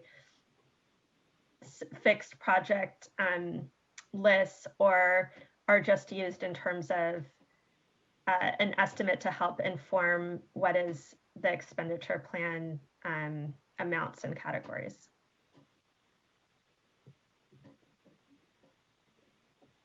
Yeah, so that's correct, Laurel. These lists are based on information that we have, funding that has been requested. So this is information we have in the house. And then for known projects that have been approved, those amounts are shown. Some of the requested amounts are also shown. And then we have kind of estimated or anticipated whether or not those would occur in this coming fiscal year or the following fiscal year. So again, ahead of the needs analysis, this is the information that we have available, and that's correct too, that these are not necessarily the list of projects that we will definitely be funding or not. And just to thank you, and just to add clarification. So I think there were a lot of questions about, some of these may be not, may change over the next year in terms of what people apply for funding for, or what some of the information shows. And so can you just clarify how whatever's approved in this fund expenditure plan, how that might affect any individual system or applicant ability to apply for these funds over the next year? Yeah, this is Joe Karkowski, Assistant Deputy Director in the Division of Financial Assistance. Yeah, so a couple things to expand on what Jasmine said is some of those projects where we are saying they're potential funding, so they're that kind of light blue color, those are in the queue. Some of them may be close to execution of an agreement, so they are going to get funded. Others are earlier on in the process.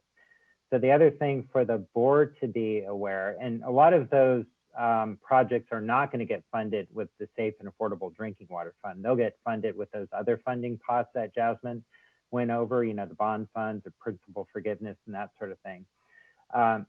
However, part of what we're trying to tee up too is that, you know, they're about, and we didn't have this in the presentation, but about half of those projects in the queue are for, would be for funding those systems that are audit compliant.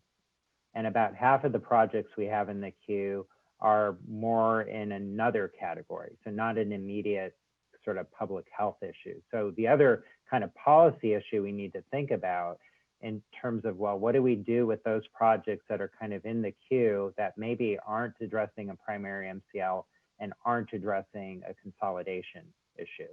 You know, do we maybe pause with some of those if they're not far along, you know, if they're not like on the brink of executing an agreement, and turn our attention to the other projects, as well as the other thing we're trying to show is that, you know, a lot of those funding sources are limited. So if we spend all our money this year, right, we're going to have a limited amount of money as we get all these planning efforts going forward and accelerating those. We may not have the capital funds in future years available to us. So that's the other thing we're trying to weigh. So there's part of this that does inform, you know, kind of our proposed distribution, but it's also giving some insight into that broader picture for the whole SAFER program. I don't know if that answered your. Yeah, no, thank you. That does.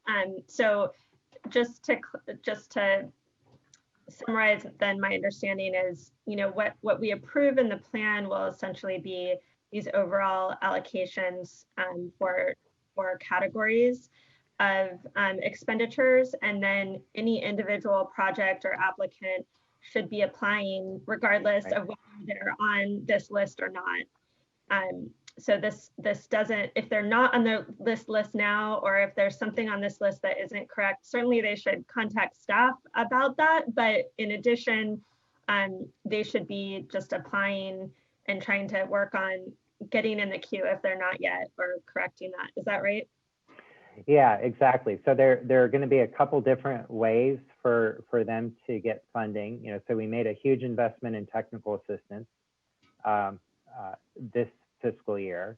We're proposing an additional investment next fiscal year. So with the technical assistance providers, that's a pretty fast way of getting needs met because we already have those agreements in place. And in addition, just as you said, you know, if we don't have an agreement in place, like say with, as an example, Self-Help Enterprises, we're developing a regional bottled water program. So a lot of communities in that area, they don't need to apply to us separately. They'll be able to go through Self-Help. So, but if they do have a project that isn't otherwise funded by, you know, one of these larger agreements or couldn't get addressed through one of these larger agreements, then certainly they should apply to us. What we will have in the fund expenditure plan is for each of those categories, we'll have a prioritization. You know, how would we prioritize, you know, administrators, interim solutions, that sort of thing. Great. Okay. And that's very helpful. Thank you. So, and then my last question is kind of a big one. So we have these spreadsheets which are based on which basically is the information we have. Like you said, it's anyone that's applied for funding, and it's the estimate of what interim solutions might cost for those systems that we know are either not meeting the MCL, or I think we also included those that were not meeting Chrome 6 when we had the Chrome 6 MCL as at risk in the at-risk category. So the only information that we have in the spreadsheets is really that right now, those applications or estimates on interim water. But we're missing, in terms of the spreadsheets and sort of the need cost allocations, I just want to go through and make sure that I understand all the things we don't have yet that we're going to have to essentially create an amount for without adequate understanding yet, given that this, as Chair Esquivel said, this is iterative and this is early in the process. So we're waiting on getting the needs assessment as the next step. But given that we need to adopt a fund expenditure plan for this year without perfect information, I just want to go over the categories that we don't have estimates on based on, you know, the data that's readily available. And if you can just correct me if I'm wrong on this, that would be great. So what I took down as notes is we don't have estimates on the cost for, I think you estimated about 190 disadvantaged communities were under this kind of simplified MHI affordability threshold, had unaffordable rates, that was just for disadvantaged communities. And that's 190 systems. We kind of don't have any real estimate of what that cost would be to address that at this point. We don't have the estimate of applications. We don't have the estimate for costs for, I think it had about 118 systems that were behind schedule. So in yellow in that chart, that basically we are out of compliance, but we don't have solutions set up in the queue moving forward. So I think we don't have the cost estimates for those, which is, you know, close to a half of the systems on the human right to water list. And that's in terms of long-term solutions. We don't really have cost estimates for O&M assistance right now because people haven't applied for that. And so they haven't developed that. We don't really have any applications or costs for tribal systems that, especially federally recognized tribes, or for new COVID systems that may be at risk of failing because of revenue loss, and also for workforce development and pilot projects. I know there's sort of a placeholder there. We're still developing what those would look like and are going to be working on that with stakeholders. And then feed smalls and domestic wells. And lastly, just administrators, because we haven't really identified administrators and gone through that process to have that cost estimate. So it seems like there's a huge category of, or many categories of costs there. And so what we're doing in this exercise is looking at the costs of things that we know of, and then trying to flesh out some of these policy trade-offs that the advisory group discussed a bit, and then ultimately come up with this first allocation of how we balance all of that to create a funding amount in each category. And we have, and that's what's going to be in the fund expenditure plan. And I guess that's just all the information we don't have on costs.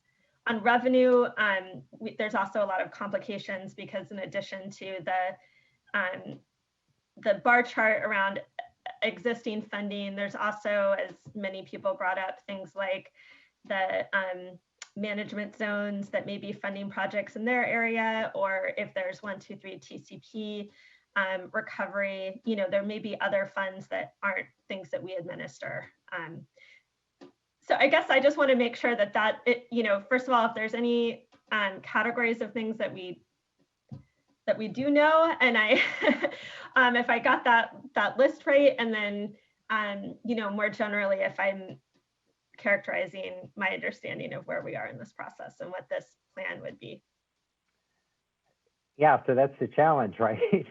we're trying to make these decisions or recommendations to you as board members, absent a lot of information. So really, I think the proposed distribution becomes a reflection of policy priorities, really, versus because I'm sure in almost all of those categories, there's going to be greater need than what we would allocate. Now, I would say, a couple things on the affordability, using that very simplified threshold, when an entity is over that 1.5%, it doesn't mean that they literally can't afford, the residents can't afford to pay their water bills. We're just using that, right, as grant versus loan kind of decision, but it gives you at least a rough cut at which communities might be struggling, right? It gives you sort of an order of magnitude, I think, initial estimate before we can really do a deeper dive into how to better capture affordability. Yeah, and I would say the systems that are behind schedule, some of them are behind schedule and they have money. They have an agreement from us, but they've run into issues or they don't really have the capacity to manage a project. So that's where there may be some additional intervention needed. And you're right, we haven't captured totally where that kind of intervention might be needed or what the cost might be. And in some cases, what they need is they need a nasty letter from the DDW district engineer to say, you're going to get fined if you don't get on this, right? Because there is, when you think about it, to some extent, a disincentive to complete a project and then add additional costs on your customers, right? So if there's additional operation, maintenance, and treatment costs and that sort of thing. So we need to put all of our incentives together, right? Both on the regulatory side and then on the financial side. For O&M assistance, certainly, yeah, we don't have that information. That would be even more challenging to get now, right? Because we're in an unusual situation. Tribal systems, now we do have some pending applications and have provided some funding for tribal systems, and we are gathering some information, DDW is, from the US EPA to try to get a better sense of how many systems may be out of compliance and may need some support. So we're certainly doing that. For the state smalls and domestic wells, yeah, that's another area where I think we're gonna have to wait for the needs assessment to give us a comprehensive look on what is required there. However, in the meantime, we, after our advisory group meeting, we met with internally Division of Water Quality, Division of Drinking Water, and with OPP to come up with some next steps in a way of at least prioritizing where we might put our efforts on state smalls and domestic wells, using some of the mapping tools that DWQ has developed, and also looking at where we have GSAs in place, as well as where those CV salts management groups are forming. So as a way, that's a potential way of identifying priority areas. Thank you. Sure. Thank you both. Any other thoughts or questions or comments from fellow board members? Hearing none. Mr. Loffer, about how many cards do we have? So we have about 9 speakers for this item. Okay, thank you. And our first 3 speakers will be Melissa Sparks-Kranz, Patty Avila Garcia, and Tess Dunham. Hold on one second while we get Melissa her camera and microphone control.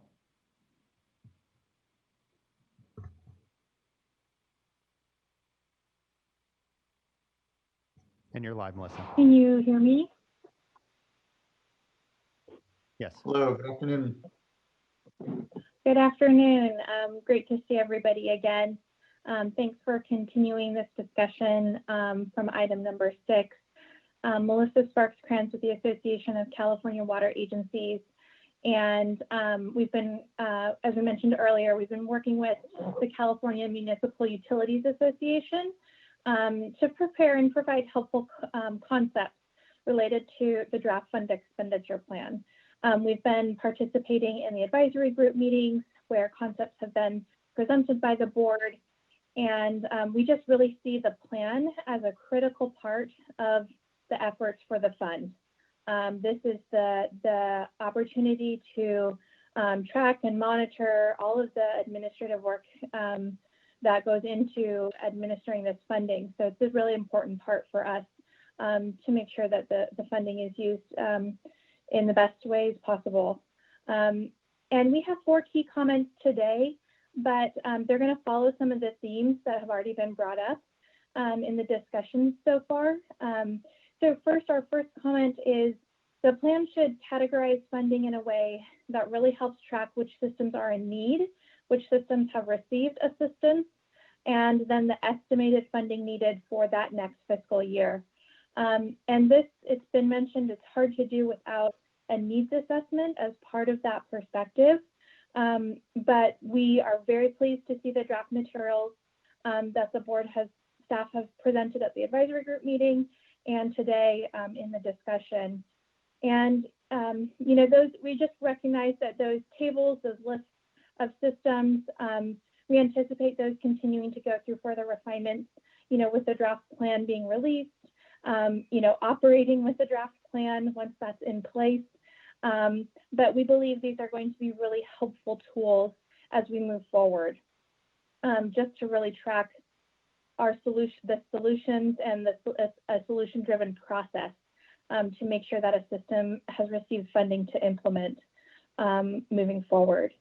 Our second comment is related to the affordability threshold item, and we really see this per the requirements of SB 200 as for the purposes of the development of a list of systems that serve a DAC that must charge fees that exceed the affordability threshold developed by the board. It's another list that's important in this plan. And we have a group of water agencies that are proactively working in this area. And we would like to recognize that they see the need for this affordability threshold directly tied to a system's financial capacity to adequately address technical and managerial concerns at that system scale. And so it really gives the system the ability to move forward with an appropriate solution, given specific revenue, budget, demographic information related to that system. So we just wanted to recognize that there's still more work to do in this area, but we look forward to continuing discussions with you all. Our third comment today is that we definitely agree with advisory group members and others who've brought up just tracking existing state water board funding, the common theme in the discussion. So the state revolving fund, other bond, Prop 1, technical assistance funding, to complement the SB 200 funding, to really help build on those prior investments. You know, we could see that being, once that work has been done, broadened to a state agency cross-coordination level, where there are other programs moving forward that are supporting solutions at the system scale, and really looking at it from funding and other programs at DWR with the board to make sure that we're tracking state investments wisely in this area. And we know our water agencies are involved with other programs. And so, you know, they've been investing time regionally to work with small systems. And so we really want to continue to see this work leveraged. And our fourth and final comment in closing would be to request a staff workshop or a public workshop for stakeholders to provide additional comments during the public comment period once the the draft expenditure plan is released at the end of May.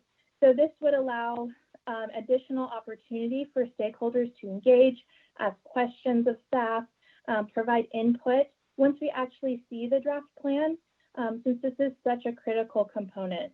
So that's just a consideration, and we are really appreciative of the amount of work that's been done by staff so far. And thank you for the opportunity to comment today. Thank you so much as well. I appreciate it. On the issue of holding a workshop prior to board adoption, but after public release, is there a feeling from from Joe or others at the program on that?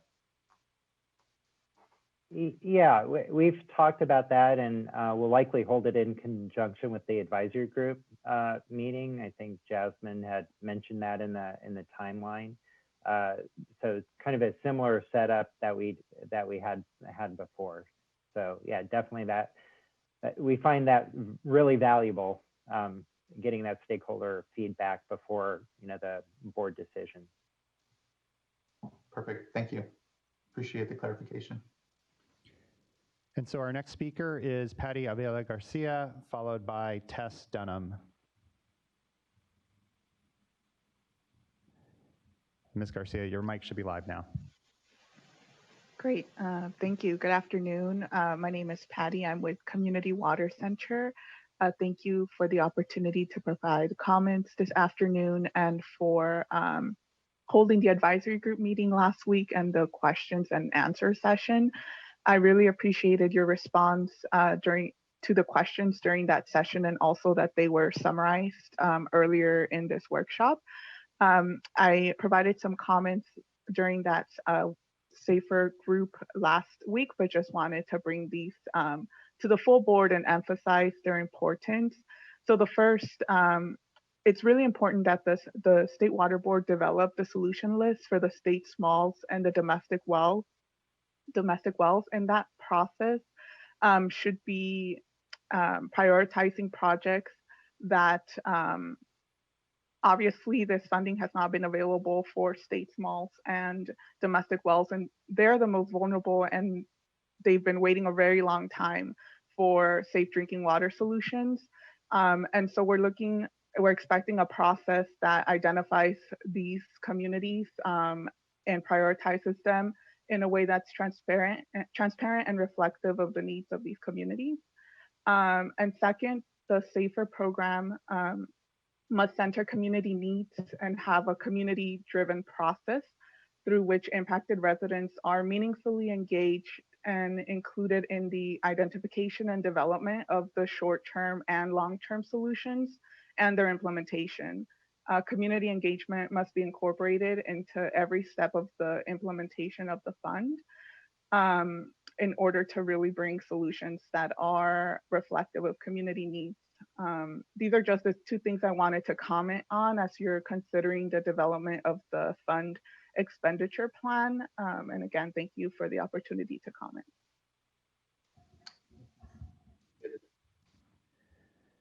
Okay, our next speakers are actually going, it appears Ms. Dunham has dropped off. She may come back in shortly, but our next speakers will be Jennifer Clary, followed by Evelyn Wendell.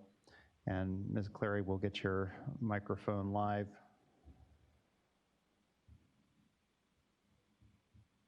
And you should be good to go. Great, thank you very much. Hello, everyone. Thank you for having us here at this workshop. It's been super helpful. Jennifer Clary, Clean Water Action. And I really appreciated, Laurel, you just having a list of all the uncertainties in the funding program. And I'd say a couple things that I have found helpful with DFA is their cash flow model. So we have all these different, options. So we have all these different funding sources and all these different programs we can fund. Some of these programs are new and it'll take a while to start up. Some are ready to go now. So just understanding how we plan to spend out all these funds might help us understand what we can afford now or what we can afford then. We may have $480 million of projects, but we're not going to spend $480 million this year because those projects are going to take more than a year to accomplish. So just having that understanding will help us move forward and understand how much flexibility we have. And second, as part of the plan, I think it'd be super helpful to understand which of those programs might be stressed by COVID-19 related issues. So I anticipate we could need more administrator funding if we have systems going into receivership. We may have more requests for O&M, like to help pay for chemicals or system operators. And so understanding where and kind of thinking about where you might be able to move funding around, these are other sources or the fund might be something to think about as we move forward. And other than that, I really look forward to seeing a draft. I think all these programs are interesting. I do want us to be sure as we look at this that we're learning something to move forward. I know we're waiting for the needs assessment, but there's a lot of other things we can do, like how do we better deliver technical assistance? Can we work out a really strong point of use, point of entry program so that we're learning from each of these projects we're implementing and learning how to spend the money better as we move forward. Thank you very much. Thank you. Appreciated. And actually, we are going to, it appears Ms. Wendell, like Ms. Dunham, had dropped off. So we're going to go to Michael Claiborne, followed by David Corey. And so Michael, sorry about the lack of notice there, but you should be able to bring yourself live now. Oh, that's all right. I missed putting on my jacket, but hopefully y'all will understand. Actually, I'll keep my comments pretty short. Appreciate the opportunity to engage on the advisory group at the meeting last week and looking forward to reviewing the draft. I think that staff accurately summarized the comments and concerns I had, so I don't have anything to add today, but looking forward to commenting. Thank you. Thank you. Okay, and so our next speaker will be David Corey. And again, David, just as this morning, we'll go ahead and offer you the opportunity to share a camera, and your mic is now live. Okay, this is David Corey, chair of the Central Valley Salinity Coalition. I would just echo what Michael Claiborne just said and leave it at that. It's been a long day, but we look forward to working with Michael and everybody else on the advisory group and the state board and getting this plan developed and adopted. Thank you, Mr. Corey. Great, and our next two speakers will be Jonathan Young, followed by Stacy Taylor. So Mr. Young, we're asking you to share your video and unmuting your microphone at this point. Great, good afternoon, board and staff. Thank you so much for the wonderful presentation and for all the hard work that occurred during the advisory group meetings as well. My name is Jonathan Young with CMUA, and I just wanted to echo the comments that were made by my colleague at Aqua, Melissa Sparks-Crans, that Aqua and CMUA members have been working together on this issue, and we think so far we're really impressed by what staff has put together, and we're very appreciative of all the hard work that staff has put in. All the comments I was basically going to say today have been said by other stakeholders. Just a couple ones I want to touch on is one of the topics that's a big interest to our members is especially in the area of at-risk systems and what it would take to keep those systems from backsliding into becoming out of compliance. We think, while there may be some systems that we know are failing, but those ones that are in the C category that aren't failing yet, but a couple more MCLs, an unfortunate natural disaster make them to go into failure. We're also interested in seeing, to make sure that those systems are accounted for, and maybe if there's a small pool of money for them that they can really take a look at to prevent that from happening in the future, we think is a use of the funds. Also, in regards to the proposed fund expenditure plan, we know it's very flexible. And we hope that as staff is able to update the spending and all the funds that are being expended or embargoed, that we can kind of see that in a real-time basis, receive regular updates, just so we have a greater understanding of what funds are remaining and whether or not all those funding pools are being used appropriately and whether or not any funds may be carried over into the next year. So we know all these questions are kind of up in the air. We don't expect any definitive statements from staff today, but those are the areas we're focusing on. And we just want to make sure that, the board knows that we're there to be used as a resource. And we're super thankful for the staff and the board for hearing our comments. Thank you kindly, Mr. Young. And so our final speaker on this item will be Stacy Young. Ms. Young, we're going to go ahead and, Ms. Taylor. Stacy Taylor, we're going to go ahead and offer you the opportunity to speak at this point in time. Your phone should be live. Thank you. Good afternoon, Mr. Chair and members of the board. Thank you for the opportunity to comment. I'm Stacy Taylor. I work on water policy for Mesa Water District. We're located in Costa Mesa in Southern California. We provide safe, affordable, and 100% reliable groundwater to our community, which has a DAC, SDAC population of approximately 36%. And we do appreciate all the important work that the State Water Board and the SAFER Advisory Group are doing to implement SB 200. And we share your goal along with the greater water community of solving the state's human right to water challenge. We are highly engaged on this issue along with ACWA and CMUA and their work group, as well as with a broader coalition of water industry associations and organizations statewide. And we do align with the comments made today by my colleagues at ACWA and CMUA, particularly with respect to an industry work group to dig in further on this needs assessment at a system scale approach. Additionally, with respect to the fund expenditure policy and plan needs assessment, specifically for the water affordability threshold, and this is my key comment for today, it's very important to look beyond rates only, as in just looking at the rate multiplied by the number of units. The reason for this is the rates alone do not represent the full true cost burden on all residents for water service. That cost burden has three parts. There's the fixed charge, which is known as the water meter charge, plus the variable cost, which is actually the rate charged per unit of water used, plus there's taxes and assessments. These are costs that are paid to the water provider by property owners, and that could include homeowners and landlords who pass that cost along to their renters. So only by examining all of these cost components together can we actually determine the total amount charged for water-related services that residents pay to their water provider, either through their rent, their water bill, and or their property tax bill. So this will then allow for an accurate determination of the water's cost to residents and how that cost compares to median household income for an affordability threshold. And Mesa Water would be happy to provide any additional information or answer any questions on this matter. And again, I thank you for the opportunity to participate, and this concludes my remarks.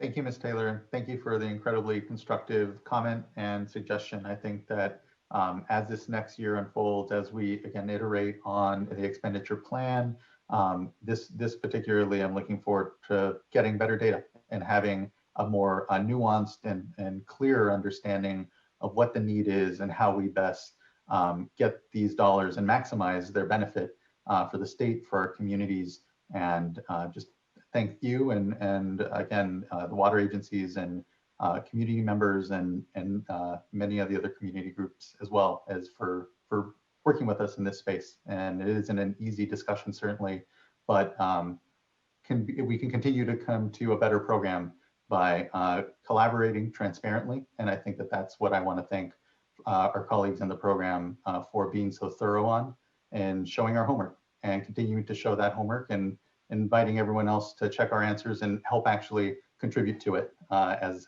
quite the group project I think we're undertaking in this state. So thank you, Ms. Taylor. I appreciate the comments. And so just to confirm at this point, Chair Esquivel, we have completed all of the commenters on this item. It turns out some of the other speakers had to go for another matter, and so we are done. That is understandable, and I appreciate that.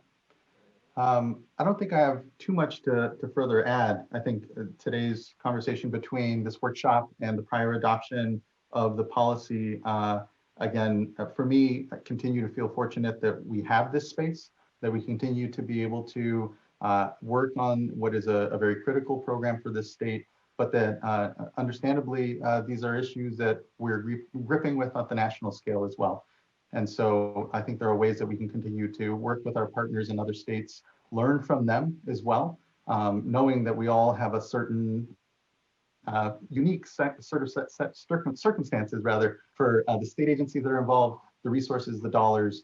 But I think it was to Ms. Wendell's point, these are complicated programs, but we need not complicate what the outcome is here for us. And that is, again, ensuring that all Californians have access to clean and safe drinking water. And then from there, dive into the very many complex aspects of what it means to actually understand the issue and ensure that dollars are getting to where they're needed most. And just, again, appreciate that. Any other thoughts or questions for for our colleagues at the program from fellow board members? I'll just add, a thank you to our advisory group members who really helped us grapple with how to share information and then think about this initial allocation to different categories. I think, really important resource for us in terms of what's ultimately a policy decision. And I think we need the diverse viewpoints and expertise that are represented in that group. So really appreciate all of our advisory group's time. Super thank you to our Office of Public Participation and our other program staff for the immense amount of work that went into making that space productive for everybody, because it's a real challenge in no matter what, but in particular in this COVID-19 pandemic environment. And I think the public Q&A was also really helpful. And so I think, as was said, doing a similar thing once we have the full plan, where we have the advisory group meeting and additional time for public Q&A in May, once we have the full plan, sounds like a great plan. I think will be very helpful for us making, getting some feedback that helps us make an even better decision.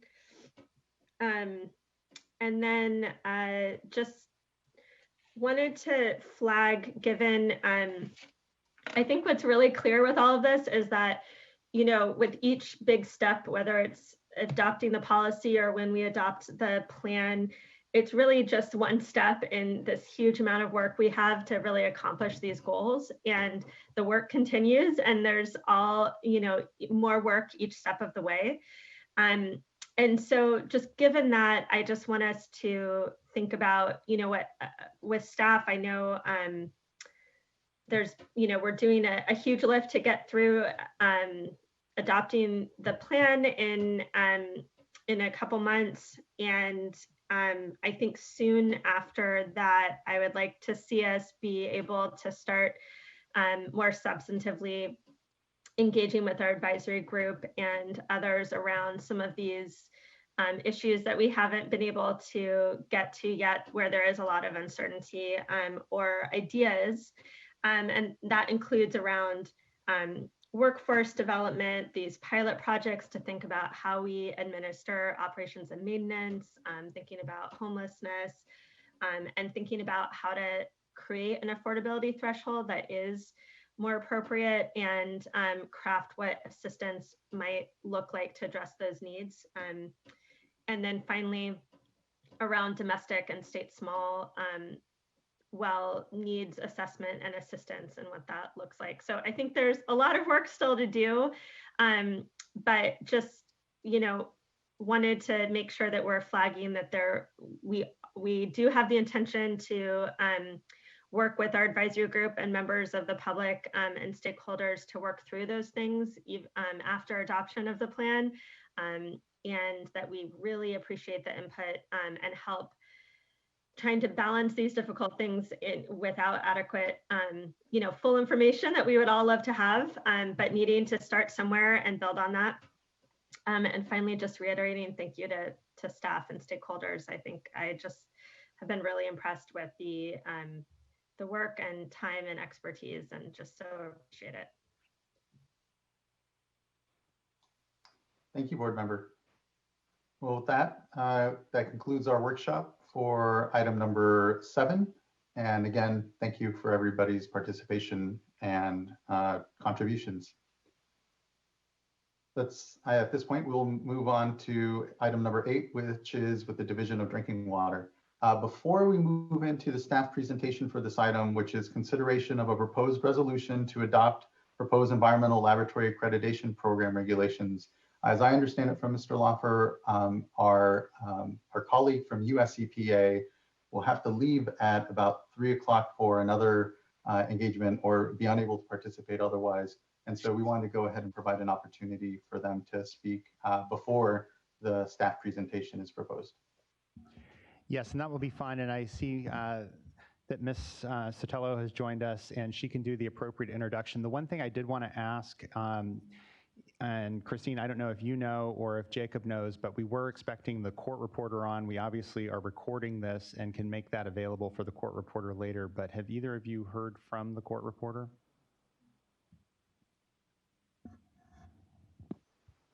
This is Jacob Oaxaca. Can you hear me? Yes, Jacob.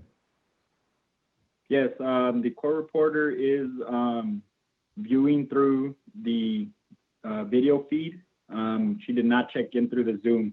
Okay, and that's fine. We'll have a good backup for her if she needs it. So Christine, with that, I can turn it over to you and you can do any appropriate introductions you'd like. And we do have Ms. Phelps in the queue as soon as you want to hand off to her. All right, thank you. Just a quick presentation or discussion from Laura Phelps, who is the chair of the expert review panel that reviewed the program. And as you mentioned, she has to leave in just about 10 minutes. So we wanted to squeeze her in before we started with my presentation. So take it away, Laura. And Laura, at this point in time, thank you. On slide. Yep. Okay, thank you. Can you hear me okay? Yes, we can. Thank you for joining us. Okay. Thank you for the opportunity to provide a few remarks today, and I do wish the circumstances were different to allow me to be there with you in person. And I apologize for not being on Zoom with you, but the agency has some restrictions for us using Zoom, so that wasn't possible for me today. I actually last had the privilege to brief some of the panel on behalf of the California ELAPS Expert Review Panel as the chair almost 3 years ago to the day, which was actually on May 3rd of 2017. The expert review panel was assembled by California ELAP with some input from their stakeholders to actually provide a critical review and recommendations over just over a 2-year period, which concluded in that presentation to you at that time. The program had actually gone through an extensive process with their stakeholders to make a standard selection, which was the 2016 TNI standard. And that had been the result of a really thoughtful stakeholder engagement process that took time, but would ultimately give everybody what they wanted and they needed. And in our findings, we actually noted that this selection would provide ELAP with all the essential pieces of a framework for success and allow them to accomplish their vision for the program. It would also give their stakeholders the resources that they truly needed to make the transition and grow with a broader, useful laboratory community. And that the questions that the California laboratory community would raise at any point in time about those standards would not only lead to greater clarification for themselves and for the state of California, but it would also impact a lot larger national and international laboratory community to make them all better together. While the expert panel has not been a part of the California ELAP process since our final presentation to you, this rule adoption to formally put into place the selection that they made over 3 years ago with their stakeholders is the culmination of a lot of hard work by ELAP and thoughtful compromise by their stakeholder community as a whole.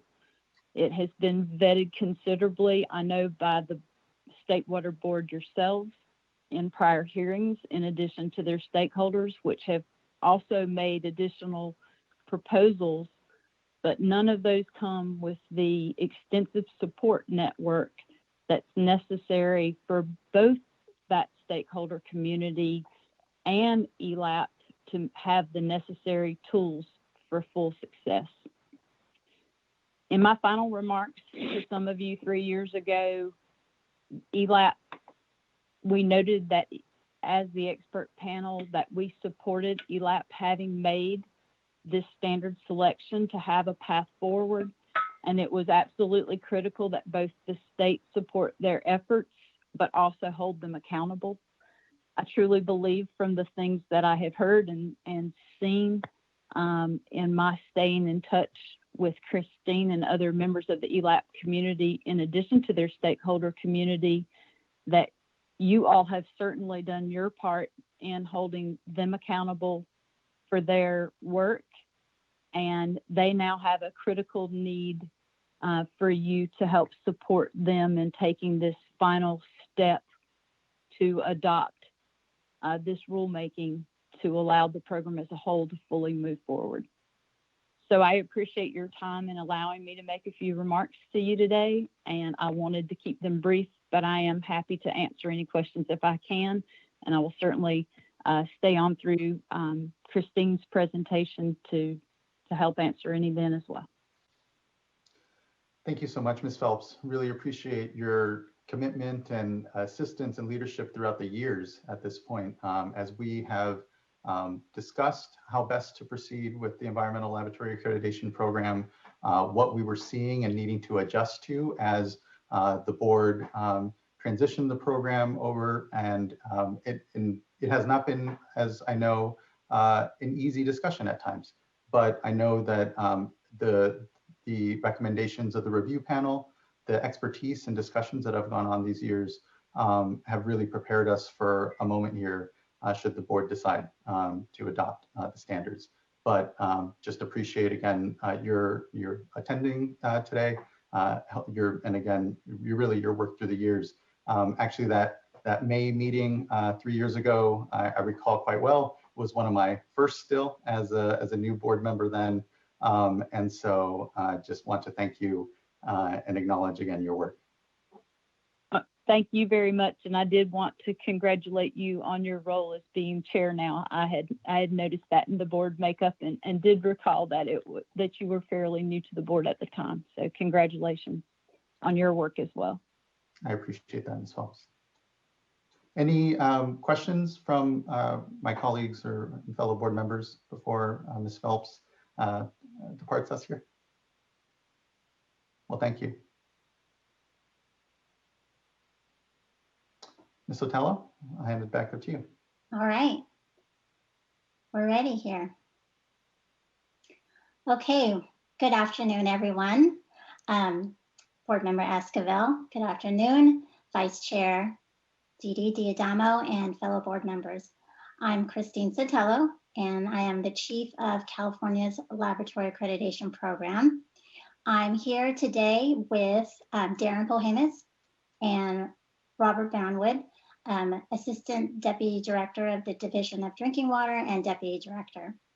I'm also supported by Kimberly Niemeyer, the Office of Chief Counsel, and senior leadership, the authors of the regulations, Jacob Oaxaca and Andrew Hamilton. Next slide.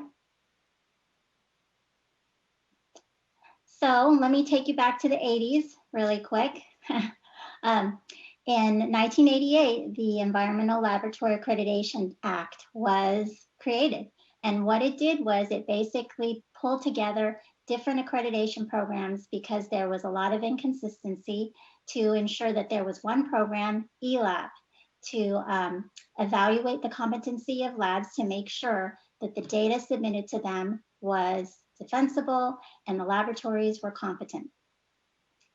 And we're now the largest accreditation program in the nation. Next slide, please. So as you can see on this slide, and I know you guys have all seen this before, we're the biggest. We've got about 650 laboratories in our population. So no other program is of this size and scale and in comparison to California. Next slide. So this pie chart gives you an idea of the big ticket methods that we offer for accreditation. Number one is hazardous waste for Department of Toxic Substances Control and the regional boards. Next up is drinking water and then wastewater. But we also dabble in other methods for other agencies' purposes like CDPH's shellfish sanitation in compliance with FDA and DPR's pesticide residue. So we do all of accreditation for many different methods. Next slide. So how do we do that? You've heard this before, and I've explained this as the 3 legs of a stool. We do it in 3 different ways. We go on site to ensure the laboratory and the staff and the facility are able to comply with our regulations. And so that's 1 day out of every 2 to 3 years that we try to get to a laboratory to evaluate how they do business.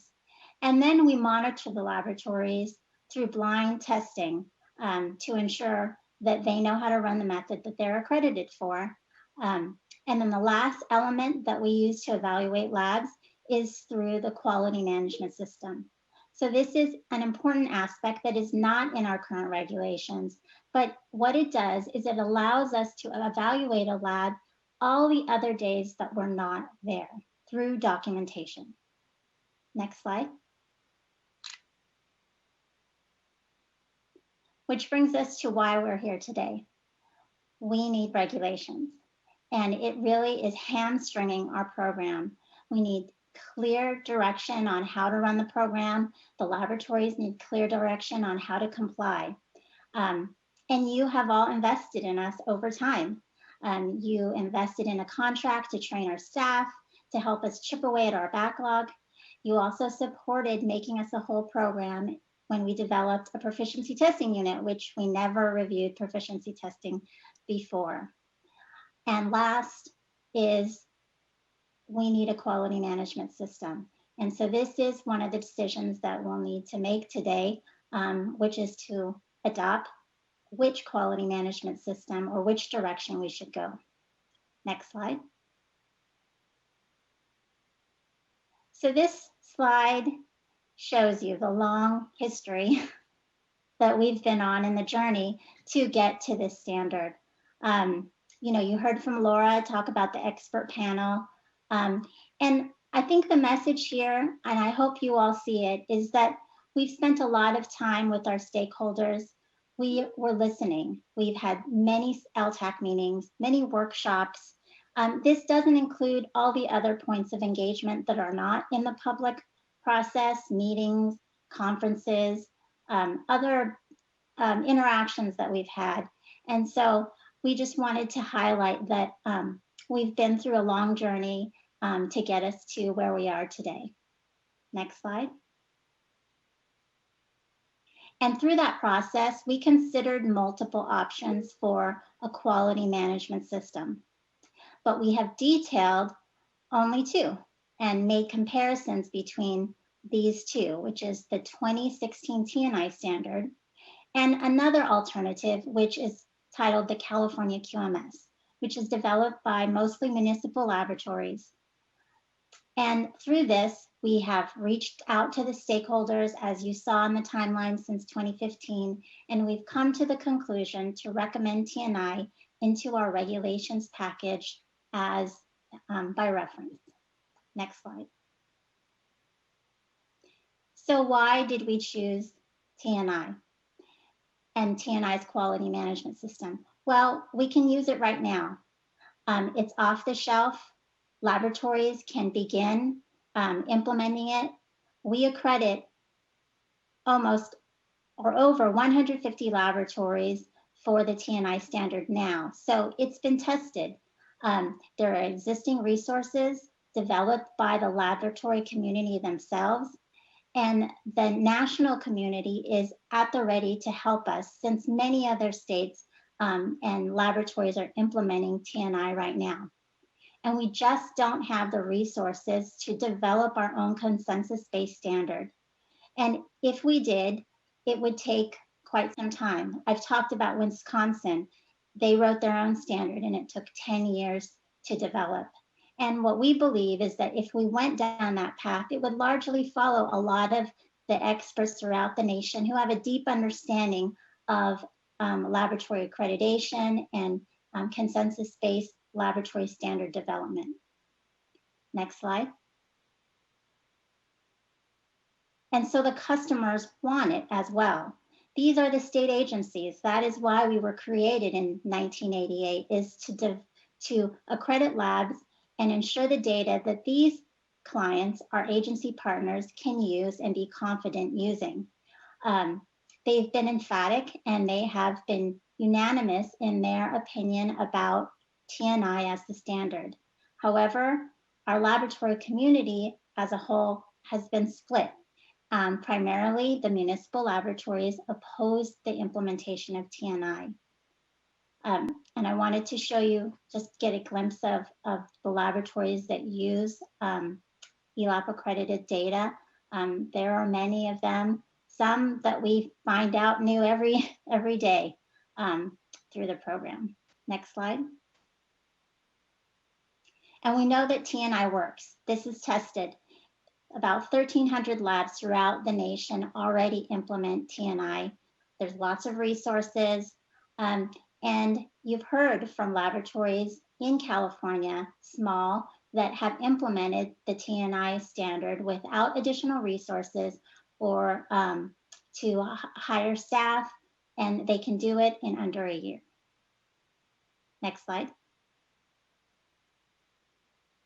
So why not California QMS? This is really a question that we've been asked, and we've done a lot of research and engagement with the laboratory community and talking to them and understanding their submittals. But what it comes down to is it just doesn't provide what the program needs to ensure we are providing what the state agency needs in their data. Specifically, it removes the critical elements of a quality management system. What we've reviewed is that they're sections and headings without the detail, which is what we are dealing with today. We don't have the detail to ensure, which doesn't ensure consistency. There's variability in the way we accredit labs. There's variability in the way that the laboratories comply. We need the quality system to be auditable with very specific details so there isn't that variability. We would have to update it. If we adopted something like the California QMS and went down that path, we would have to come together every so often and develop it. And as I mentioned earlier, Wisconsin took more than 10 years to do. And I don't believe that that's the path that we want to go. And it's not been tested. There are no existing tools or resources. No one's implementing the California QMS at this time. Next slide. But we understand this is a change and we want to help the laboratories succeed. And so we have a lot of measures planned through the grace period or transition that we are proposing. We've outlined some of those, all of those in our resolution for your consideration of adoption. And I'm not going to go into detail about what those are, but if you'd like, we are happy to go through some of them during the question and answer time. We really want our laboratories to succeed and help them in this journey to implementing TNI. Next slide. I did want to mention though, one that is really a kind of a shining star is our mentor program. You heard from the small laboratories that successfully implemented the standard, and it's caught national attention, and TNI created a mentor committee because it was such a success in California, and our very own staff, Jacob Oaxaca, is the chair of that committee. So we're excited that this is taking off and that we're leading the way here in California. Next slide. Now I want to talk about the public comments to the draft that we've released. One thing that should be noted and to be clear is that the laboratory communities really shaped our regulations. We've had 3 preliminary drafts and hundreds of comments, and every draft that we've released has manifested itself in the inclusion of comments from the lab community, and we appreciate and thank you for all of them. So what I'd like to do is talk to you about some of the actions we've taken on some of a handful of comments that the laboratory community provided. Next slide.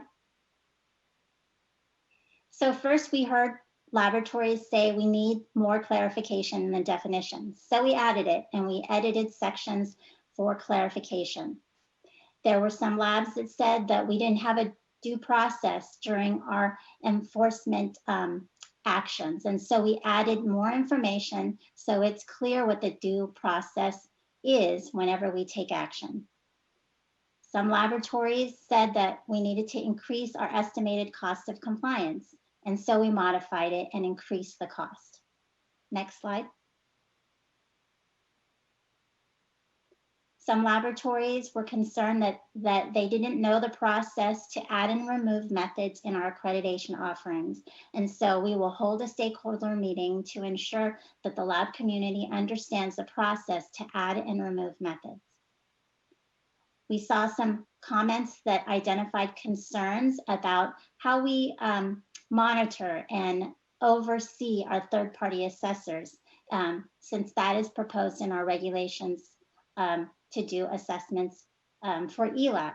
So we propose in the resolution that we will work with the stakeholders to develop oversight terms, and then we want to bring it back to the board so that you can see the work that we've done with the stakeholder community.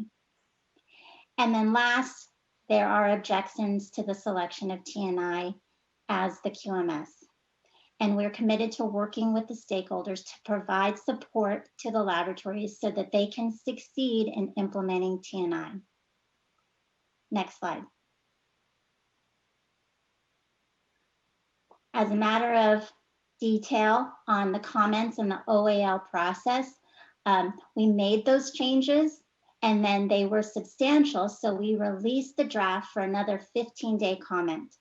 And instructions are that comments can only be made on the changes that we released.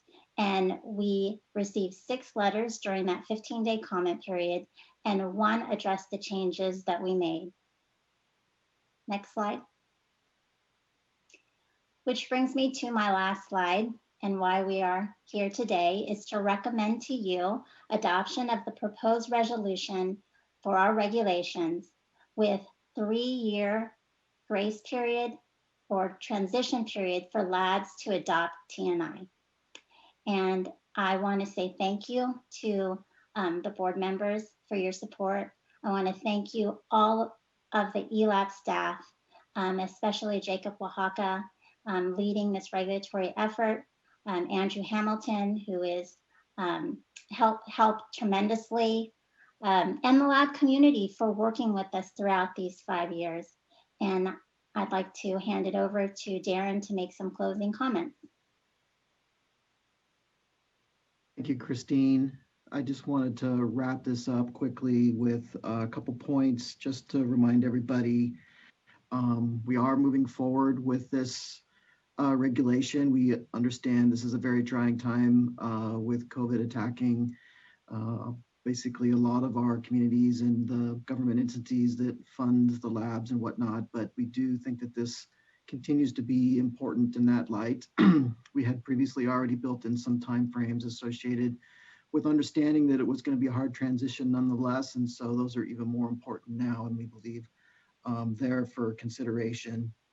I do know that this is difficult to move this forward. This community's been in this place for quite some time, and we are advancing the state of the art here with bringing this forward to the board and adding TNI to our ELAB program. Usually I'm accused of being on the bleeding edge and California leading the way, but in this instance, we're really trying to catch up with our program here to some other states and join the club. And we could see no better way to do that than to join a consensus-based group that will help us keep this program in that Peloton pack and appropriately sized and regulated in a way that we think is spread across the nation in a cost-effective manner. So with that, I'll wrap up and turn it over to you, Chair Escobar. Much appreciated, Mr. Volhamis and Ms. Sotelo. Really, again, appreciate the good work I know that has gone into this long discussion. I'll reserve the majority of my comments likely for after going through stakeholder and public comment. But if there are any thoughts or questions at the forefront here from any of my fellow board members, please would definitely entertain those now. And hearing none then, I think we can go to the speaking cards. And Mr. Loffer, about how many do we have so we can get a sense of timing here? We have about 24 cards. However, 6 or 7 of them have marked themselves as only if necessary. And we did have a couple speakers that we were going to lead with just because they requested a few extra moments. And we're going to be keeping time here in the hearing room. Okay. Much appreciated. And again, a reminder, if you can please clearly identify yourself and your organization for the court reporter, it would be much appreciated. And so our first 3 speakers are going to be Miss Amber Baylor, followed by Mr. Steve Jepson, and then Mr. David Kimbrough. So Miss Baylor, we're going to be unmuting your microphone now, and it looks like you've already got your camera live. And then again, as you begin speaking, be sure to introduce yourself so that the court reporter can get it on the record. And for the court reporter's benefit as you listen, Ms. Townsend has sent you a listing of all the speakers that we will be hearing from, so you'll have their spelling and their affiliation.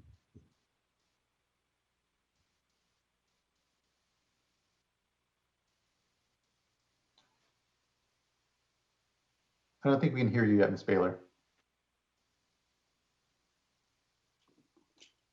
Ms. Baylor, we just unmuted you again, so.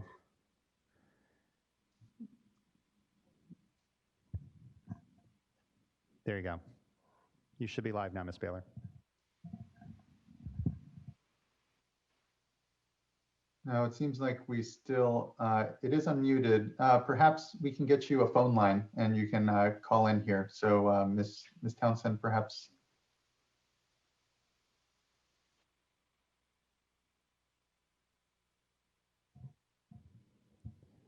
Ms. Baylor, we're going to try one more time to unmute you. It looks like we may be working occasionally at cross purposes. At this point in time, your mic should be live if you want to give it a whirl.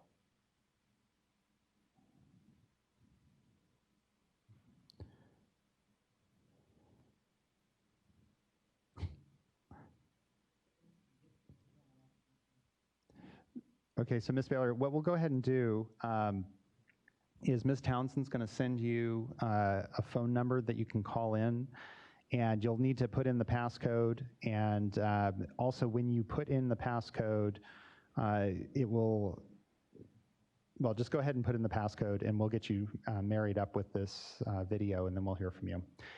In the meantime, we're going to go ahead and skip to Mr. Jepson, and we'll be back to you hopefully soon, Ms. Baylor.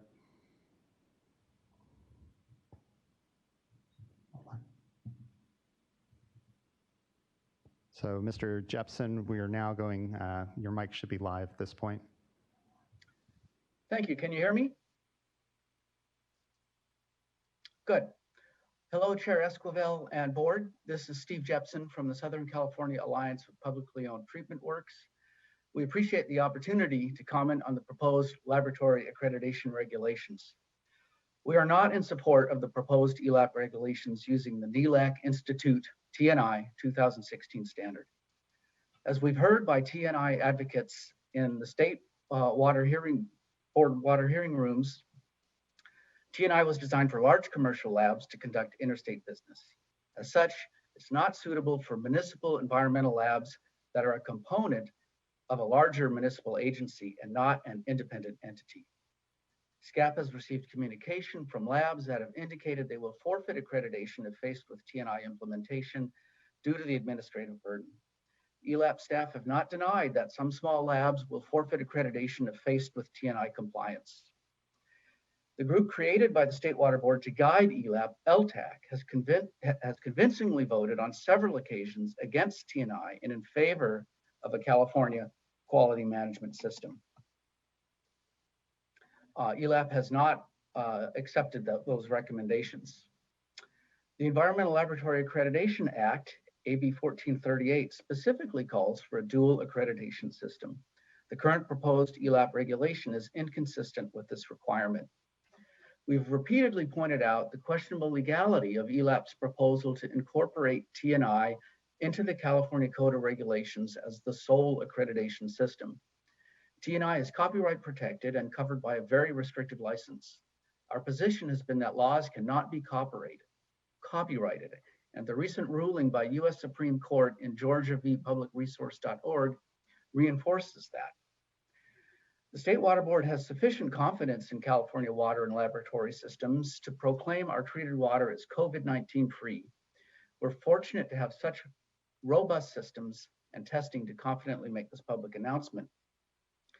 The COVID-19 situation has demonstrated the value and need of a robust laboratory system. We should think carefully about a accreditation system that would compromise our current laboratory system, such as TNI, which would reduce the number of accredited laboratories in the state, especially in rural areas. Also, the statement of reason is inadequate and must be revised. It fails to provide tangible justification for the regulation, and the economic analysis drastically underestimates the labor requirements and labor costs for TNI implementation. This is a major regulation and must be treated as such. With the exception of the US Supreme Court ruling, all of these comments have been provided in detail through comment letters provided by SCAP and other stakeholders submitted throughout the regulatory process, and most recently on February 28 and March 12 of 2020. To date, ELAP has not addressed many of these comments. If the goal of the Water Board is to protect public health and the environment, adopting an accreditation regulation that includes a California QMS that can quickly be implemented is the clear choice, rather than a copyrighted TNI-only system as the sole accreditation mechanism that will be costly and time-consuming to implement, resulting in fewer accredited labs that will not improve data quality and is on weak legal foundation. Thank you for the opportunity to comment. Thank you as well, Mr. Jepson. Much appreciated. Mr. Loffer, is Ms. Baylor able to join us now? Yes, we just got her in, and what we'll do is we will unmute her on the telephone and we'll take her camera live, and then should be able to hear her presentation. And Ms. Baylor, I think you had a PowerPoint you submitted, which they're bringing up here for you. So Ms. Baylor, you should be able through your phone now to talk, and we should be able to hear you. I'm talking. Oh, yeah.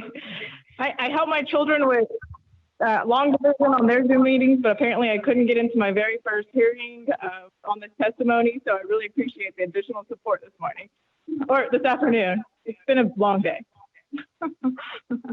All right, well, I'm gonna try to pull some, can you, I think there's some feedback. Yeah, we can hear you. You may want to turn the sound down on your computer completely. It could be that that's what's causing a little bit of a feedback loop.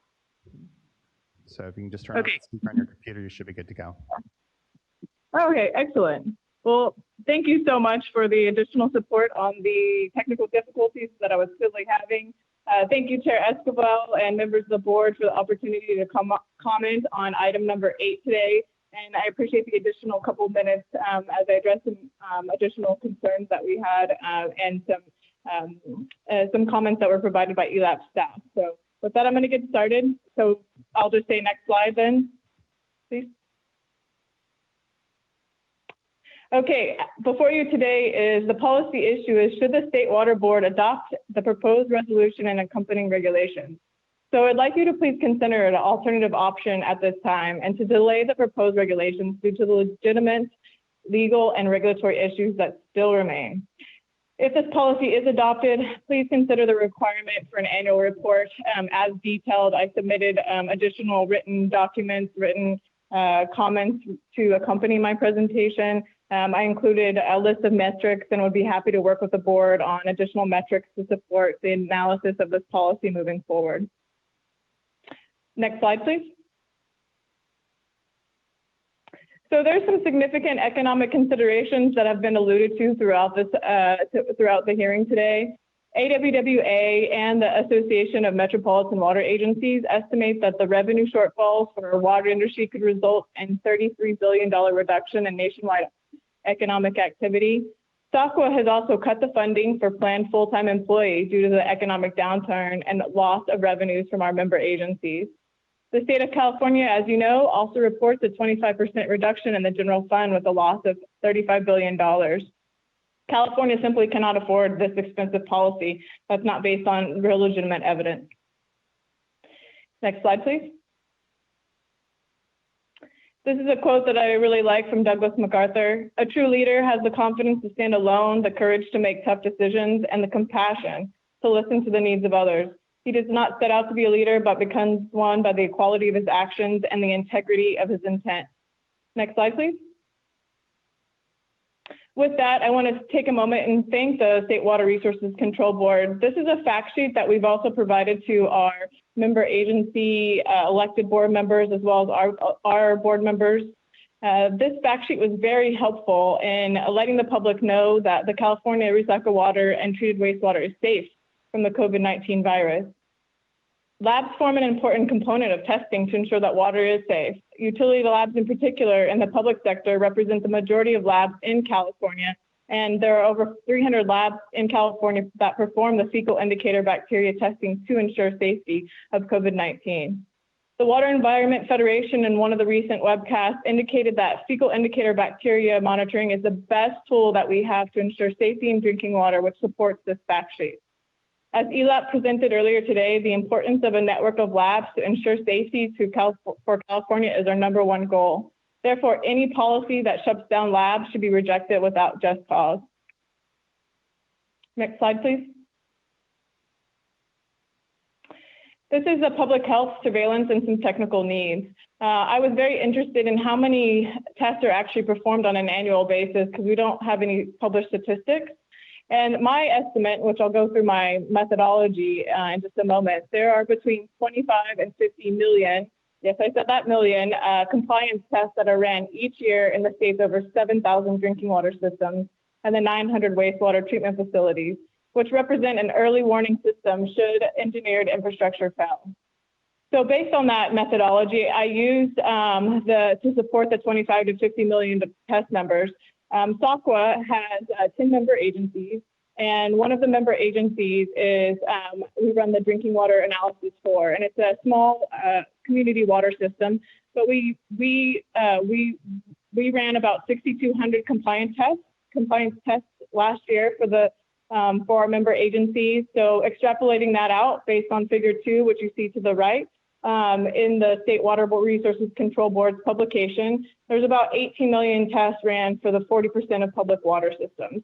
That means that there are millions of tests that are being ran each year, and there's a lack of evidence to support this policy that there's true issues in the system. Next slide, please. The ELAP response to comments indicated that the presenters did not provide published data to support their claims. As a manager in the utility business for the last 14 years, the salary costs now provided should represent the baseline of costs for the implementation of this policy. I would like to submit this Bureau of Labor Statistics wage data into the record at this time. This simple calculation, based on the methodology provided in the ISOR, results in a policy that's close to, in the operational phase alone, of over $40 million. This puts it very close to being over the major regulatory status. Next slide, please. There's a lack of evidence. There's multiple public records act requests, specifically the 105 audits of a private firm who was able to audit labs based on the current regulations, indicate that ELAP has the ability today to regulate labs under the current regulatory authority, and that there is no systemic data quality issues in the over 25 to 50 million tests laboratories run annually. Those same audit reports indicated that labs are accredited through TNI cannot keep up with the documentation requirements.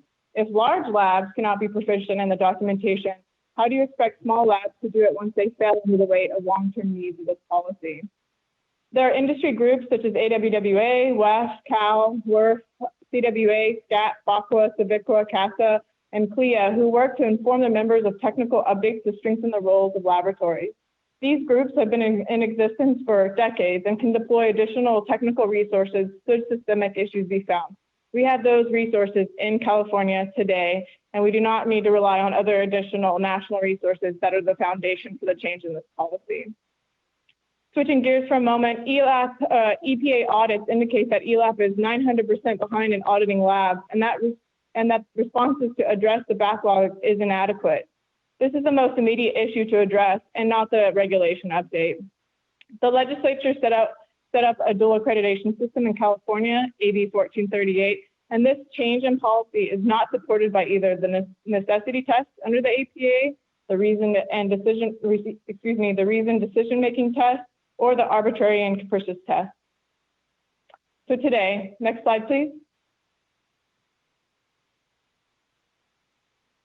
It is concerning that ELAP's program has moved forward consistently, ignoring the legitimate concerns by industry groups, and believe you me, we've met with them many times, with an accreditation system that was either approved or endorsed by LTAC.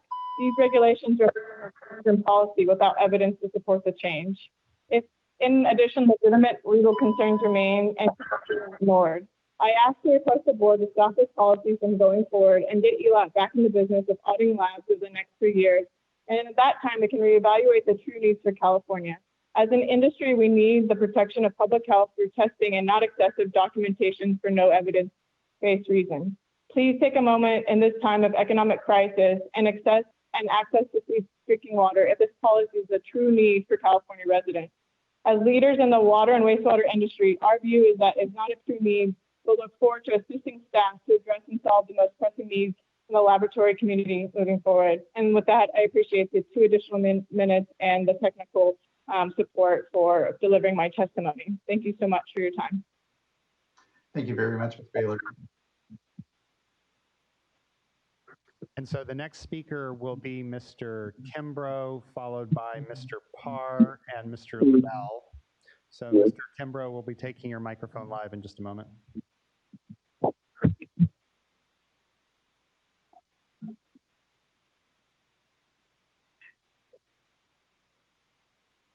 And Mr. Kimbrough, you should be able to speak now. There we go. Can you hear me?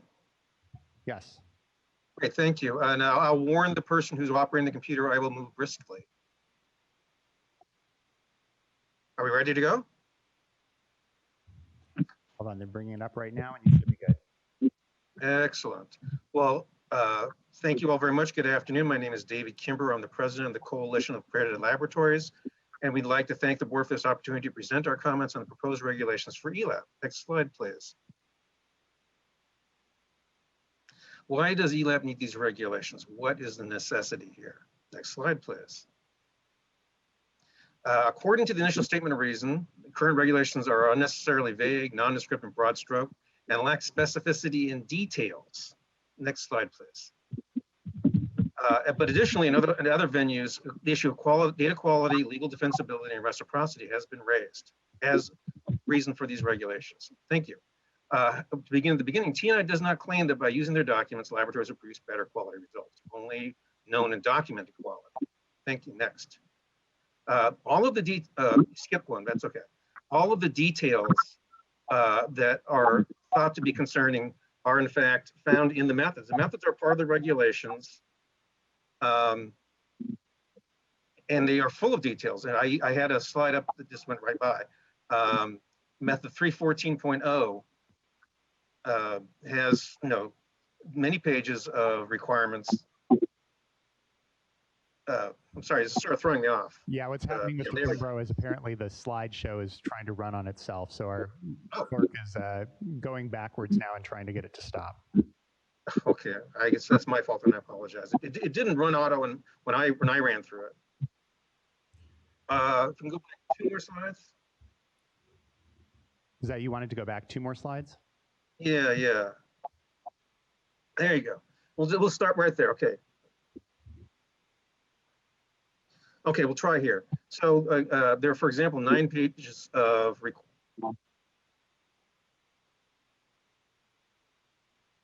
Here, Mr. Kimbrough, let's just pause for a second and let's see if we can turn off the timing on the slides here. Hold on 1 second. Yeah, let's try that. Thank you.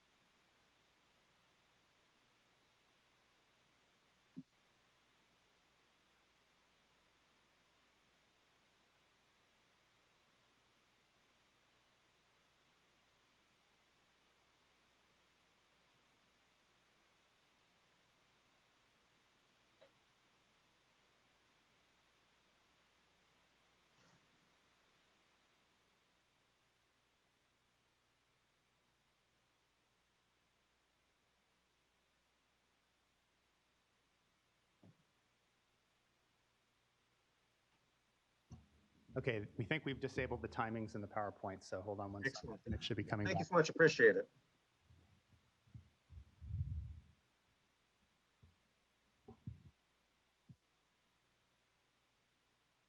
Excellent. We can just move back to say 3 slides.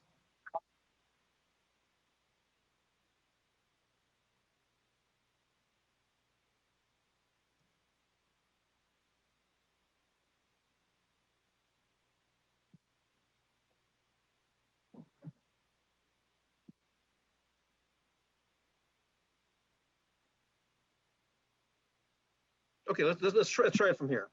So again, the main concern expressed is a lack of specificity and details. However, there are the specificity and details alluded to are actually found in the method. The methods are part of the regulations. There are hundreds of methods with thousands of pages of specific detailed requirements. So for example, this is method 314.0, which is a US EPA method for fluoridated drinking water. You can see there are 49 pages of requirements, including 9 pages of quality control requirements. Next slide, please. Here is a brief summary of those requirements and divided into 4 sections. You can see there are many, many highly detailed specific requirements. Next slide, please. This is the key element here. If you read text in 10.2.5, you'll see there's a requirement for a quality control sample. And that section 9.2.5 requires that quality control sample be within plus or minus 10% of the stated value. There's your specific detail. There is your quality control. If you read section 1.7.3.2 of TNI Module 4, all it says is you will apply the criteria published in the mandated method. It doesn't provide any additional information, better or worse or anything else. All it says is follow what's in the method. Next slide, please. This mandated method language appears throughout Module 4. I mean, every single requirement basically says do what the method says. So it can't improve data quality. It simply requires you to follow what's in the method. So Module 4 is not only largely redundant with the approved methods, it is also not consistent with the Administrative Procedures Act because of non-duplication and lack of necessity. Next slide, please. This is recognized in the response to comments where ELAP basically says they did not recommend these recommendations, these requirements because of data quality. Next slide, please.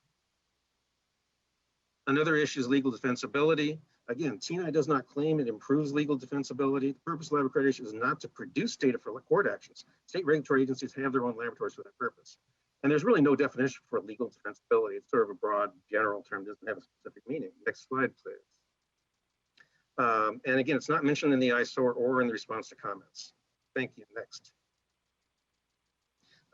This just does not create reciprocity. This is not actually TNI. This is TNI light. And so other TNI states would not recognize this as a reciprocity. Next slide, please. There are licensing issues. Next slide, please. As you've heard before, last year, the Environmental Laboratory Technical Advisor Committee created a subcommittee to look at creating a California QMS. Their first meeting was January 28th. Next slide, please. At that time, TNI apparently got wind of this and sent a letter to the state boards indicating that this was contrary to the licensing agreement, that these committee members could not be allowed to use this standard without all of them having purchased a licensing agreement from TNI. Next slide, please. The board submitted a memo on top of that indicating that they agreed that it was not possible to use the TNI documents without all the members having access to through the licensing agreement. Next slide, please. So what we're saying is that this document, this regulation, which is to be a regulation, can't be used by anybody unless they can't be read or adapted or in any way without having a licensing agreement with TNI. Next slide, please. So they're basically claiming ownership, which is true, they do. There's a copyright issue here. Next slide, please. As I mentioned last time I presented to this group, the 11th Circuit of Court of Appeals had recently reaffirmed a longstanding legal doctrine that laws, including regulations, are not copyrightable. Next slide, please. The key here is this not just because judges or legislators or administrators or regulators are writing this. This rule applies even if a private sector actor was the author of the work. Basically, if it's going to be copyrighted, it cannot be law. If it's going to be law, it cannot be copyrighted. Next slide, please. And this was not even the subject of the appeal. Both parties, Georgia and PRO, agreed that laws cannot be copyrighted. They simply disagreed about whether it applied to this particular, the OCGA in particular. Next slide, please. Last week, the U.S. Supreme Court reaffirmed this the principle of edicts of government no one can own the law. And this is exactly what the issue here, the problem with this is that basically TNI would own California regulation. Next slide, please. And then we do want to comment on the response to comments. Next slide, please. We submitted about three comment letters with about 3 dozen comments. Many of them, if not most, had no response. Next slide, please. For example, we discussed extensively fields of accreditation. It's not even mentioned or acknowledged, much less responded to. Next slide, please. We committed an entire comment letter to this being a major regulation addressing costs and so on, but the response comment did not respond to this comment in any particular detail. It was very broad, vague, and ambiguous. Next slide, please. Similarly, we believe they mischaracterized our comments. They asserted we did not support our cost benefits documents, but in fact, we included the entire budget change proposal that it's based on in its attachment I. And then within the other comment letters, we actually provide hyperlinks. So the RTC would mischaracterize our comments in this nature. Next slide, please. Because of the copyright issues, the point was raised that, under current regulation, we're required to purchase methods. This is not true. There's no requirement for laboratories to purchase standard methods or any other document. Labs get to choose which method they want to use. And if they want to, all they're required to do is employ the method. They don't have to have a copy of the method. Next method. And next slide, please. Conclusions. The proposed regulations lack authority, necessity, clarity, consistency, non-duplication, and cost-effectiveness required under the Administrative Procedures Act. Response to comments is incomplete, non-responsive, vague, ambiguous, and inaccurate. We recommend that the board vote to reject these regulations. Thank you very much for your time. Thank you as well, Mr. Kimbrough. Mr. Laufer? Yes, our next 3 speakers will be Mr. Jerry Parr, Mr. Bruce LaBelle, and Ms. Carol Wortham. Mr. Parr, we're going to go ahead and offer you the opportunity to share your camera at this point in time, and then we'll unmute your phone. Thank you. I'm not going to do a camera. I'm working safe at home.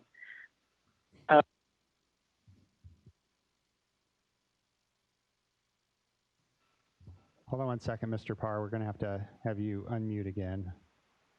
You should. Okay. You're good to go. Can you hear me now? Yes, thank you. Yes, we can. Okay, thank you. Chairman Escobar and board members, thank you so much for allowing me the opportunity to speak. I wanted to start by talking about the role California has played in our organization over the last 25 years. Dr. Robert Stevens, who is chief of the State of California Hazardous Materials Laboratory, was the very first chairman of the board of our organization. He played a key role in establishing the framework by which states could work together towards a common goal. That was in 1995. In June of 1998, Dr. Barton Simmons, also from California DHS, forms and becomes chair of our field activities committees and begins the process of developing a standard for accreditation of field sampling and measurement organizations. June of 1999, California was recognized as a NELAP accreditation body, and the first laboratories in California were accredited the standard in 2000. 2002, Dr. Paul Kimsey with the California Department of Health Services becomes chair of the board and presides over the annual meeting in San Diego in July of 2003. So you've had a long and key role in our organization. We are very excited about the possibility of California coming back and help move our national effort forward. We hope your actions today will begin this process, and we look forward to a strong partnership for years to come. I just want to share a few things with you. We understand that some laboratories in California are resistant to change, but many, well over 100 by my estimate, have already embraced the new paradigm and are becoming early adopters. For others, we are committed to continue to provide resources to help make this change. As Christine mentioned, one of the things we started this year was we've developed a task force to develop venture program. We've had over 25 individuals volunteer to be on this committee. They met for the first time last week. And again, Jacob Oaxaca of the ELAP staff is chairing that group. And And I hope we're going to have an implementation plan for what they're going to do in the next few months.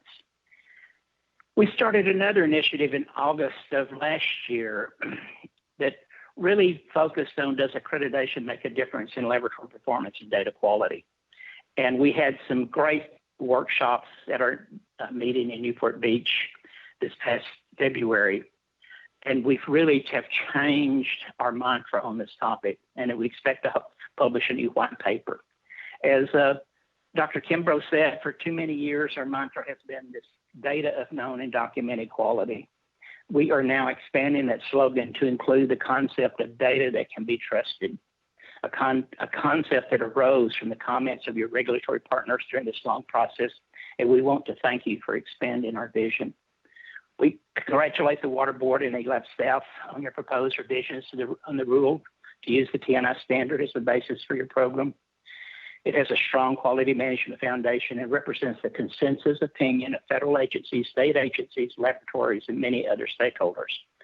We believe it contains requirements that are flexible to allow laboratories the freedom to use their experience and expertise to perform their work and to allow for new and novel approaches. We believe it is auditable, that it contains sufficient details so that assessors can evaluate laboratories' consistency. We believe it contains practical and essential requirements that do not place an unreasonable burden on laboratories. We believe it is widely applicable to all types of laboratories, regardless of their size or the type of work they do.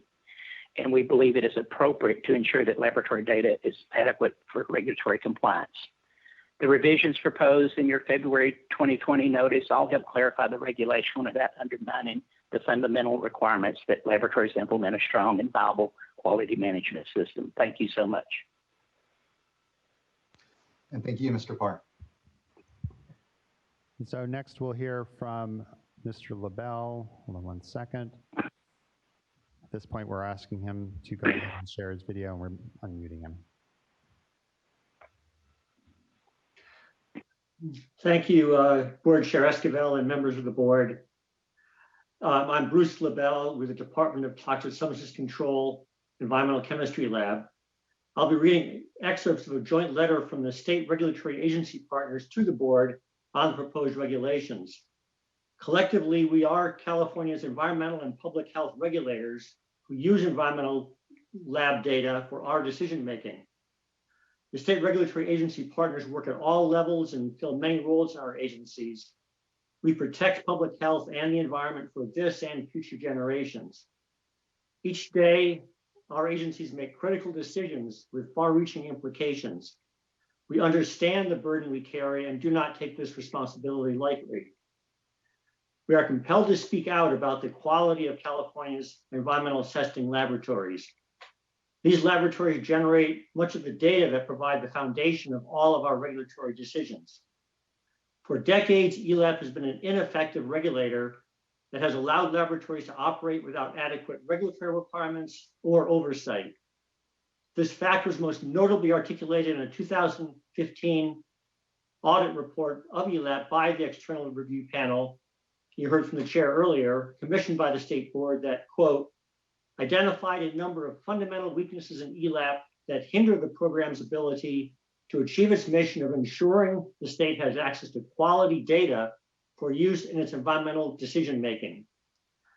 More importantly, the panel observed that these deficiencies have cost the program credibility among key constituencies, notably the state agencies that rely on data generated by ELAP-accredited laboratories, end quote. Since acquiring ELAP, the state board has made significant progress in reforming the program into an effective regulating body. We have been encouraged by the extensive work by ELAP over the past 5 years. We have strongly approved of and supported the path ELAP is on. We are in full support of the current proposal to require environmental laboratories to meet the consensus-based quality system standards in the 2016 TNI standard. This accreditation standard would ensure proper management and documentation of laboratory activities. This will provide a foundation for confidence in the data submitted to our programs. However, statements and recommendations made by the regulated laboratory community have left us very concerned. We strongly disagree with their proposed California QMS as an alternative. The California QMS ties the hands of ELAP, and it will prevent us, the state's regulatory agencies, from effectively carrying out our mission to protect California's people and environment. Our agencies take pride in leading the nation in progressive, effective environmental regulation and protection. Allowing our state's laboratory to operate at less than the national consensus standard is in direct conflict with all we stand for. We urge the board to adopt the regulatory proposal as currently written. It is critical to our shared mission. Respectfully, the state regulatory agency partners. Thank you. Thank you very much for your comments, Mr. LaBelle. And just so folks can prepare, our next three speakers are going to be Ms. Carol Wortham, followed by Mr. Bob Gore, and then Ms. Debbie Webster.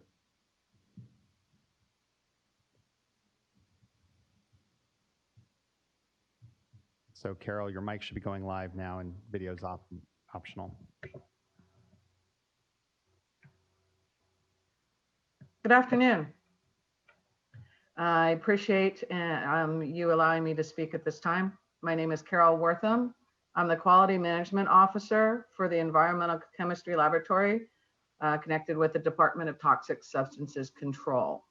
I have over 30 years of experience working with laboratories, and I do, as a support program for the state agencies, is I do review a sufficient amount of data submitted by laboratories accredited with California. I have noticed a large discrepancy in the type of quality associated with some of these laboratories that all have ELAP accreditation, but not necessarily the same quality standards behind them. I want to emphasize the importance of laboratories working under a strong quality system that addresses all the elements of their laboratory management and their operation. The EPA methods are not sufficient to ensure constant, high quality, well-documented data, especially now when some of them are being addressed as guidance documents more than regulated requirements. Therefore, I support the proposed regulation for ELAP. Thank you very much for your time. Thank you very much as well, Ms. Wortham. So next we'll hear from Mr. Gore.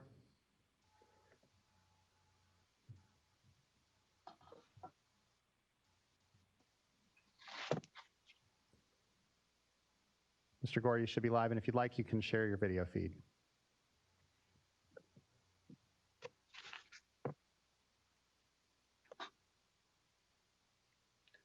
Michael? Hi, Bob. Can you hear us today? You are. Yes, I can hear you. Can you hear me? We can. You were good to go, and you're live. Okay, do you have my 40 slides queued up? Oh, no, never mind. Darren and Christine have shepherded a excellent regulatory process. And on behalf of the Modesto Irrigation District, we'd like to express our support. They have truly, as they said, listened, and we are reassured. They'd offered specific statements in response to our concerns. We look forward to a continued dialogue and workshops. We recognize, and they do too, that COVID and other costs are increasing steadily. We hope the board is sensitive to fees, which are due to be presented in June, being mindful that the ratepayers are the final arbiters of that. We hope that these regulations allow continued diverse and robust statewide data, which is in the interests of all. And I defer to Jessica Stillwell from MID, who will follow. Thank you. Thank you, Mr. Gore. Much appreciated. And actually, what I will go ahead and do is, just so Ms. Stillwell can be ready, I'll have her go after Ms. Webster. Ms. Webster is coming up next, and then it'll go Ms. Webster, Ms. Stillwell, and then Ms. Kalua.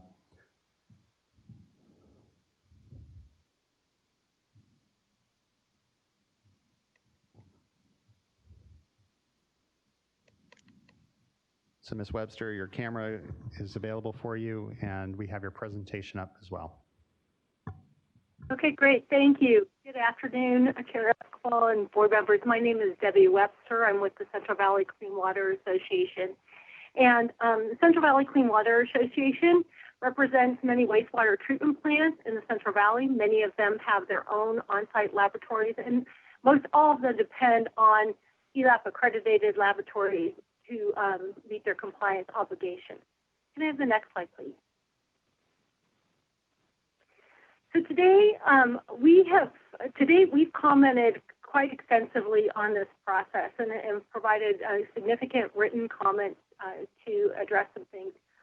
I would like to specifically talk about the first two items I have on this bullet list, addressing the T&I and public agency conflicts, and then the compliance pathway during the transition period. Now, the transition period is the period when the regulations become effective to the point where the proposed T&I management system would then become mandatory. So those are the two main issues. In my discussion, I'm going to talk about some of the continued issues that SWRCB has with the proposed regulations. Our preferred alternative for addressing that, which typically includes actually putting those recommendations into the preferred, into the regulations themselves, and then some Band-Aid or minimal preferred alternatives, which would more address having those issues resolved in the resolution. I do want to let you know that this outline was put together prior to the COVID emergency, and so the dates that you're going to see need to be changed a little bit depending upon how things move forward today. So if you can go to the next slide. And one more, I'm sorry. There we go, thank you. SWRCB all along has commented that there are aspects of the T&I standard that conflict with public policy, whether it is in purchasing, in the way we handle employees, and because our laboratories are auxiliary to either a city or special district, they usually don't have their standalone procedures that are independent of the rest of those functions. And so we had asked and continue to ask that in the proposed regulations, that a provision be included that identifies that if there is a conflict between state or local law or a local provision, that would prevail over the T&I recommendation or the T&I requirement. Otherwise, we'd ask that public laboratories also be exempt from basically maintaining those policies as part of their procedures and being able to reference those for other departments. Can you go to the next slide, please? Alternatively, if it's not addressed in the regulations, we'd ask that in the resolution, the board make it clear that really state and local ordinances, resolutions, policies, or laws would supersede the T&I provisions. And so we ask that what's shown here would be added to the proposed resolution. And in addition, if you can go to the next slide, please. We would ask that the resolution also address staff to identify where in T&I there could be potential conflicts. That way, it would be clear to all, including ELAP staff and the laboratory communities, how to handle those differences or those conflicts. Okay, moving on to the next issue, if you can go to the next slide. The other issue is that there's a transition period that we talk about between the times when the new requirements become effective, and July 1st might not be the correct date, but they'll become effective, and the time when regulations will then be based upon T&I if so adopted. But in that time frame, there's a whole bunch of new programs that need to be put in place, including those that ELAP needs to take care of, which is the third-party assessors process, the change from fields of testing to fields of accreditation, other things that really are not available at this time. And there's other changes that I'll talk about briefly that are not in place in order to comply during that time. Now, one thing that SWRCB takes very seriously is that we don't consider a lack of enforcement to be a compliance pathway. We really feel like a compliance pathway is required. So if you can go to the next slide, please. The new requirements that are coming into place, basically, many of them have to do with the new application requirement. As part of the application requirement, some of the timing has been switched over so that now you must have an on-site assessment. And what is new is an approved correction action report. And the proposed regulations recognize a 9-month period that this would take. It's more likely that this is going to be somewhere between 9 and 12 months. Now, in order to do an on-site assessment, COVID has definitely impacted the ability to do that well and far-reaching. And so I can't tell you exactly how long that might impact that time frame, but it is something that needs to be considered. As I said, the on-site assessment had to be before the application submittal. You have the quality manual had to be part of the submittal, which was the case before, but there's some new requirements in there and some nomenclature difference. And then the use again of third-party assessors that could be used to do your assessment. All those aspects have not been placed and yet are not available at the time. If I can go, I'm almost done. Yes, please continue on. Thank you. Okay, and so therefore, what we're asking for is that the regulations would not become effective for at least a year, and that way, the laboratory community could get that complete application package available, including doing the on-site assessments. ELAP would be able to have its work done, including identification of the third-party assessors, list of the fields of accreditation. These types of things are really needed for a successful program. If you can go to the next slide, please.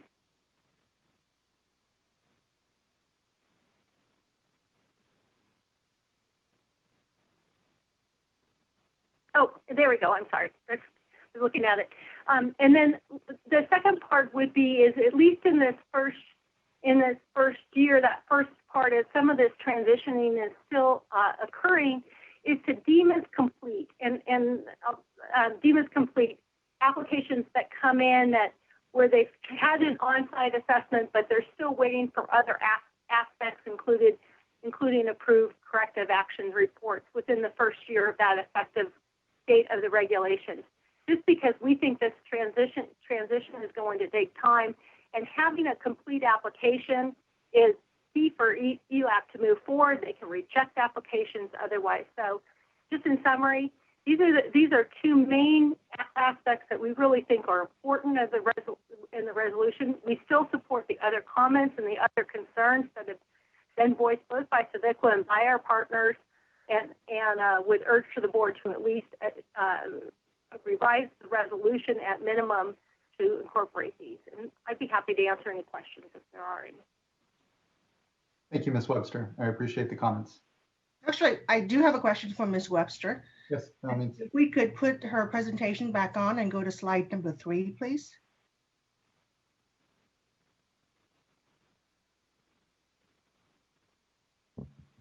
Staff working on it will be up in just a second.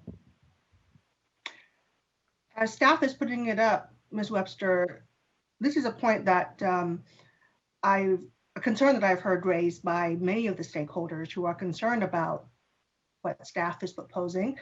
The idea that they have to somehow maintain separate records and procedures and not be able to just reference to them to be in compliance with the TNI process.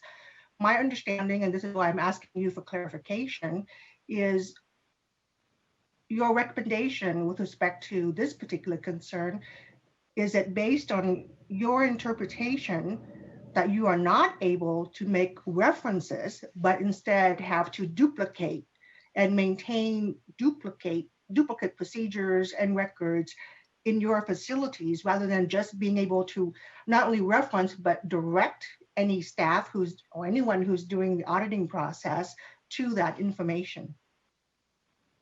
Well, thank you. That's actually a good question. There's been a lot of different interpretations that we've heard from our members and from staff. Some have said that it is okay to reference it, some that have not. And so there's been a lot of confusion, I would say, around that. And this would be part of the reason why we put in that second recommendation, which is actually in I think the next slide or two more slides, maybe, let me see. I think it's slide 5, where we ask that, there you go, is that within the adoption, the date of the adoption, that ELAP really identify those areas where there may be these differences or these misunderstandings and be very clear about it, both to their staff and the on-site assessors that might be auditing for ELAP or auditing ELAP labs, and to the laboratory community that is an acceptable alternative. So since you're the one raising this as a concern, can you give me some example of these duplicate, conflicting requirements in terms of when there might be this conflict between state and local ordinances and what staff is proposing? Sure, there's several areas where these have been identified, and I know in our comment letters that we've provided in the past, we've been much more specific into this, but just as an example, the main areas have to do with purchasing and purchasing requirements. So we might have purchasing, there's some finance areas where our financial departments might take care of it. There's Let me stop you there. And the reason I asked for an example is my understanding of those examples. And if it's an area where in the process of implementation, we might have to clarify through a case-by-case basis, is that references to where that purchasing information is available is perfectly acceptable, that you don't actually have to reproduce it as long as it can be referenced and the auditor can access it. That is my understanding of the intention. Okay, well, I appreciate that. I'm like, we've been waiting for quite a bit of this in writing, and we're hoping to have seen that in the response to comments and have not seen that. So any written direction in that is appreciated. Thank you. I'll just, on that point, I do, and this came up, I know, throughout the comments and at the last workshop, but I do think there are California specific, local public agency laws that are unique to California, that it would be important for us to, and I think it's realistic what's being proposed within 6 months or so, for us to develop guidance on, for public agencies on these issues of how to reconcile local government law in California with the TNI standard, and so can clarify that pathway. I don't think that's too much to ask. I think it's fully appropriate, and I think necessary given how many local or public labs we have in California. So I think and especially if what we're hearing from staff is that really it's just referencing what they already have, and there aren't any real conflicts or additional work that should be pretty easy to do. So I guess on that issue, I think we should be able to provide that kind of guidance, and I appreciate that proposed language. And I'd be interested to know if staff have concerns with that, particularly that slide that we're on now, which is H, or if they have other language, or if it'd be more appropriate. Well, anyway, that this would be part of the resolution to provide more guidance. This is Kim Niemeyer. Let me see if I can turn on my video for you. Okay. Hi. It's not, I don't feel it's really necessary. And I think that if we go through the T&I requirements, you'll see that, for example, on purchasing, it just requires that the laboratory shall have policy and procedures for selection and purchasing of services and supplies that it uses that affect the quality of the test and/or calibrations. And this is similar to training and other sections. It just requires that there be established policies and procedures. And so that's where we can point back to what the municipalities already have. We have not found any direct conflicts with California municipal law. So I think given that that's the case though, and how widespread this concern is, that it would be still important for us to develop kind of a tailored training and guidance document for public agencies in California. And we definitely have, ideas for doing the trainings for, specifically the small labs, the municipal labs, and helping them to walk out of a training with the quality management document that they can rely upon. I'll just jump in and say that I agree with Board Member Firestone. I'm not as concerned about the mode in which we provide some additional guidance, but just that guidance needs to be there, whether it's through a resolution, response to comments, or guidance. I appreciate, Ms. Webster, your comments, and I understand you continue to have concerns, but this is the kind of information that I was hoping to get a while ago. And so, how can we improve this? How can we improve the transition period, compliance, additional time? And so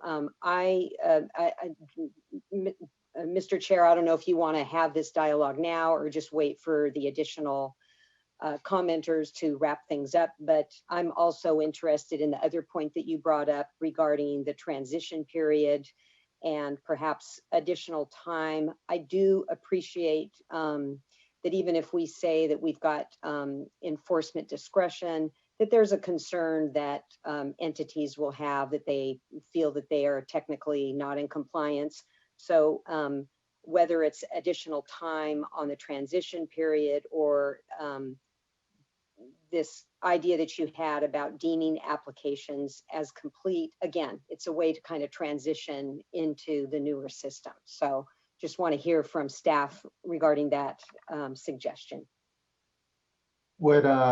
I think that we should get a response. If you want, we can discuss it further now. I know we do have further public commenters, so I would say let's make sure, obviously, this is an emphasis here that we've flagged, and we can circle back to it after commenters. But if Mr. Blahamis or others would like to have a brief response now, that'd be fine. Yeah, I'll try to respond briefly, and Christine can back me up a little bit here, but just a couple points here. This has been implemented by other states. The municipalities in those other states have been successful. We've got a longer compliance period than any of those other states used to implement their T&I programs. So we do, and we've chased every one of these claims of this is causing confusion. And I think the reality is the board members are both right on, is that we need to have a good education campaign, and we're very committed to making sure this is successfully rolled out so that the industry can understand what those are and how to meet those, that it's been doable before, and we just need to make sure they're comfortable with understanding how to do that reference works going forward with that. But specifically on the suggestion regarding deeming applications complete, sort of staging compliance. So Darren, I'll take that. So first of all, I want to say Debbie Webster and Civiqua have had some great comments, and we integrated a lot of their comments into the resolution language. Some of the slides that I talked about earlier that I held back in case the board members desired, answers to these questions was about a transition period. And we have a plan to work with laboratories to realign them. If the regulations are adopted, it would be a one-on-one transition appointment with each and every one of the laboratories that would be expiring this year. So the concern that they would be kind of off, balance, we're going to reach out to them. And we've had a pilot appointment with a laboratory already to realign them who was expiring this year during this time of adoption. As far as assistance, I agree with Darren and all the board members that there needs to be some sort of campaign to ensure that some of this confusion about implementation of the standard can be cleared. And we hired a contractor to provide a training class. It was scheduled to be in-person training classes. There will be 20 throughout California to have one-on-one training to laboratories to clarify this confusion. There would be templates specifically for municipal laboratories on how to implement the TNI standard and clarify some of this confusion. Our contractor is ready to pivot and course correct and provide webinars now instead of in-person training based on COVID. So we're thinking about all of these things. I can go into more of all of the plan that we have during their transition, but we've been thinking it through, and we hear what the community is saying, and we want to help them succeed. Thank you, Ms. Sotelo, and thank you, Mr. Blamis. We'll put this in a group of items to discuss further before we take action here, and then otherwise really, again, appreciate the comments, Ms. Webster. So our next three speakers will be Ms. Jessica Stillwell, then Ms. Caitlin Kalua, and then Mindy Boyle. So let's start with Ms. Stillwell.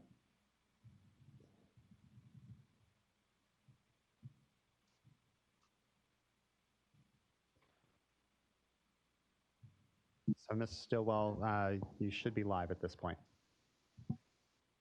Perfect. Good afternoon, board members. My name is Jessica Stillwell. I'm the Water Quality Supervisor for Modesto Irrigation District. On behalf of the district, I want to take a moment to thank the ELAP team for meeting with staff on January 23rd of this year regarding our concerns about the proposed regulations. We appreciated the time that was spent clarifying the proposals and receiving our suggestions with an open mind.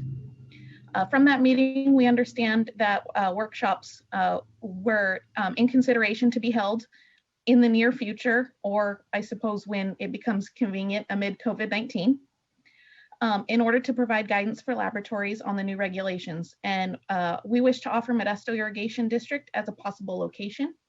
Modesto Irrigation District is centrally located with easy freeway access, and we're one of the few small laboratories participating in this process. So we hope to be a resource for ELAP and the State Water Resources Control Board in seeing regulations come to fruition seamlessly. Again, thank you for the opportunity to comment today, and we look forward to working with you in the future. Thank you very much, Ms. Stillwell. Much appreciated. Mr. Lawfer? And our next speaker is Ms. Kalua. And she should be going live now. All right, wonderful. Name is Caitlin Kalua. I'm the policy analyst with the California Coastkeeper Alliance, which represents local waterkeeper organizations throughout the state. I provide comments today on behalf of Los Angeles Waterkeeper. Essentially, I want to begin by saying this morning's COVID response presentation really underscores the importance our labs play in supporting public health, and it's critical that our labs are held to a strong standard to ensure that critical pieces of infrastructure are actually, and the water and everything that we are providing is actually scientifically sound and provides reliable and accurate data. So just taking a step back, just want to acknowledge that. And to ensure and improve the reliability of California's labs, we encourage your board to adopt the proposed regulations as proposed by staff to ensure California is aligned with recognized national consensus-based standards to improve data quality and reduce data fraud. While some have advocated for weaker standards or a two-tiered system, we simply don't believe that would work. Accredited laboratories should be held to a single standard that ensures all the data coming from California laboratories is scientifically accurate, and allowing a less reliable method to operate alongside the 2016 TNI standard will only result in confusion and undermine confidence in the data overall. Only the T&I standard provides the necessary procedures to ensure that data is reliable, and the record-keeping process outlined in the T&I standard is essential to demonstrate the scientific accuracy of laboratory results. We understand that this may seem to be a large administrative hurdle, but we can't underscore the importance of accurate record keeping. And as was made clear in the Flint, Michigan drinking water crisis, where there were failures to report and accurately record data. And so we do want to ensure that California does not experience a similar failure as we've seen in Flint. And we do support this consistent consensus-based standard. Finally, while there may be increased costs of compliance for the standard, the T&I standard will actually help smaller labs. In our view, by adhering to a nationally recognized standard, those labs would be able to ship samples outside of California if and as needed. Moreover, we advocate that if smaller municipal labs demonstrate financial hardship with compliance with the standard, it would be worthwhile to explore available avenues for financial assistance. Of course, we understand given the challenges with COVID, but of course, to explore what options may be available.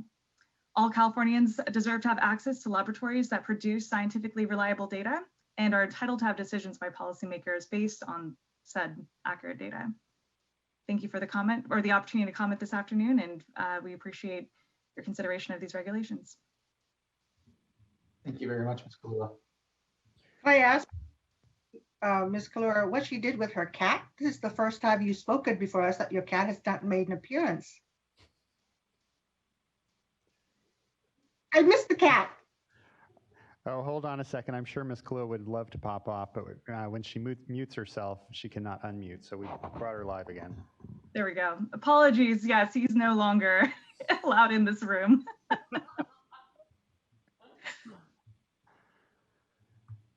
All right, so our next speaker is from the city of Vacaville, Mindy Boley. And Mindy, I apologize if I'm mispronouncing your last name. And then Mindy will be followed by Mr. Brad Meadows and Mr. Bruce Godfrey. So Mindy, your microphone should be live at this point. Okay, thank you very much. Can you hear me okay? Yes. Yes, we can. Okay, thank you. Chair, members of the board, my name is Mindy Boley. I do work for the city of Vacaville. But I actually am more so addressing the board just as a member of LTAC that I had been on the committee back from 2016 until it was disbanded in 2019. I just want to say that any of us that have been working in the laboratory field for any length of a time acknowledge that the ELAP regulations need to be updated. We know there's changes that need to take place. Nobody argues that. We all want bad labs out of the system. I think the biggest thing is, as the chair of the ERP and even the speaker for the agency partners stated here, ELAP has been thought to be ineffective in their ability to run the program and keep the labs accountable. And I think that's the biggest thing that we have kind of lost the focus on. Even though I give Ms. Sotelo a huge amount of credit in the efforts that she has made over these years to get the program running, it's still not there. It's been pointed out time and time again by the ELAP audit or EPA audits that have taken place of ELAP, that even after 3 years, they've continued to go down and get more out of compliance with doing their assessments. When I think all of us will say that on-site assessments is the key element to catch a bad lab, to see if a lab is providing quality data or not. So I think that needs to be a key focus of what the board is asking ELAP to spend their time on. ELAP has stated they don't have the proper resources to meet the demands of the current program, which we 100% feel and want them to have those resources, but it needs to be focused on the right thing. I have a hard time understanding how, if we don't have time to do the program as it is now, and yet we add on additional requirements, how are we going to have time to enforce those additional regulations? So that's where I'm having a hard time seeing that just going to the new standard is really going to improve data quality or reliability if we're still not getting, the labs to be assessed by ELAP the way that they should be. I really feel that Ms. Sotelo and Ms. Phelps both overstated their statements of stakeholder process in this, in that, yes, there were numerous meetings held, numerous LTAC meetings held, but the comments and the majority votes from those LTAC meetings were repeatedly ignored by ELAP. So I don't feel that it was a 100% stakeholder process. I also want to second the CIVICWA recommendation about extending or re-examining that transition period and not holding people accountable to the right-of-way deadline. And I know that Ms. Sotelo has addressed that we may need to look at that. And so I just want to make sure that that happens, because especially with what's going on right now with the COVID-19, the financial responsibilities and the projections that cities are facing, it's going to be hard. The statement of reason says that we need to hire more lab staff to meet these new requirements. Cities are being asked to furlough and downsize staff. They're not being asked to increase people to meet a new regulation right now. So it's going to be very hard to do. We're going to lose even more labs out of this program than we would have had the COVID-19 never hit. And I think that's another thing to look at, is that, we're noticing with the COVID-19 issue how important labs are. How many public labs have gone out of business recently just because of the cost of being a public health lab? We've lost those in our state. The ELAP regulations that are being put on to the public health labs are further putting an impact on them that they need to meet, which has impacted our testing and our ability to respond to the COVID virus. So I just want you guys to kind of think about all of that. So I'm not at all saying, I don't believe that the TNI is the best option, but I know that it's a strong proponent on here, but I'm just saying that we really need to look at, is this the best time to try to move forward this, or do we need to try to maybe have ELAP regroup and focus on their efforts right now first and let the state recover a little bit? Even with the training that ELAP is offering, is the state even going to have the funds to be able to provide that, and all of the background that we've been given that's going to be pushed to make this happen? I see that costing money that I wonder if the state is really going to have, because I know that our city and other cities around here probably aren't going to have those funds available right now. So thank you very much for allowing me to speak. Thank you as well, Ms. Boyle. All right, and our next speaker will be Mr. Brad Meadows, followed by Mr. Bruce Godfrey.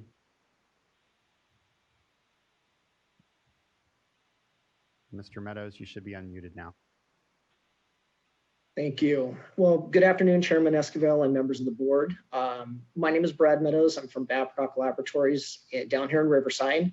You have heard me speak in the past regarding the feasibility of implementing the TNI quality system in small laboratories.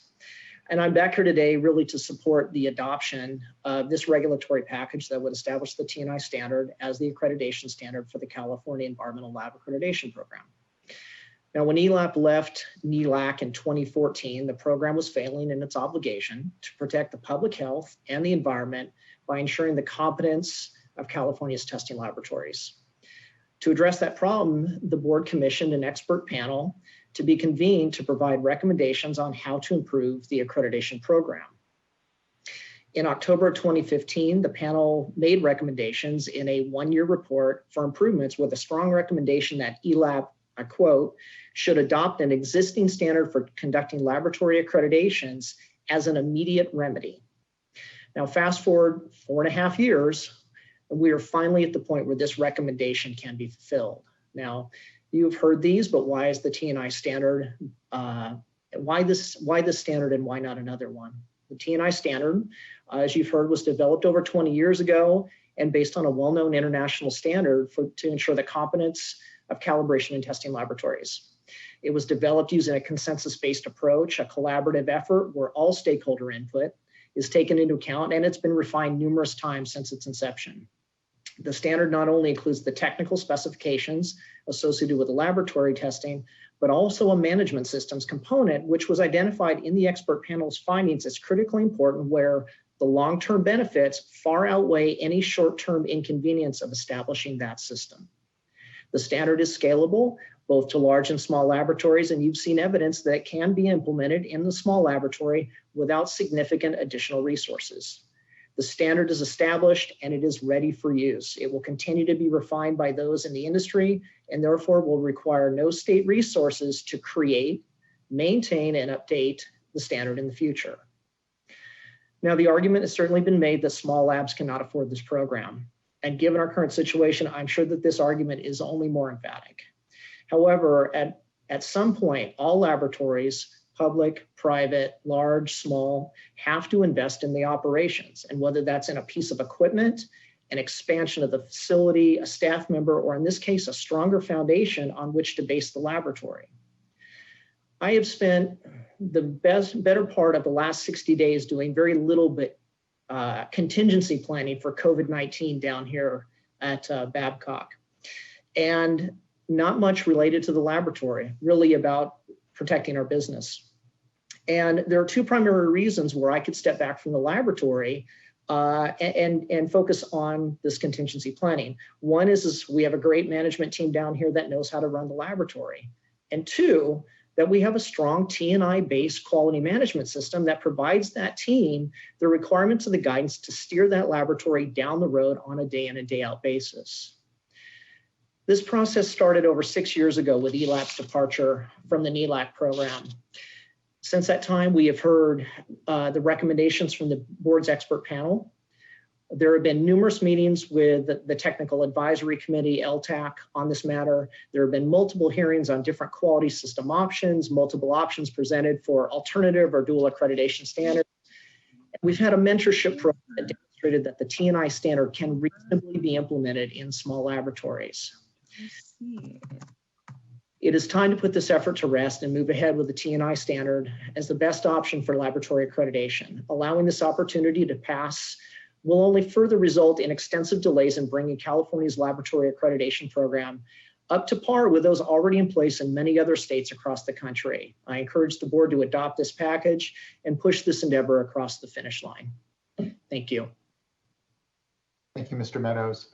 Mr. Loffer, how many further speaker cards do we have? So at this point in time, we have 6 more speakers who firmly requested to speak and an additional 5 individuals who asked to speak if necessary. Okay, noting that we've been sitting here for a couple hours now, a few hours now, let's go ahead and give ourselves, let's just say a 10-minute break. So we'll come back here at 4:40 so that folks can stretch. And yes, Mr. Loffer. I was just going to say, for purposes of planning, just so they know, our next series of speakers will be Mr. Bruce Godfrey, followed by Ms. Corinne Bell, Carolyn Rattan, Jared Volsukul, and Tim Worley. And then there are additional speakers after that. But great. Okay. Well, thank you. And thank you, everyone. We'll take just a quick minute stretch for folks and get back here at 4:40. Thank you.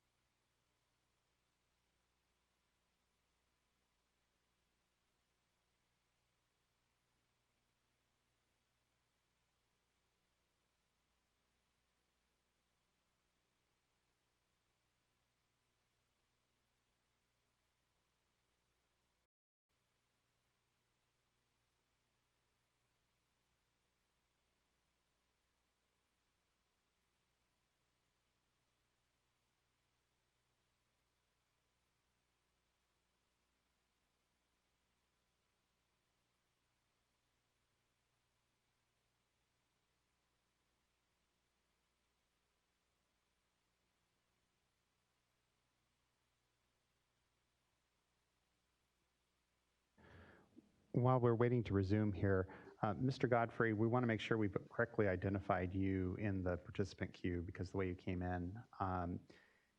We've unmuted your microphone, and if that's you, if you could identify yourself now. I'm here. You got me? I do. We'll start up in just a second. We'll get you renamed. Yeah, that's my email address. Yeah. I will say we've had some very interesting names come in on people's iPads and otherwise. So, all right, I think our board members are ready, and Mr. Godfrey's already unmuted. So, Chair Esquivel, whenever you want to resume, Mr. Godfrey's ready to go. Thank you very much, Mr. Loffer, and I think we are ready to resume. So, thank you, Mr. Godfrey. Well, okay. Thank you for allowing me the privilege of addressing you today. I'm Dr. Bruce Godfrey. I'm Special Projects Coordinator for the Montrose Environmental Group. We are headquartered in Irvine, California. I am representing the American Council of Independent Labs, and I'm the chair, so that's why I'm here. I've got 40 years experience operating commercial environmental labs in California and many other states. Montrose, the Montrose Environmental Group, my employers were active in soil, air, water, and waste testing as an integrated environmental company. I personally have set up laboratories that are TNI compliant with staff as small as 3 and as large as 125. I'm going to cut my comments short here today because I think we're going to end up running overtime. And I would like to emphasize my agreement with Dr. LaBelle, Carol Wortham, and the rest. If I were the board, I would be persuaded by my agency partners who want this thing. This is a good thing. All of the commercial laboratories support it. And, you know, to be quite clear, it's the thing to do. Okay, there are differences between the public and commercial lab communities. ACIL labs are generally larger with diverse missions, and we're organized around addressing markets. But this change is going to be good for all laboratories, and we like to emphasize that. And with that, I'll depart from my prepared remarks and bring up the my colleagues at ACIL, the way we diverge from Dr. Kimbrough, Mr. Jepson, and Ms. Baylor's comments. The fact that Florida, a state half the size of California, but the scale is comparable, went down this route quite successfully without losing any laboratories to economic failures or bankruptcy or any of that stuff. No labs left for economic reasons. The cost of implementing the program in Florida went down. Steve Arms, the administrator of the program, was on the expert review panel. He was able to share that response with the entire community. We went through, we decided this was a good thing to do, and I want to encourage you folks to follow it through and push this ball over the finish line. The ACIL will support the implementation of TNI. We will support ELAP with our experienced folks who know how to do these kinds of things, implement the standard in labs of all sizes with all cost constraints and every economic consideration under the book. So we'll help. We're here. This is a good thing to do. And with that, I'll answer any questions. Thank you very much for your comments, Mr. Godfrey. Any questions from fellow board members? Hearing none. Again, much appreciated for the comments. Thank you. Okay. So our next speakers will be Ms. Corinne Bell, Ms. Carolyn Rattan, and then Jared Volskol. So Corinne, we're just getting you unmuted at this point in time, and you're good to go. Great. Can you all hear me? Yes. Perfect. Good afternoon, board members. I'm Corey Bell, an attorney with the Natural Resources Defense Council. First, I want to thank you for your work to bring California's labs into alignment with other states in the nation.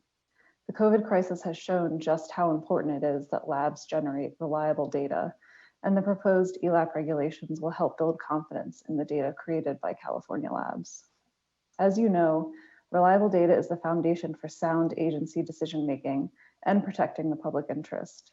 The proposed regulations would improve data quality more than California's current standards and more than the California QMS standard. To be honest, I was shocked when I heard about the current lab accreditation program in California and how easily it could result in unreliable data. We urge you to adopt the ELAP regulations, which mirror the 2016 TNI standards, so that you can fulfill your duty to protect our water resources and so that we can fulfill our missions as nonprofits. The California QMS standard proposed by others is hardly a standard at all, as it includes major modifications to the 2016 TNI standards. Labs across the state must be held to a single standard, and that standard should be the one proposed by ELAP. We understand that some small labs are concerned about costs associated with meeting the proposed regulations. However, ELAP has demonstrated that labs won't necessarily incur additional costs and has extended support for small labs. Additionally, while we understand that municipal labs are facing new challenges at the moment, we don't believe that a 3-year transition time for all labs is necessary. For this reason, we think the transition period should be limited to 1 year, with the opportunity for labs to apply for an additional year of time if necessary. 3 years is too long to allow California labs to generate data of unknown quality and undocumented quality. We hope that the board will adopt the proposed regulations with the small change requested. Thank you again for the opportunity to comment on such an important issue. Thank you very much for your comments, Ms. Bell. And so next up, we'll have Ms. Rattan, followed by Mr. Jared Voskuil, and then Tim Worley.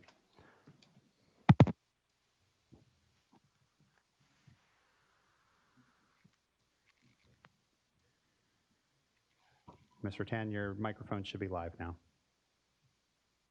Thank you. My name is Carolyn Rutan. I'm the technical manager of the Clear Lake Environmental Research Center Lab. I'm a one-person laboratory in a severely disadvantaged county in this state, Lake County, and mine is the only lab in the county. I am new to the profession of lab analyst, but I'm not new to science or to regulation. In another career, I was a licensed pesticide control advisor. I did not get into the profession of lab analyst without much research, including lab site visits.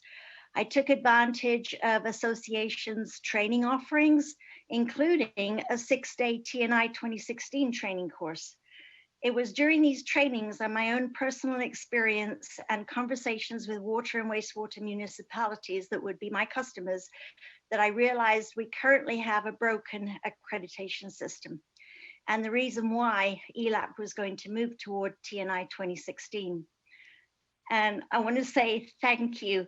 Thank you so much, ELAP, for sticking to your guns, because as I learned from the TNI training, TNI is nothing more than common sense and logic, and we need it.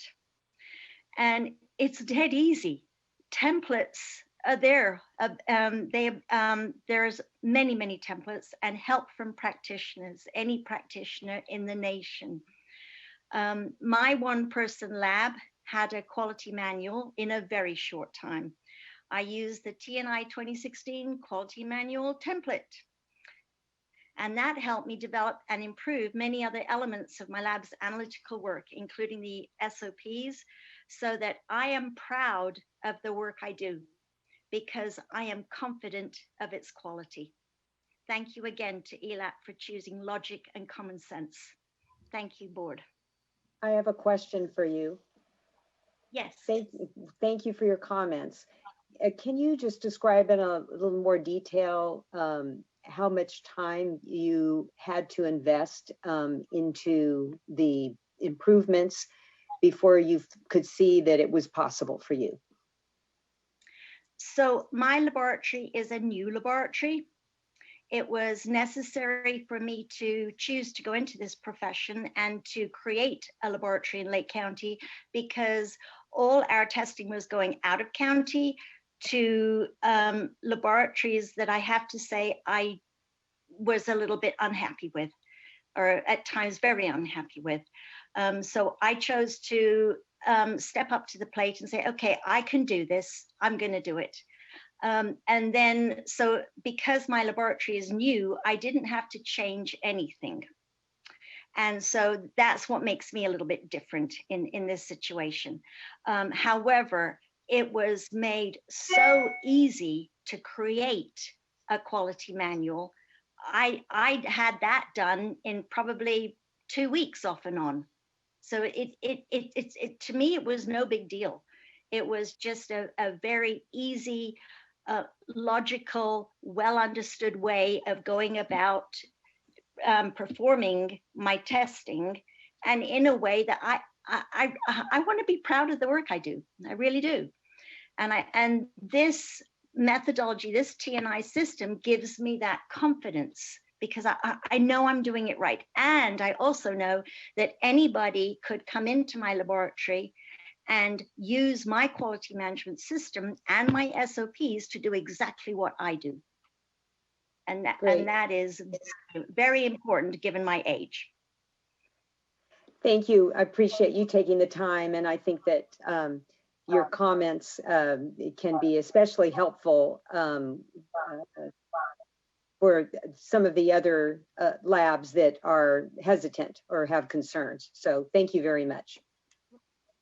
And may I also add, please, that I am prepared to mentor any 1 or 2 or 3 person lab that has a problem and just wants that little bit of help anytime. Terrific. Thank you. Thank you so much, Mr. Tan. And thank you as well, Vice Chair, for your comments and further highlight of the important cases where small single person labs are able to implement, although in this case, certainly not transition from an existing workload, but even starting from essentially scratch, then all the more reason it's an important highlight. And thank you again, Ms. Rattan. So our next speaker is Mr. Jared Voskuil, who looks like he's about ready to go. Then Mr. Tim Worley, followed by Diane Anderson.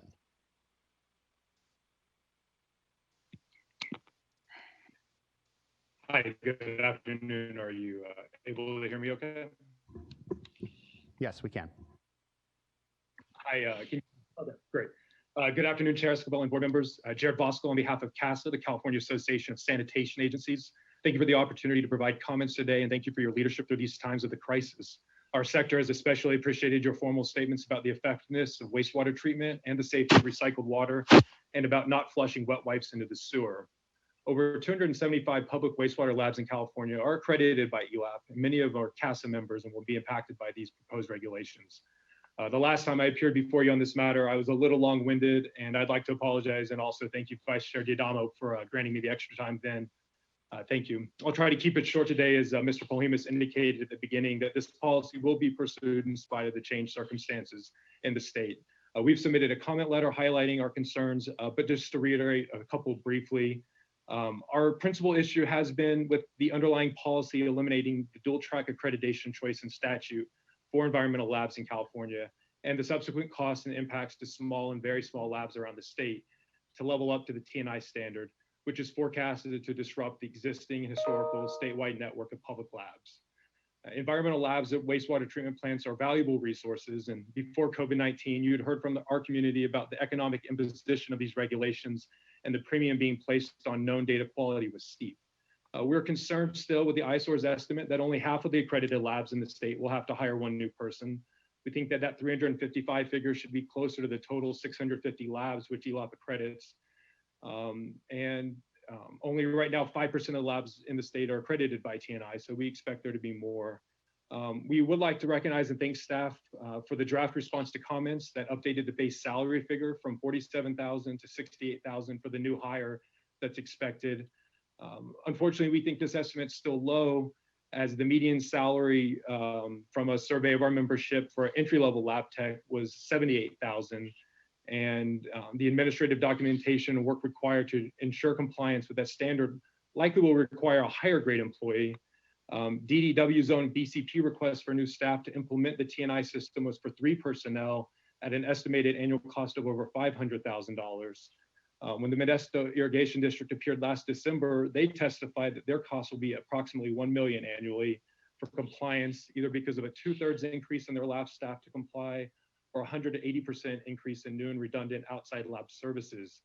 Likewise, the city of Roseville testified that their salary for them to hire a management employee to run the quality management system would be $100,000. So in summary on this point, we estimate that the actual cost for compliance with these proposed regulations will exceed the $50 million threshold for major regulatory status, and that would require further analysis through an SRIA. The cost benefit choice that these regulations ultimately set in the lap of municipal labs is to comply with the administrative record keeping requirements of TNI and increase their operational costs at a time where cities statewide are expected to have a $7 billion shortfall in their revenue because of the COVID crisis in the coming year. And the state general fund has been cut by $35 billion, or one quarter. Or instead, municipal labs don't increase their costs, and instead they make cuts, they drop accreditation, and they resort to sending samples out for analysis. While for some methods and tests, this dilemma may not be a problem, as these times have explicitly shown to us, many critical water quality testing services can't have the benefit of a long turnaround, and it's not tenable to have a 2-week delay in results. Information is needed in real time, and having an on-site public lab will provide that. To close, we hope that the municipal labs are able to adjust to the administrative burdens of TNI, that they're able to find funding to support the staff that will be required, and that this is ultimately less costly than we're anticipating and requires few staff members to implement.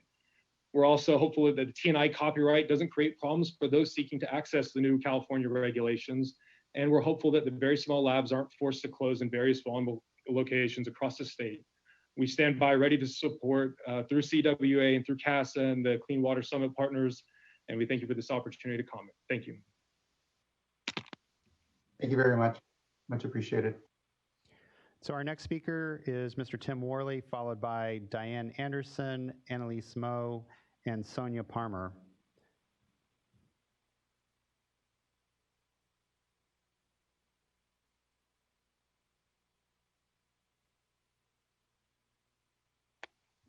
Mr. Worley, you should now be live. Thank you very much. Good afternoon, Chair Esquivel and members of the board. Thank you for the opportunity to share a few thoughts on behalf of the California-Nevada section of AWWA. Throughout our 100 years, the section has often been a trusted partner with the state. I will say it rankles, and I reject any implication by Mr. LaBelle earlier or any of the other state agencies that they alone stand for public health or the environment. That's something that is very important to our members, I can assure you. We have agreed with the state on the advancement of laboratory sciences as they apply to the treatment and delivery of potable water. And we have, in fact, supported accreditation of laboratories testing water for regulatory compliance purposes. We respectfully disagree with some of the approach as proposed in this regulation. We believe it adds excessive complexity without improving clarity of the regulation. It will certainly add considerable expense for a substantial portion of the laboratory community. And it treats all laboratories as if they are the same when there are very good reasons to scale the accreditation regime to the size and the scope of the laboratory. Despite the time and effort that staff and many of our members have put into this process, we urge the board to send it back for some revisions. Let me be clear, we think accreditation of laboratories is appropriate, but we do not believe that treating all labs essentially the same, pushing all of them into the TNI standard is either necessary or appropriate. Many of our members had argued for a dual track, known now as the California Quality Management System.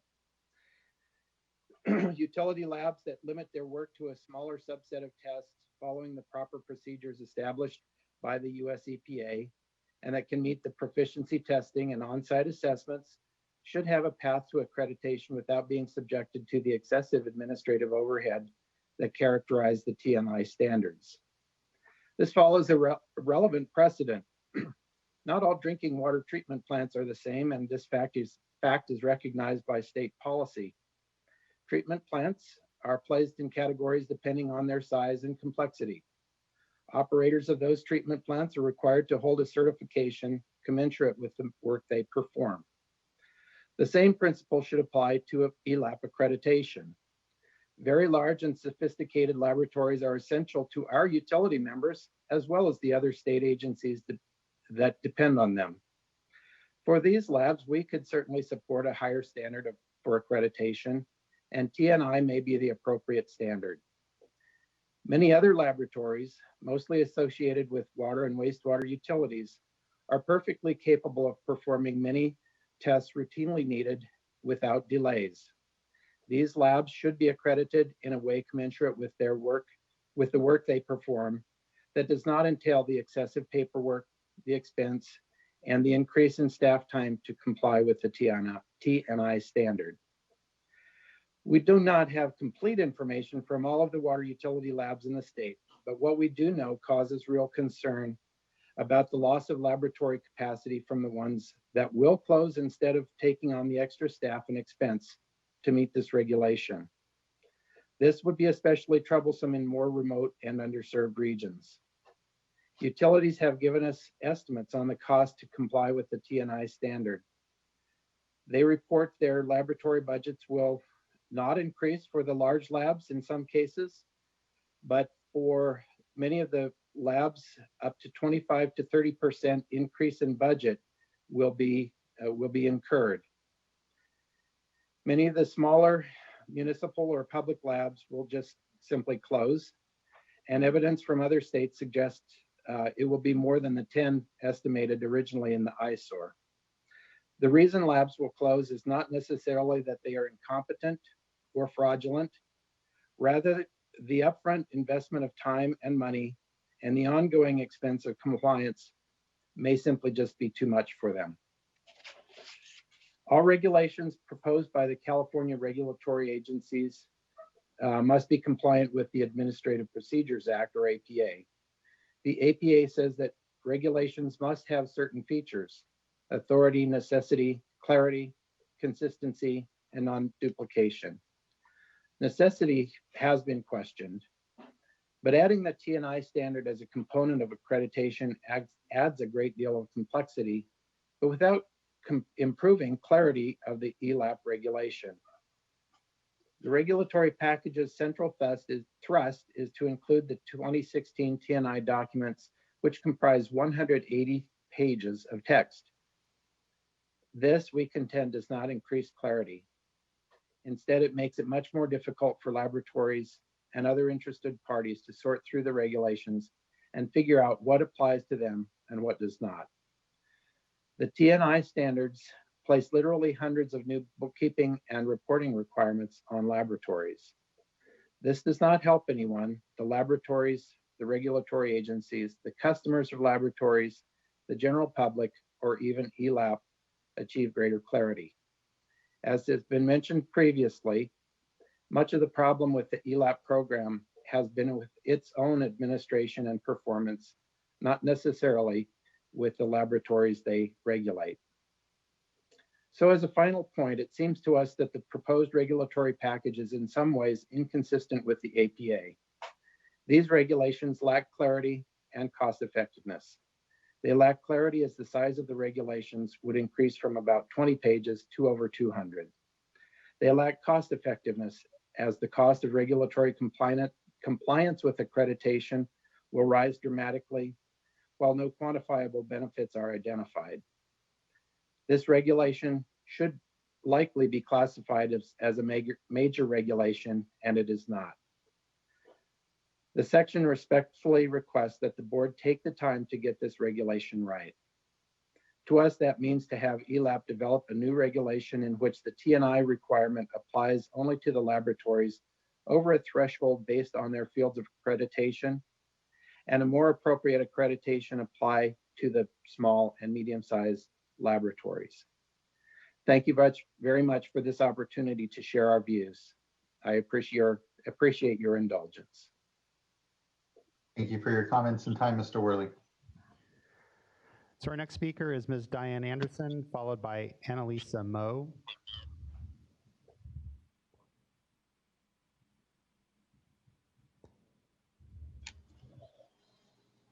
Ms. Anderson, you should be live at this point. Thank you very much. My name is Diane Anderson. I'm with Apple Laboratories in Clovis, California. And I'd like to say thank you to Chairman Esquivel and the board for allowing me this time to speak to you. There are two important and necessary aspects of the TNI standard. There's the quality control, which is generally covered in the methods, as Dr. Kimbrough showed, and there's quality assurance. The quality assurance aspect is equally as important as the quality control. The quality assurance aspect is missing vital elements in the California QMS. Following quality control as specified in the method will, if done correctly, give you the right answer. It's when something goes wrong or something changes that quality assurance becomes so important. Taking the current events, we can use that as an example. What happens if I have samples that are on a very short holding time and one of my staff members decided that they were too afraid to come to work? What do I do? Can I send them to another laboratory? Does the laboratory have to be accredited? Who do I send them to? Can I have someone else run them? What qualifications do they need to run them? All of these questions would be answered in the TNI quality assurance document. Now, of course, these questions can be answered without the document, but if there were a TNI document available, every time these questions arose, the answer would be the same. So you would have consistency and you would have quality. And that's what quality assurance is all about. Times are tough for everyone right now. But even in these tough times, the folks in our big cities, as well as in our rural communities, they deserve the same quality water. It's been proven that this is possible, that laboratories can do this. And I am hopeful that the board will adopt the TNI standard. Thank you very much. Thank you as well, Ms. Anderson, for your comments. And so our next commenter is Annalise Simo with Heal the Bay, followed by Ms. Sonia Parmar. And then we have three individuals who indicated they wanted to speak if necessary, and we'll go through them serially once we get there, but just be prepared. That'll be Augustin Pierre, Ray James, and Chris Gunning. So next up is Ms. Mo.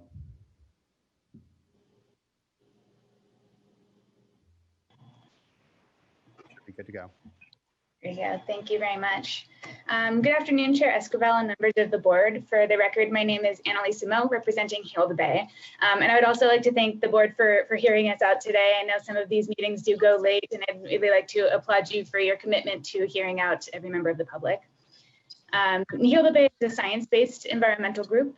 We advocate for strong policy and regulation, but we also work with members of the public to educate and engage them on these issues.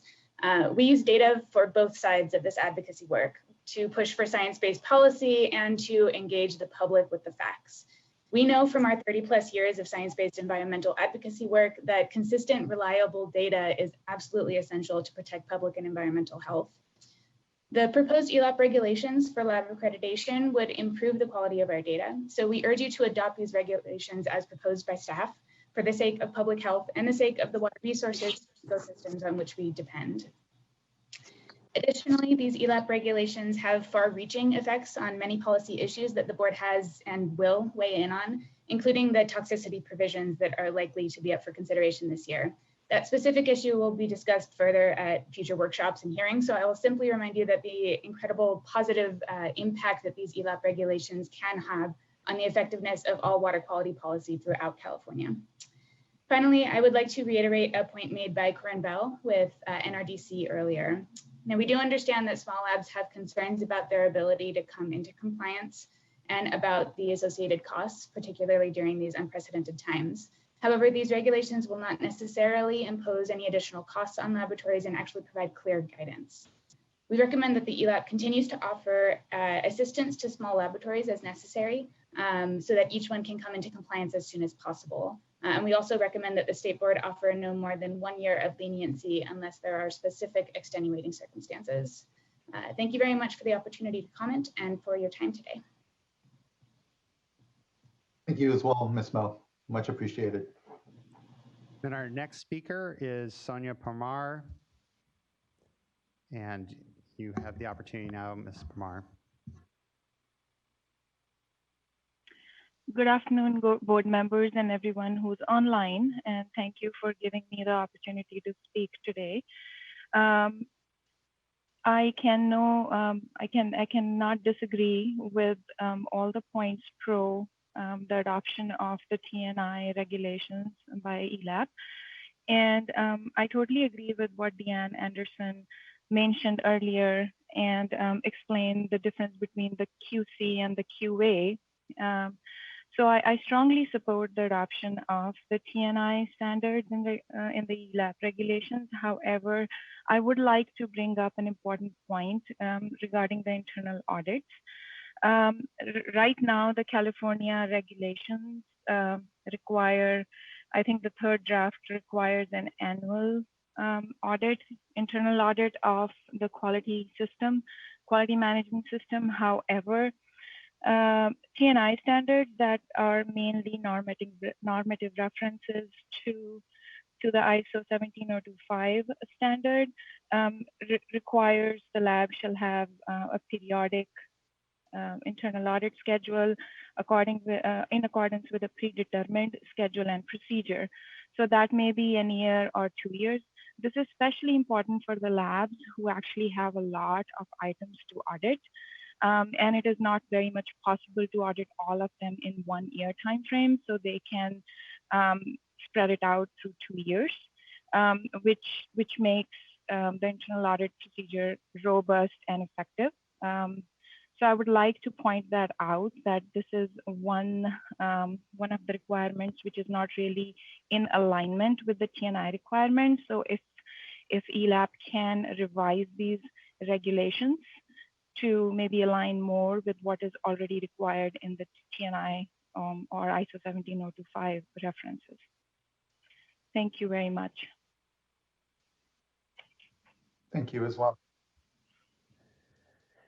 And then our next speaker will be Augustin Pierre, and I apologize if we're mispronouncing your name, followed by Ray James and Chris Gunning. Before the next speaker begin, could I just flag for staff to please respond to that last speaker's concern at the appropriate time?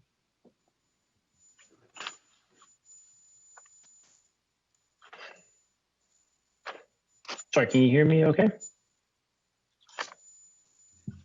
Yes, we can hear you fine. And please identify yourself. Perfect, thanks. I butchered names, I think. Yeah, no problem. So my name is Augustine Pierre. I'm the technical director at Laboratories. It's a commercial lab down in Southern California. And I'm going to cut my comments short because I would be just echoing, what Diane Anderson and Brad Meadows and a few other folks mentioned. But we're totally in support of the proposal from ELAB to implement TNI. And I think that shifting away from a regulation-based program to a consensus standard program really allows for the continual improvement of data quality, because the standard will be maintained and updated by TNI. This is something that's really great value to our lab and to the lab community as a whole, because data quality improvements are always an ongoing process, as the folks in the lab, I'm sure, are very familiar. And I think that we always strive to provide the highest quality data for our customers. Since the data that we provide is used to safeguard public health as well as the environment, I think it's really the utmost important that it be of the highest possible quality and it all be the same coming from all the labs. So I think we kind of owe it to the people of California to deliver this data, and we totally support the proposal from ELAP. And I'd like to thank the board also for entertaining so many comments from the public and allowing me to speak today. Thank you as well. Much appreciated. And then our next speaker is Mr. James. And Mr. James, we have a video feed for you, but I am not seeing anywhere where you've come in for audio.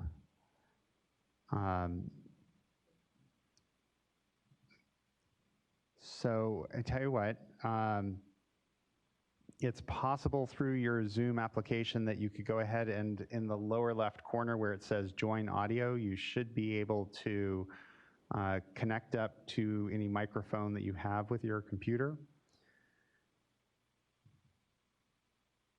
And if you don't see that, what I'm going to ask Ms. Townsend, the clerk, to do is email you, and the phone number will actually be in the original email you received from the clerk of the board, from the comment letters email address, but there's a phone number you can call in, and you can participate via phone, and we can marry up your video and phone number feed.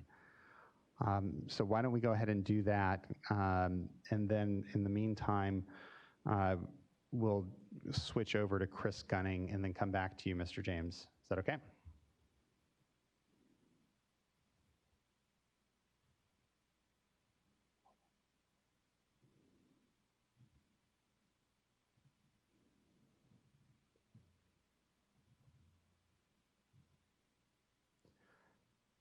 So Mr. Gunning, you're now live, and I understand you're on the East Coast, so thank you for your patience. Yes, sir. Thank you very much for the opportunity to talk to the board here. Holding out to the end to see how this all shakes out. I represent one of the third-party accreditors that would fall under the new regulation A2LA. And I just wanted to take the opportunity to thank Christine Sotelo and the work that her group has done. We've been part of this process along with the Water Board since 2015. And I wanted to address a few of the comments against the TNI standard that have been brought up. We have been assessing environmental laboratories, A2LA has, for over 40 years now, and we have been using the TNI standards in their various iterations for all of those years. So we can answer any questions on how the standard does get assessed. If any of the board members have questions there, we've been doing it for a very long time. We have assessors that are trained on assessing the TNI standard, and that's important to note when we're talking about the transition period, in that if the board were to vote to go with a different standard, say California QMS over TNI, the transition would likely much have to be extended because you would not have necessarily the help that California ELAP would have in the third parties that currently have assessors ready to be employed in the state to assess to the TNI standard. And that being said, we also, by adopting the TNI standard, we as accreditation bodies have to be evaluated by our peers whenever we're using an international standard. And because the TNI standard is based on ISO 17025, an international standard, this would fall under our peer recognition process, which takes the burden off of California to really monitor the ABs or accreditation bodies, because we would be falling under that peer evaluation process. And one, I know this has been mentioned a few times, California does not want to become its own standards writing body by maintaining California QMS, in that it is a huge administrative burden that the state would be taking on to maintain a standard and to update that on a regular basis. As has been noted, the TNI standard is maintained by a consensus standards building organization that takes that burden off of California. So in short, we are in full support of what the board is looking at as far as changing the regulation here. And fact being, we have been hearing regularly from labs within the state of California asking us when we can start assessing them to that standard. We've been obviously putting them off until we see where the regulation goes, but there are labs that are eager to want to do this. And it was very encouraging to hear from the lab, the one person lab, forgive me, I do not remember the name there, that spoke to the common sense of the TNI standard, that it is just good laboratory practice to put into play, and how easily it can be implemented. The templates that are out there, Christine mentioned the training that's going to be done. I know there's templates being built as part of that training. So we look forward to the opportunity to work with both the board and Christine's group to really jumpstart this program and start helping the labs that have been reaching out to us to get the assessment process going. So I'm very encouraged by all the comments we've had today, and I look forward to any questions anyone has on the assessment process. Thank you very much, Mr. Gunning. Much appreciated. And thanks for taking so much of your day to provide us with your comments today. Happy to help.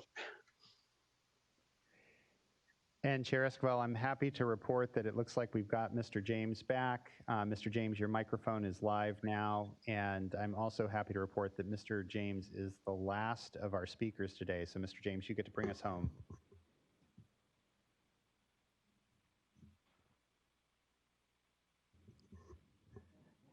All right, so I spoke too soon. We've unmuted your microphone, but for some reason, Mr. James, we're still not hearing you. I'm gonna try unmuting you again.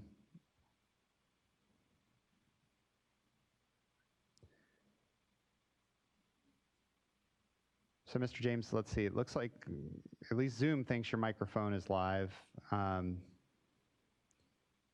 Is it possible you have any other device plugged in that would try to provide sound that's blocking the microphone from picking anything up? I heard something there. That was promising. Yeah. Okay, so go ahead and turn down the volume on your speakers, and we're good to go, I think. Is that better? Much better. Thank you. Okay. Then Chair Esquivel and the other board members, thank you for allowing me to speak today. SWRCB Technology has been in business for 29 years as an environmental laboratory. And Cesar Chavez once said, if you really want to make a friend, go to someone's house and eat with them. The people who give you their food give you their hearts. And so as an environmental laboratory and in the state of California with ELAP, which is, and we are the largest program in the nation, the program is presently underfunded. And so if we become TNI, the fees will significantly increase. Yearly cost for staff, management, so forth and so on will increase to about $40 million. That's a real number. So if the fees for the state agencies are going to increase, the fees for the laboratories are going to increase as well. And as ratepayers, someone's going to have to pay those fees. And I think we're missing that point. If ELAP's fees are going to increase to $40 million, then the laboratory's fees are increased as well. And so we have to be cognizant of the fact that there is going to be a significant fee increase. As we are fully aware, with fires in California, the COVID-19 pandemic, and other unforeseen disasters will significantly result in more underfunding if TNI is enacted. If TNI is enacted, 2016 TNI, will that allow us laboratories the ability for reciprocity across the nation to offer our services as a TNI laboratory? Or will we be a TNI-like laboratory? A TNI-like laboratory is not the same as TNI. I don't know if any of the other board members have really witnessed any certification by laboratories that are TNI. They have a little seal up in the right-hand corner that says they are a TNI accredited laboratory. And I think that's very significant to know if we are going to be a fully TNI accredited laboratory by the TNI standard, or we are going to be a TNI-like laboratory. Most of the other labs in the nation are following the TNI 2009 or 2003 TNI document, and California wants to move to 2016. But if we're moving to 2016, just to reiterate, are we being a TNI accredited laboratory, or are we being a TNI-like laboratory? It's very important, especially since we're looking at the costs that are involved. And finally, I'd just like to say the ratepayers will not receive a TNI certificate and will not be recognized across the nation in that regard. Over the last several years, all of us laboratories, fees have increased over 70%. So if we become TNI-like laboratory, and if the state cost is going to increase to 40 million or plus, then how are we going to absorb those fees as a laboratory? And those are the most important things I'm concerned with, are the costs. So thank you, Chair Esquivel and the other board members, for taking the time to listen to my concerns. Thank you, Mr. James, for taking the time to bring the concerns to the board as it considers adoption here. So thank you. As I understand it, Mr. Lawfer, that concludes our speaker cards. That is correct, Chair Esquivel. Well, good. One, I incredibly appreciate the great number of individuals that have taken the time today to speak before the board to help us further understand, as here we are at adoption hearing, again, a 5-year process at this point to work through considerations, address, I think, and appropriately take a lot of time with our smaller laboratories, knowing that they are those least able to take in additional economic stresses, and that this does and can come at some cost, depending on where a laboratory is in its own standards, and perhaps there are going to be, as always, I think, economic considerations for the municipalities when it comes to their labs or the services they offer or how we proceed in this space. I find myself, though, really looking at a 5-year time frame here in this discussion, but really looking back at the last time the standards were really updated in the mid-90s, and looking at what it would require for us to thoroughly replicate, in the case of even the QMS, in some of the replicating that kind of went on of certain parts of TNI, that obviously I think acknowledge that there's some benefit from having a consensus-based approach or some other, existing body to go through what are the complex issues and new methodologies as well as they come online for labs. So I look at that impact, that cost for what it would take for the state, for us to replicate that work.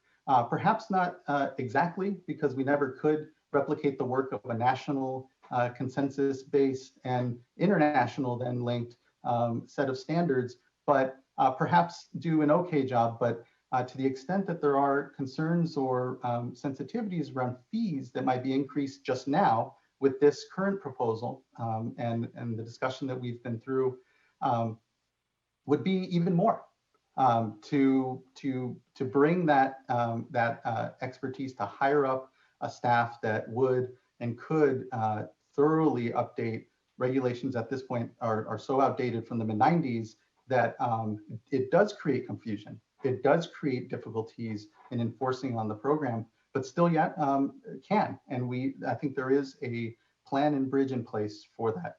That being said, which is basically just my opinion on the necessity of this program, I think by and large, the time that's been taken here, I feel there's still some sense that there hasn't been an adequate discussion, and that I do take personally and want to figure out how we continue to figure out maybe what's disconnecting. But I'm also hearing support and acknowledgement that one, again, to replicate the work that goes into the consensus-based laboratories, deciding for laboratories, how new methodologies are incorporated, new considerations are brought into the operation, the consistent operation of and known quantity and quality of data coming from laboratories is enough to say I'm supportive certainly of the adoption today. I think there are a few things that are worth further clarifying, and here I'm going to tick through a few here, and I think these are some shared by some of the fellow board members. There was a point about copyright that was brought up several times that I think our Office of Chief Counsel and others there can perhaps help us understand what was the decision, what does this mean. I know that there are building codes and other such references in state law that can anyway serve as maybe help us understand what this means for us to adopt by reference the TNI standards. There's the point about the conflict on state law, and there again, I think we've explored that there may be potentially conflict. We haven't been able to identify certain ones, I think as we implement, we can provide some direction to still further dig down and understand as part of the templates that are developed for smaller systems as to what conflicts may be there and how to handle those. And so I'd also say, I don't know if we need further time. 3 years at this point seems like a long enough time, and I think there needs to be some clarity as to what that 3 years means, what labs will be needing to do, what standard they'll be held to, and I think again that's maybe in the scope of direction for staff in implementation. I think there was a comment by Sonia Pamar that I think Board Member Dodak wanted a response to. The issue of fully implemented TNI and accreditation or certification versus not, and the interoperability, I guess, of our adoption is something that I want to hear a little more on as well. Hopefully that was a cogent enough list, and I invite my board members to add to it, and hopefully can work through maybe in succession some of those items and anything anyone else brings up to help us be responsive and get ourselves to a point, if comfortable, to vote today. I'd like to jump in here and just talk a little bit about my own evolution on this matter. When it first came before us, I was very concerned about cost, concerned about impact on small labs, concerned about small labs, municipal labs going out of business and then sort of leaving communities high and dry. And then, so I was very open to an alternative and spent quite a bit of time with stakeholders, trying to better understand alternatives, and came to the conclusion that for me, that TNI is a much better approach. I was concerned, as you already indicated, Mr. Chair, that the development of a California specific standard would be extremely resource intensive, not just to the state board and the resulting impact on fees, but also to the very communities that we would try to provide some relief for. And so it just seemed, the more I drilled down, I had continued to have questions about the quality, and the quality is extremely important. You know, we're talking about public health. And so on balance, I just feel that at this point, I'm 98% there. I have just a couple of lingering questions. And for me, the main one is on this transition period. And so I think that Ms. Sotelo did a good job talking about, you know, how they plan on, you know, as expirations come up, that they plan on doing a lot of hand-holding and working directly with the labs. And so I would just like to maybe better understand what all would be involved in that 3-year period. I do see that there's a plan to have workshops, like 20 throughout the state, webinars, the mentor buddy programs, stakeholder partnerships. We even had a couple of offers here today. So just want to better understand how that would, all of those bells and whistles would help to address the concerns that Civiqua and others raised. In particular, you know, Civiqua saying, Ms. Webster, and I do appreciate her comments, that maybe during this transition period, there could be, you know, deeming an application complete. I got the sense that there would be a concern of a tremendous backlog. But the way staff is describing it, it sounds like it's not going to be this big backlog that hits all at once. It'll be, the labs will come up for review over a period of time. So just want to hear staff talk about that. And then I note that Amber Baylor talked about the annual report, and just thinking however we land here on additional guidance on whether it be on the conflict issue or the transition period, that we make sure that we, through an annual report, receive a full report on how things are going with the program. I appreciate that, Vice Chair. And on that last point, would even say, we want to track and understand if we see lab closures or and track what implementation is really looking like. The 3-year implementation window means that we can adjust if there are serious issues, and we're sensitive to any serious issues certainly that can come up. But I appreciate that. I think a yearly, and if appropriate, as things come up, more frequent check-in. I'm committed to making sure that we have that transparent implementation process, just as I feel we had an incredibly transparent development process here. Any other board members? You covered all of the issues I wanted to understand better.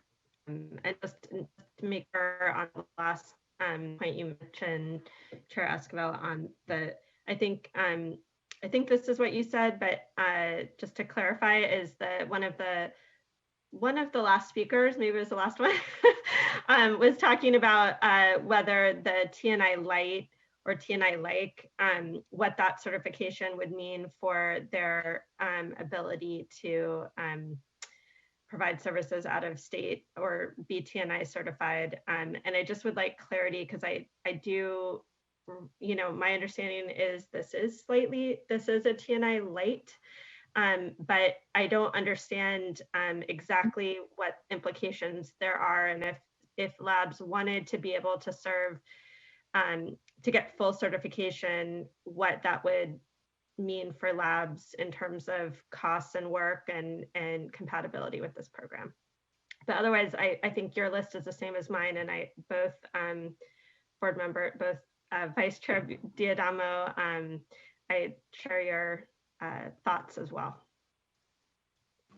Yeah, I'll just add, same here. I actually, all the issues I had flagged have been raised, so I look forward to hearing from staff as to the responses. Thank you. Thank you as well. Board Member Dodek, anything further you'd like to flag before we start listing through? Not at all. You do too good of a job, Mr. Chair, listing all the issues. I can be useful sometimes, but I won't overstate that usefulness. Ms. Kim, I think, Kim Niemeyer, Ms. Niemeyer. Sure. So there was the Supreme Court case that was brought up. And so actually, I think the speaker, it was Mr. Kimbrough, I think kind of focused on the 11th Circuit case and its analysis. And actually the Supreme Court made clear that it was not actually following what the 11th Circuit concluded. It came to the same conclusion, but for different reasons. And essentially, it looked at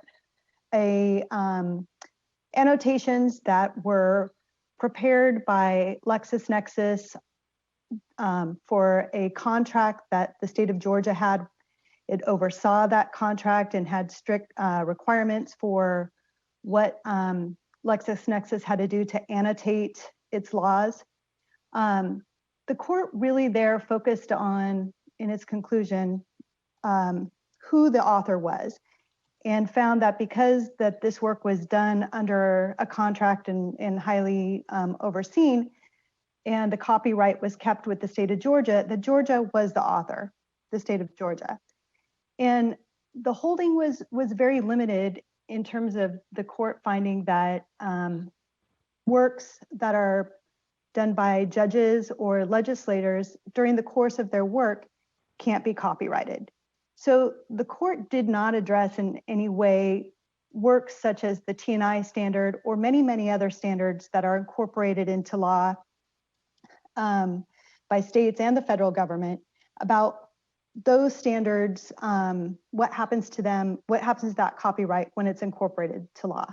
So that's still an open question. And I think the court's ruling, I think, left that possibility there, that copyright by TNI or others who are voluntary consensus bodies, not government bodies who do that work, copyright that work, and then it's incorporated, that it doesn't lose its copyright. But again, the court hasn't specifically addressed that issue. So I feel confident that that decision, we're in no way conflict with that right now.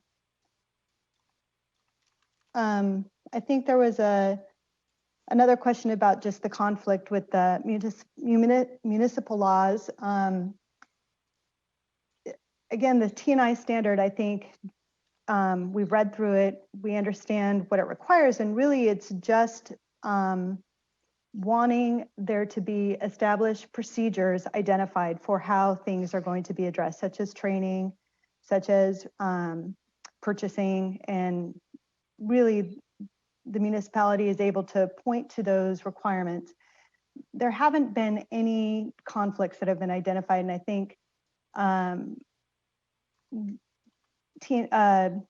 staff is committed in terms of doing that education that Darren mentioned and helping the labs to understand what those requirements are. I can't remember all of the issues that were raised. Well, let's, we can pause, perhaps. I think staff probably is better to help address the T&I versus not T&I. This is T&I light, but I think staff can help understand what those differences are. Hi, everyone. This is Christine again. And I just asked Janine and Michael if they would pull up my presentation. We had some supporting slides that we didn't want to belabor our presentation, and we had them in our pocket in case you had questions. So I think they're absolutely relevant now. They cover a lot of the list that I wrote down of the concerns that the board members have. So hopefully Janine and Michael can bring those up. But while they do that, I would like to address the question about what's T&I exactly. And Ray James was correct. When we adopt the T&I by reference into our regulations, we're doing that as a California accrediting body, but we're not a T&I accrediting body. The only way we could be a T&I accrediting body is if we adopted the full T&I standard without any exceptions, which we have two. And we got kicked out of the program because the program was not doing well. And so the only way that any of these labs could get that seal that Mr. James identified is if we were a T&I accrediting body. And you've heard a lot of the laboratories, and I'm the first one to admit we're not there yet as a program to come back to T&I. We still have to adopt regulations. And so there are elements that we still have to improve, and we can't be a T&I accrediting body. So Christine, I think the slides are ready whenever you'd like.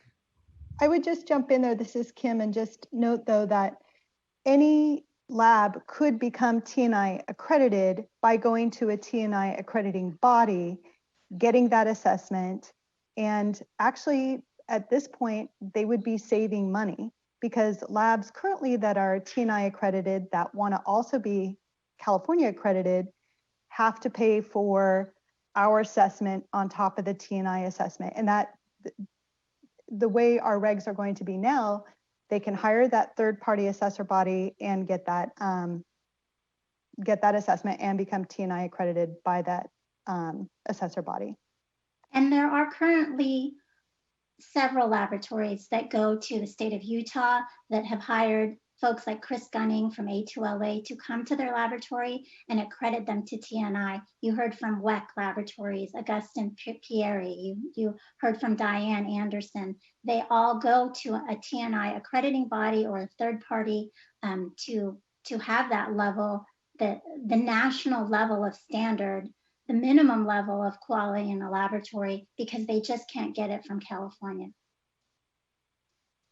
So Ms. Sotelo, what would be the expected timeline, just quickly, on when I imagine we would be moving to being able to T&I accredit as the program actually, as we actually adopt these standards, as we actually mature the program, and there would be then that perhaps more automatic benefit. Is that clear? I mean, is that correct, my understanding? If so, what is the sort of thought or timeline as to when we might, I mean, that's up to us passing then, being able to get back into the T&I accreditation program, but what does that look like? Well, there's a lot of obstacles there. That was a question that was posed by the expert panel. When should California come back to T&I? And the answer from the panel was hold your horses. You gotta fix your program first, adopt the regulations, implement the recommendations that we identified in the report, and then you can examine whether or not you can come back to TNI. Darren and Bob and I have had discussions about this, and, we see a lot of benefits of coming back to TNI. We get audited every year. Not only do we get audited by the US EPA drinking water folks at Region 9, but we would have a thorough TNI assessment of accrediting body assessment of California, and that would help us improve as well. But at this point, we're voluntarily implementing TNI, a quality management system for California's program. And so there's a lot of benefit for us to coming back to TNI and having all of the colleagues that we can talk to, peers that I can ask questions, but we're just not ready. That was helpful. Thank you. So these are the slides that we held back in case you had questions, which you've got a lot of questions, so it's perfect timing. So next slide, please. So this hopefully addresses the concerns from Dee Dee. We know that the transition period when the regulations will be in effect, if you propose to adopt the regulations now, we're proposing to make the regulations effective in October. So we have some time. There's a buffer time from the time you adopt to when they become effective. And we plan to work with the laboratories, as I mentioned, one-on-one phone consultations, realign them for when their assessments are due, and talk to them and answer questions about obstacles they have in submitting applications, which is what Debbie said. So we're thinking about the future and how we're going to help our laboratories succeed. Next slide. And we have a master transition plan that we've been working on, and it would be step-by-step instructions. We want to do webinars with the industry. This will be supplemented by our contract that we talked about from our contractor that will help our laboratories implement the standard. You remember the 20+ workshops, and it will have those specific templates for municipal laboratories. And in that master transition plan, it will identify year 1, year 2, year 3. And in each year, we are happy to come back to you like we do every year. The LTAC bylaws requires us to come back with the chair of LTAC and talk to you about the program. And so we're happy to, present to you and help us shepherd us to a better place. Next slide. And then as far as documentation, workshops, I talked about that already, and we plan to give them templates, and we want those workshops to be small so that they get the one-on-one help. Next slide. And here's a map of where they're going to be. Again, I said that they would be able to pivot to webinars, and we specifically put these workshops in small remote areas so that we can get to those small labs that can't come to us. We wanted to go to them. Next slide. And we're concerned about the laboratory's concerns, and hearing what Board Chair Esquivel said, that he does have concerns about communication. Communication is something that you can always improve, and so we're open to better communicating with the laboratories on addressing their concerns on how to implement TNI. Next slide.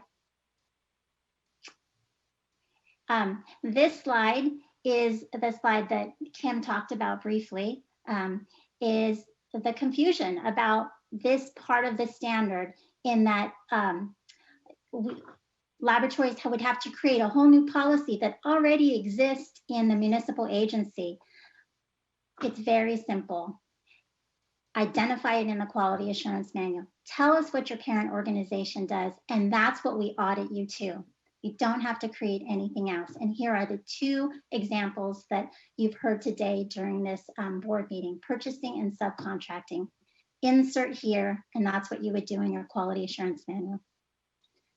Next slide.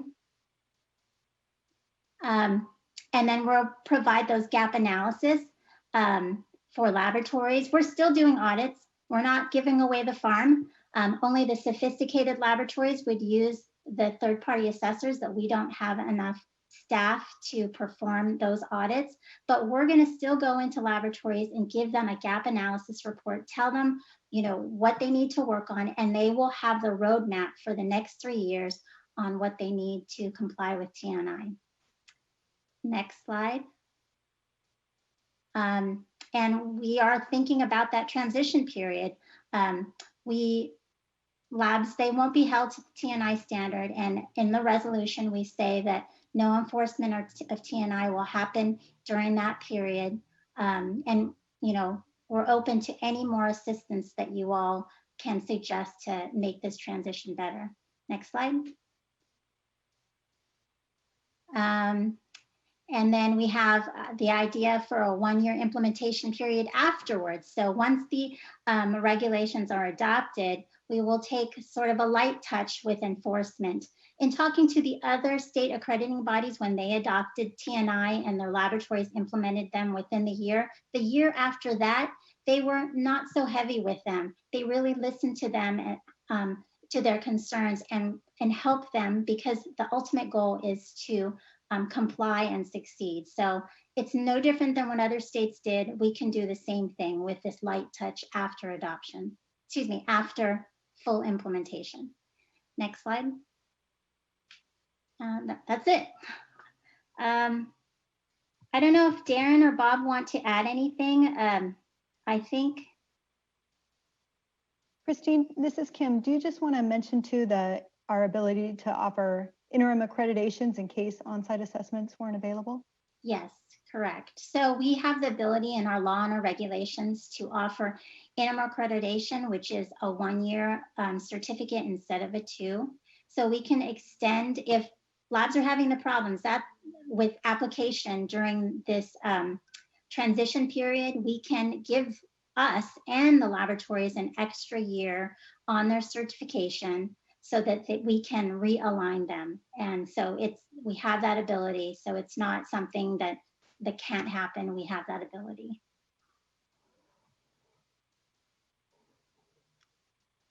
And I'm looking at the list as I was taking notes from Chair Esquivel and Vice Chair Diadamo, and I think we addressed everything except the internal audit from Sonia Palomar, from EJ Gallo, and annual reporting.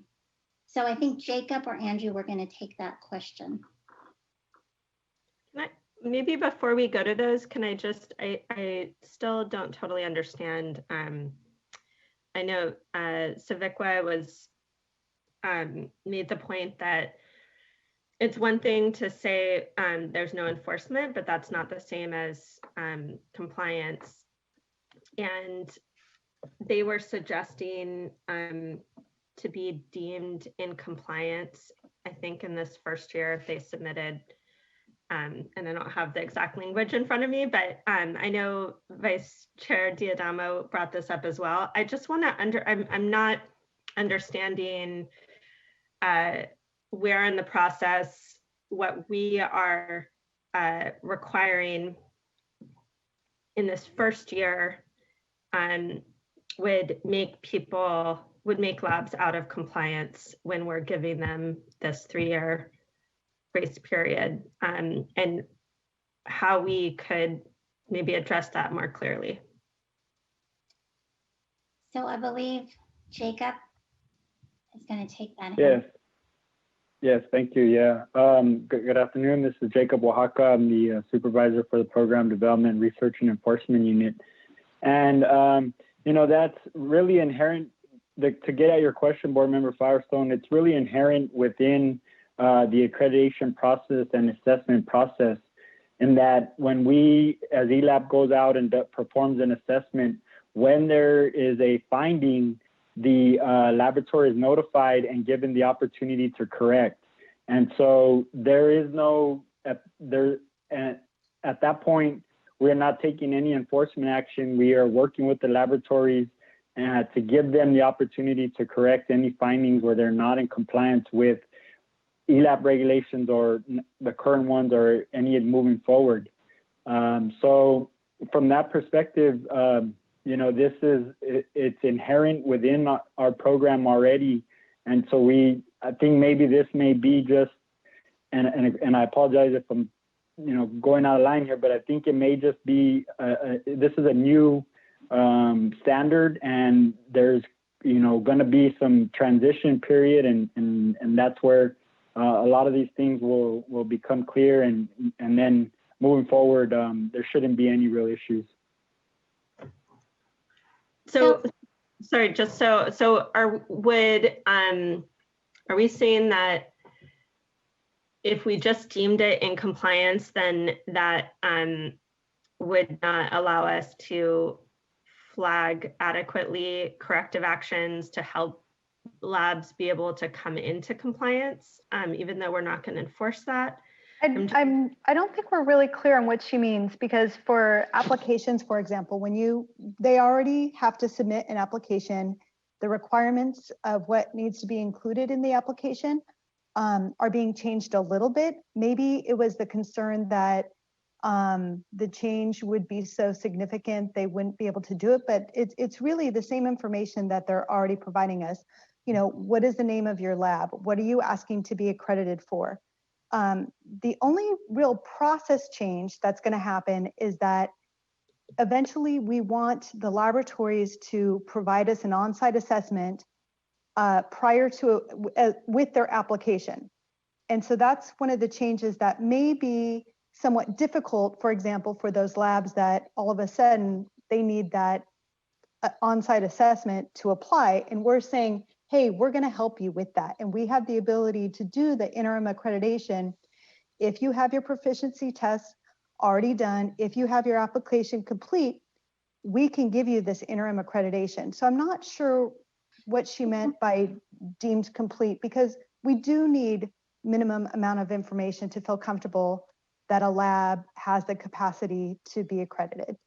So if I could say it in a different way, I think what we're dealing with here is our regulations is requiring laboratories to go outside to a third-party assessor to conduct an assessment of their lab. Similar to an inspection of your home when you want to sell it. You have to go out and you have to get an inspection report. That's what the regulations that is put in front of you today for you to decide on. And that is for laboratories that use sophisticated instrumentation.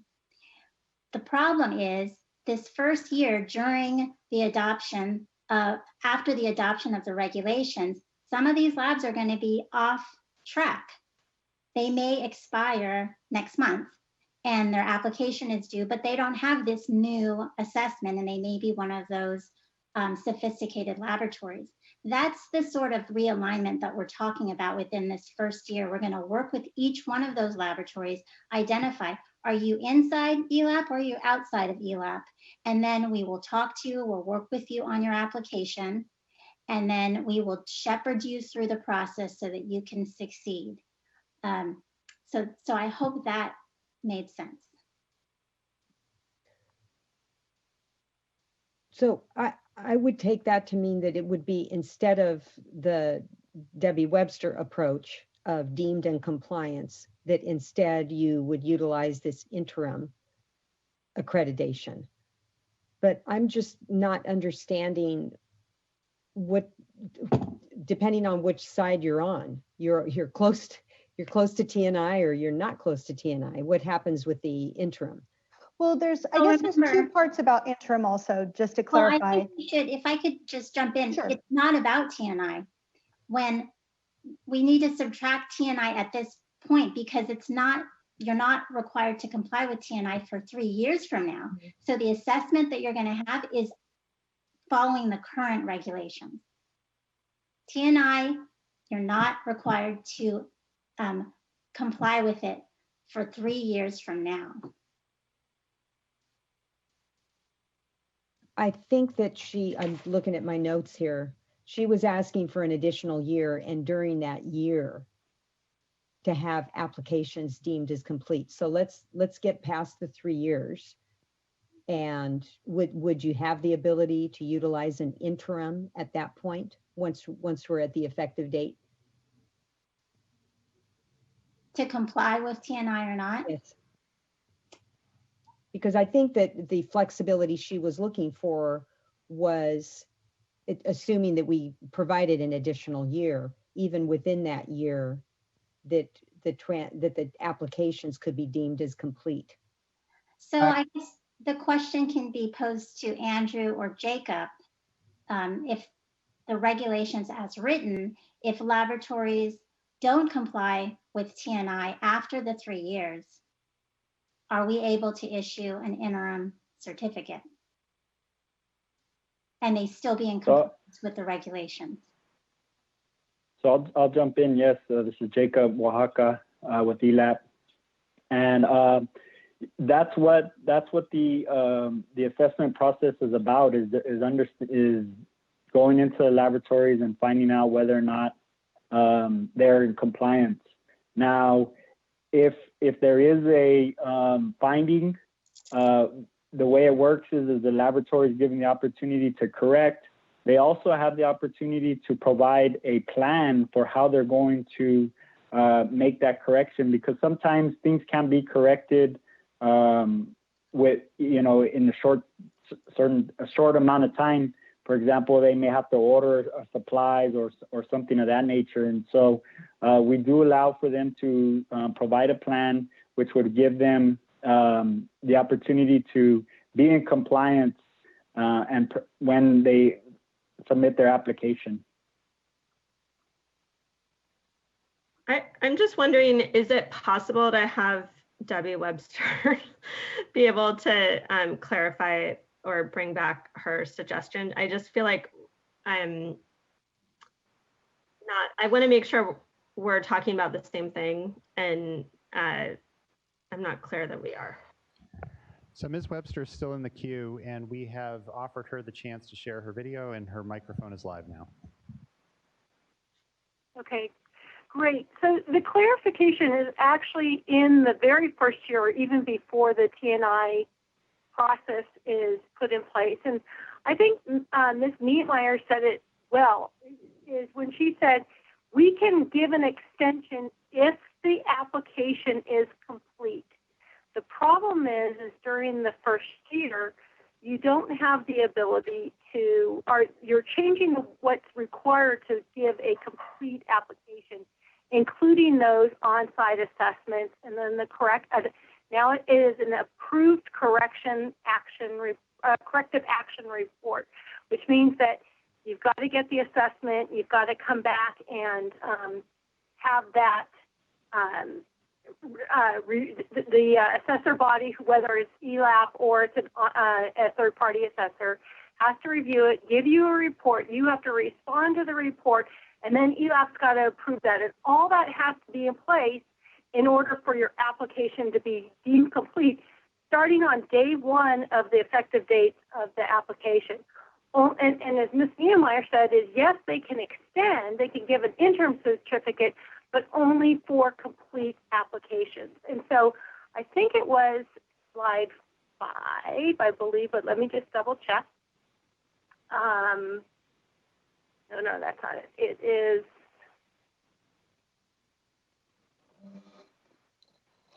slide, it was slide 9 in my presentation, which would basically then say, hey, if you've done your on-site assessment, and it might not be there, but you're going to be deemed complete, so we don't have to worry about if all these other pieces that you haven't had time to do, but you've gone and you've made that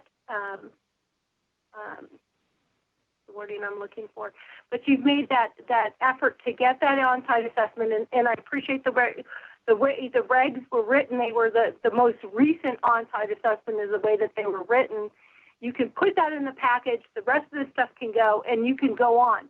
That then gives, per the regulations, the ability for ELAP to then extend and give you an interim certificate to get these other parts in place. That was really helpful to me. Can staff clarify their thoughts on that? This is Jacob Oaxaca again with ELAP. And yes, I mean, in the regulations, it specifically states that once the application has been submitted and additional time is needed to complete an on-site assessment, then the laboratory shall be issued an interim certificate of accreditation. So I think that covers Debbie's concern.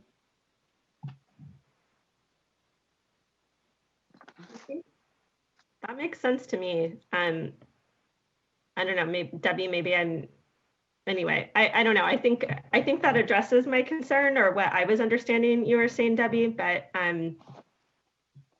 I think it sounds like this again is this sort of transition in this first year and a timing issue to make sure that we're able to move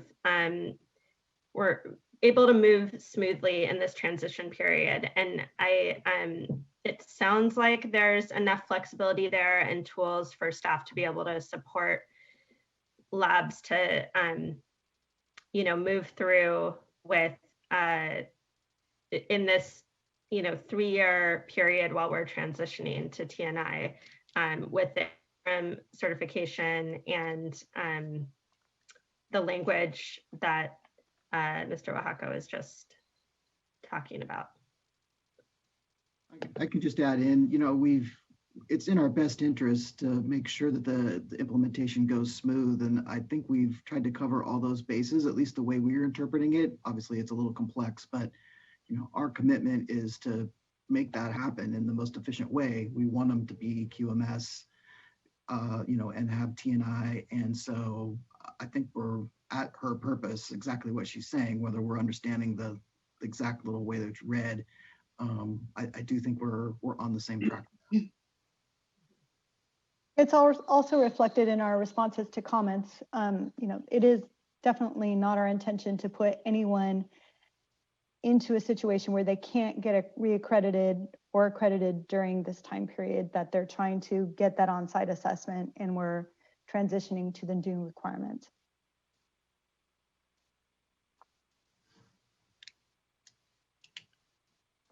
Thank you.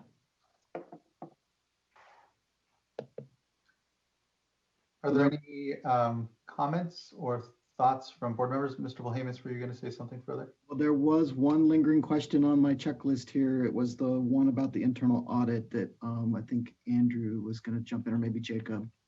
Very quickly, it was an internal thing. Go ahead.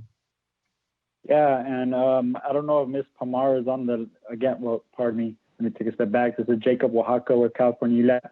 I don't know if Ms. Pamar is still available because again, this may be one of those issues where we may need some clarification. As I understood it, the question or comment was regarding the internal audit and how that would be complete on a yearly basis. And that's what it says in TNI. And so I'm not understanding where the conflict is, where it's not, where the ELAP regulations are not aligned with TNI. Mr. Parmar, I think, is here. If I'm sorry, not to interrupt you, Mr. Oaxaca, if you would like to finish your point, but afterwards, Ms. Parmar is here and can help clarify. I think it'd be great at this time to see if she's available. Yes, I am. Parmar is unmuted at this point and can speak. Yeah, thank you very much. So my question was, or my concern was that, first of all, thank you very much, Christine. I really appreciate all the thoroughness and all the efforts that went into these regulations, and I very much support the adoption. However, there is one point, and that is about the internal audits. The current ELAP regulations, and I'm looking at it right now on page 11, I think it's the last paragraph, says, perform annual quality assurance audits documenting compliance with subdivision B1 above. So basically, it's requiring us to do the annual audits. However, in the TNI requirements, which is the 2016, and that too I have it in front of me, in clause 414.1, it states that the laboratory shall periodically and in accordance with a predetermined schedule and procedure conduct internal audits of its activities to verify that its operations continue to comply with the requirements of the management system and this international standard. So we have been accredited to ISO 17025 requirements, and this is basically a reference from 17025 requirements that is present in TNI. Right now, because we have almost, I would say, 150 items to audit. So we have a schedule which is predetermined, but it is not on an annual basis. Rather, it's on a 2 years basis, and that helps us to effectively perform the audit. And I strongly believe that having a strong, robust internal audit system makes the quality management system much better. So if we are trying to squeeze all those 150 items in 1 year, we will, I think, not be able to do a thorough job of internal auditing, and therefore it'll be just, I would say, increase of workload, and maybe then becomes just a formality, which I really don't want to happen. So therefore, you know, if we can align here between the California ELAP regulations and the TNI requirements, I'll really appreciate that.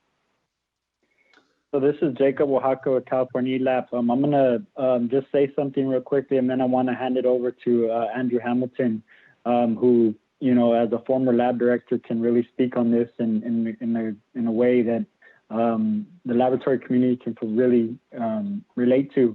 But I think the first reference that you talked about, that is a requirement that is in our current regulations. And so within the 3 years before the TNI standard is required, the labs have to comply with regulations. And so that's what that references to.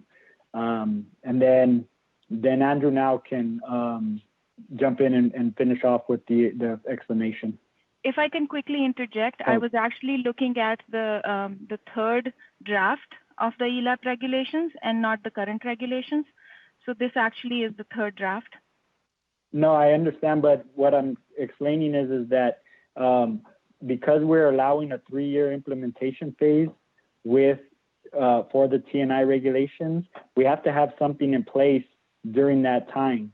And so during the first 3 years, labs are still required to comply with the current regulations. And so that requirement of where you're talking about performing the annual audit, that is related to what's currently required. But Jacob, a TNI lab then can do the TNI requirements. They wouldn't be required to do. Correct. There's the option there to either continue with the current ELAP regulations for this 3 years, or be an early adopter and move forward with implementing TNI. Hi, this is Andrew Hamilton, and I'm going to continue on with this. Can you hear me? Yeah. I think everyone can hear me, right? I want to apologize first off because I'm situated in my house where the sun is right in my eyes, so you might not be able to see me, so I apologize.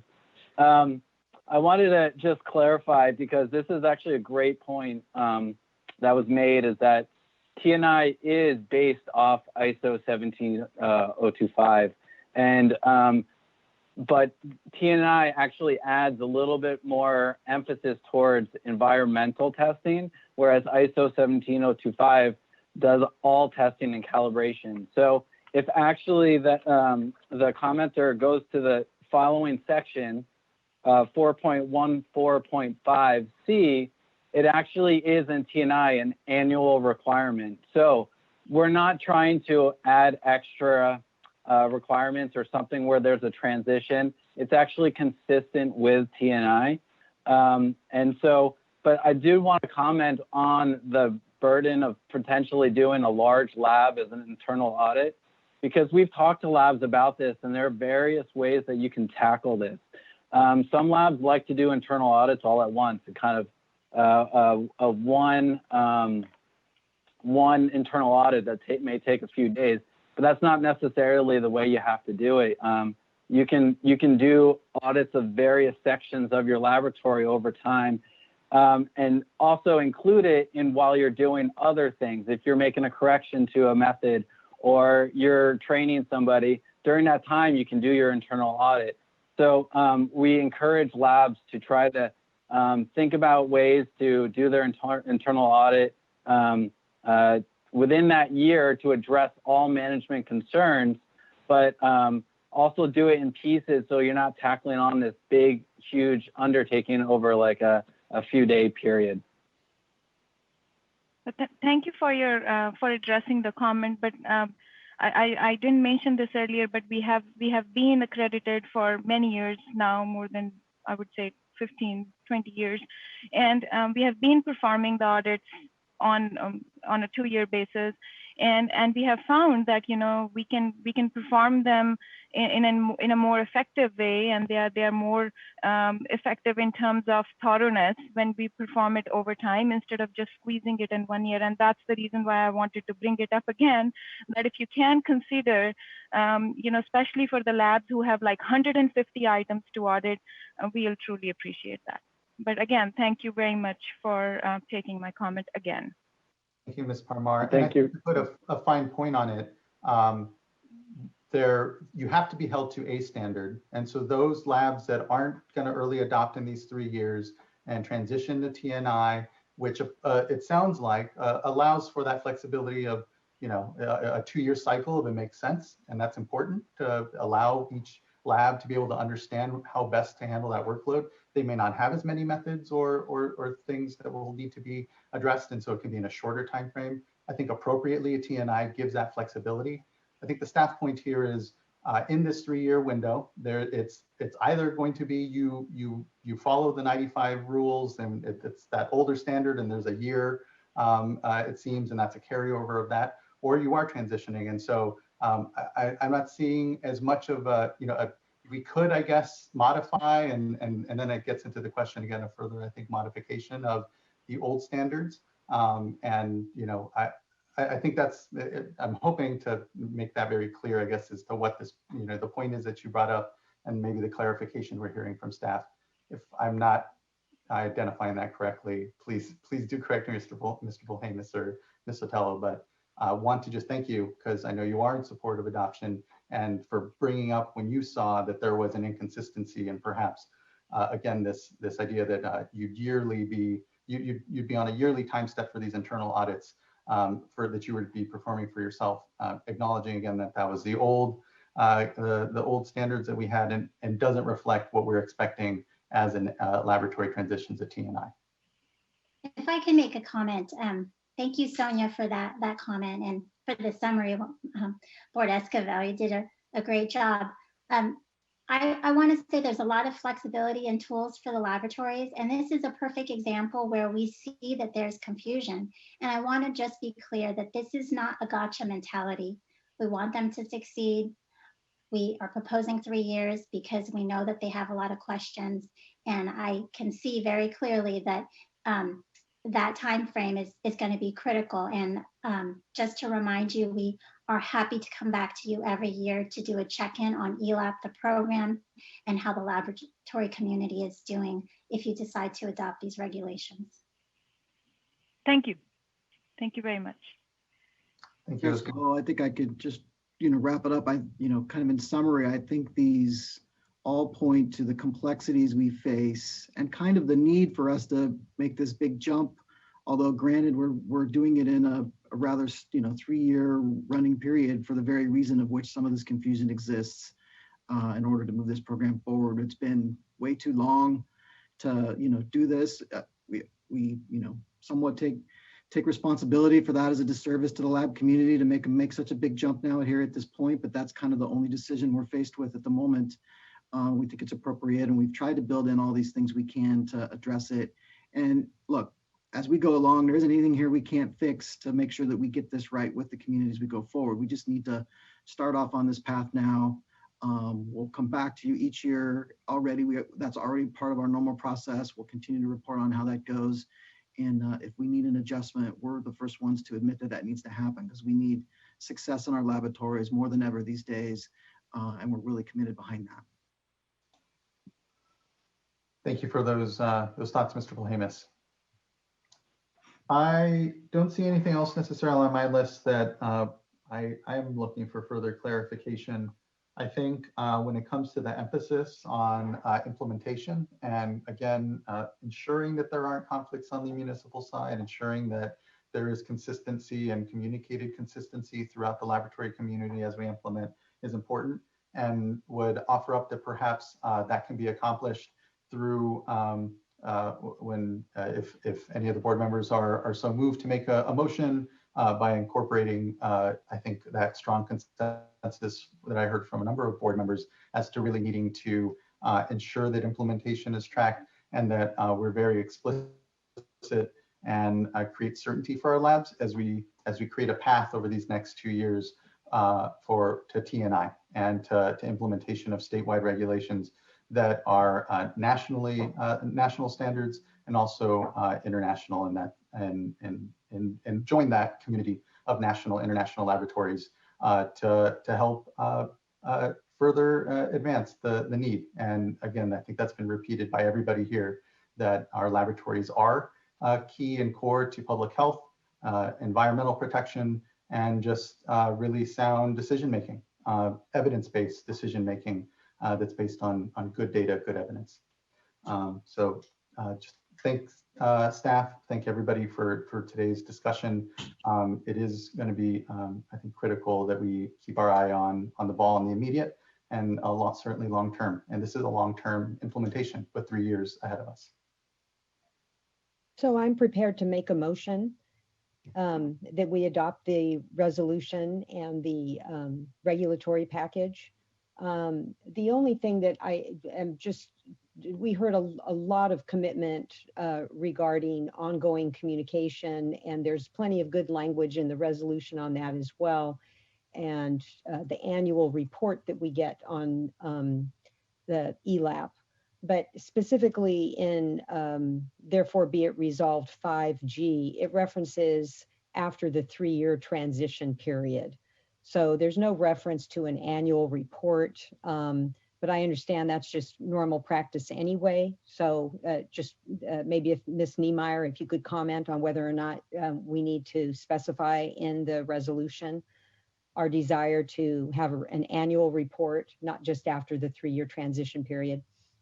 Well, maybe Christine might be better suited to answer that question, because I think what's going on right now is annually, ELAP is already on the board schedule to come, since it did the expert panel, to come and talk to you every year with an update. The 3-year commitment is after, we're getting close to that time period when everyone's required to be TNI compliant. That was to give you a separate update of letting you know how everyone's doing on that transition. So they were perhaps intended as 2 different things, because I think there's already an annual update. Christine, do you want to talk to about that? You're correct. That this is Christine Sotelo, and in the LTAC bylaws, we wrote in there and adopted that to be transparent. Every year we ask our chair of LTAC and myself, to whoever sits in this seat, to come to you every year in October and report out on the progress of the program. And so we're happy to do that. It's already codified in the LTAC bylaws to come to you every year. Okay, that's good. Then I'm comfortable with it. I just think we want to have information as often as possible so that if we need to make a course correction, we can go ahead and do so at that time or start the process. Sure, and while that meeting is, or the annual check-in from LTAC is expected, it's certainly something that in the motion you could re-emphasize, Board Member Diadamo, just to help tie it up to the updated ELAP regulations that are coming with TNI. Okay, then I'll incorporate that in my motion to receive progress on implementation, just general. And just to avoid any confusion, I think I'd probably go ahead and suggest that the motion say that we'll have progress on implementation and transition and implementation to the new ELAP regulations. And that way there's parallel structure with what we actually do elsewhere in the resolution. So we have a motion at this point, I believe. I'll second. And I think in particular on the, just for staff, I think on the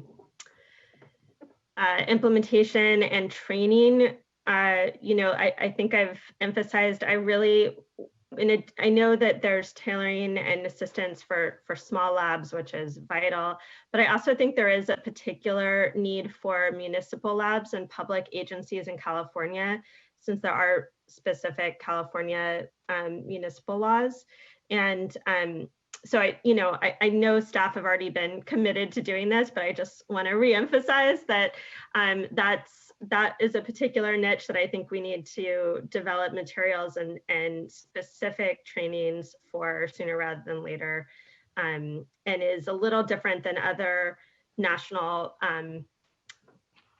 needs and trainings for TNI generally, since there are California specific municipal laws that don't exist in other places.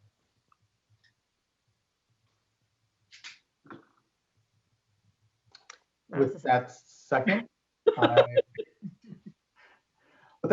I would ask Ms. Townsend to call the vote, and thank you.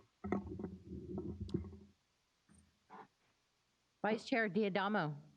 Aye. Board Member Firestone. Aye. Board Member McGuire. Aye. Board Member Dodek.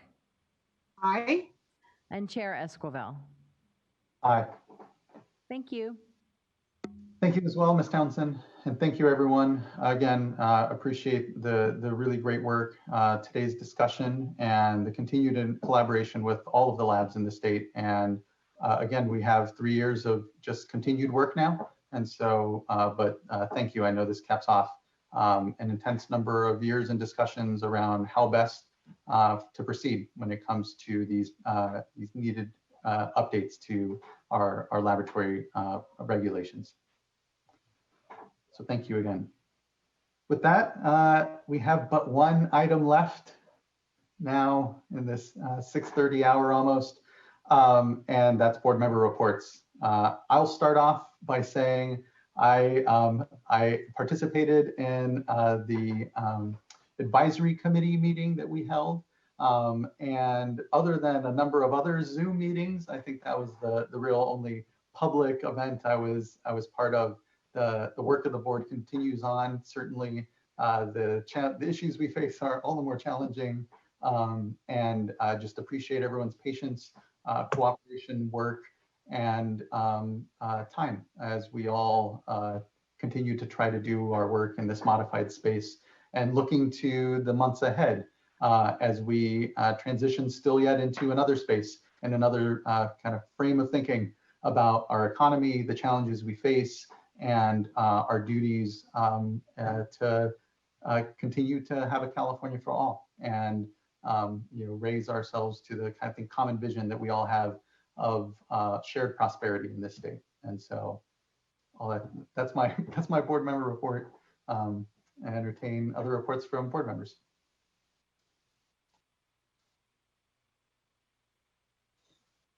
I don't have anything today.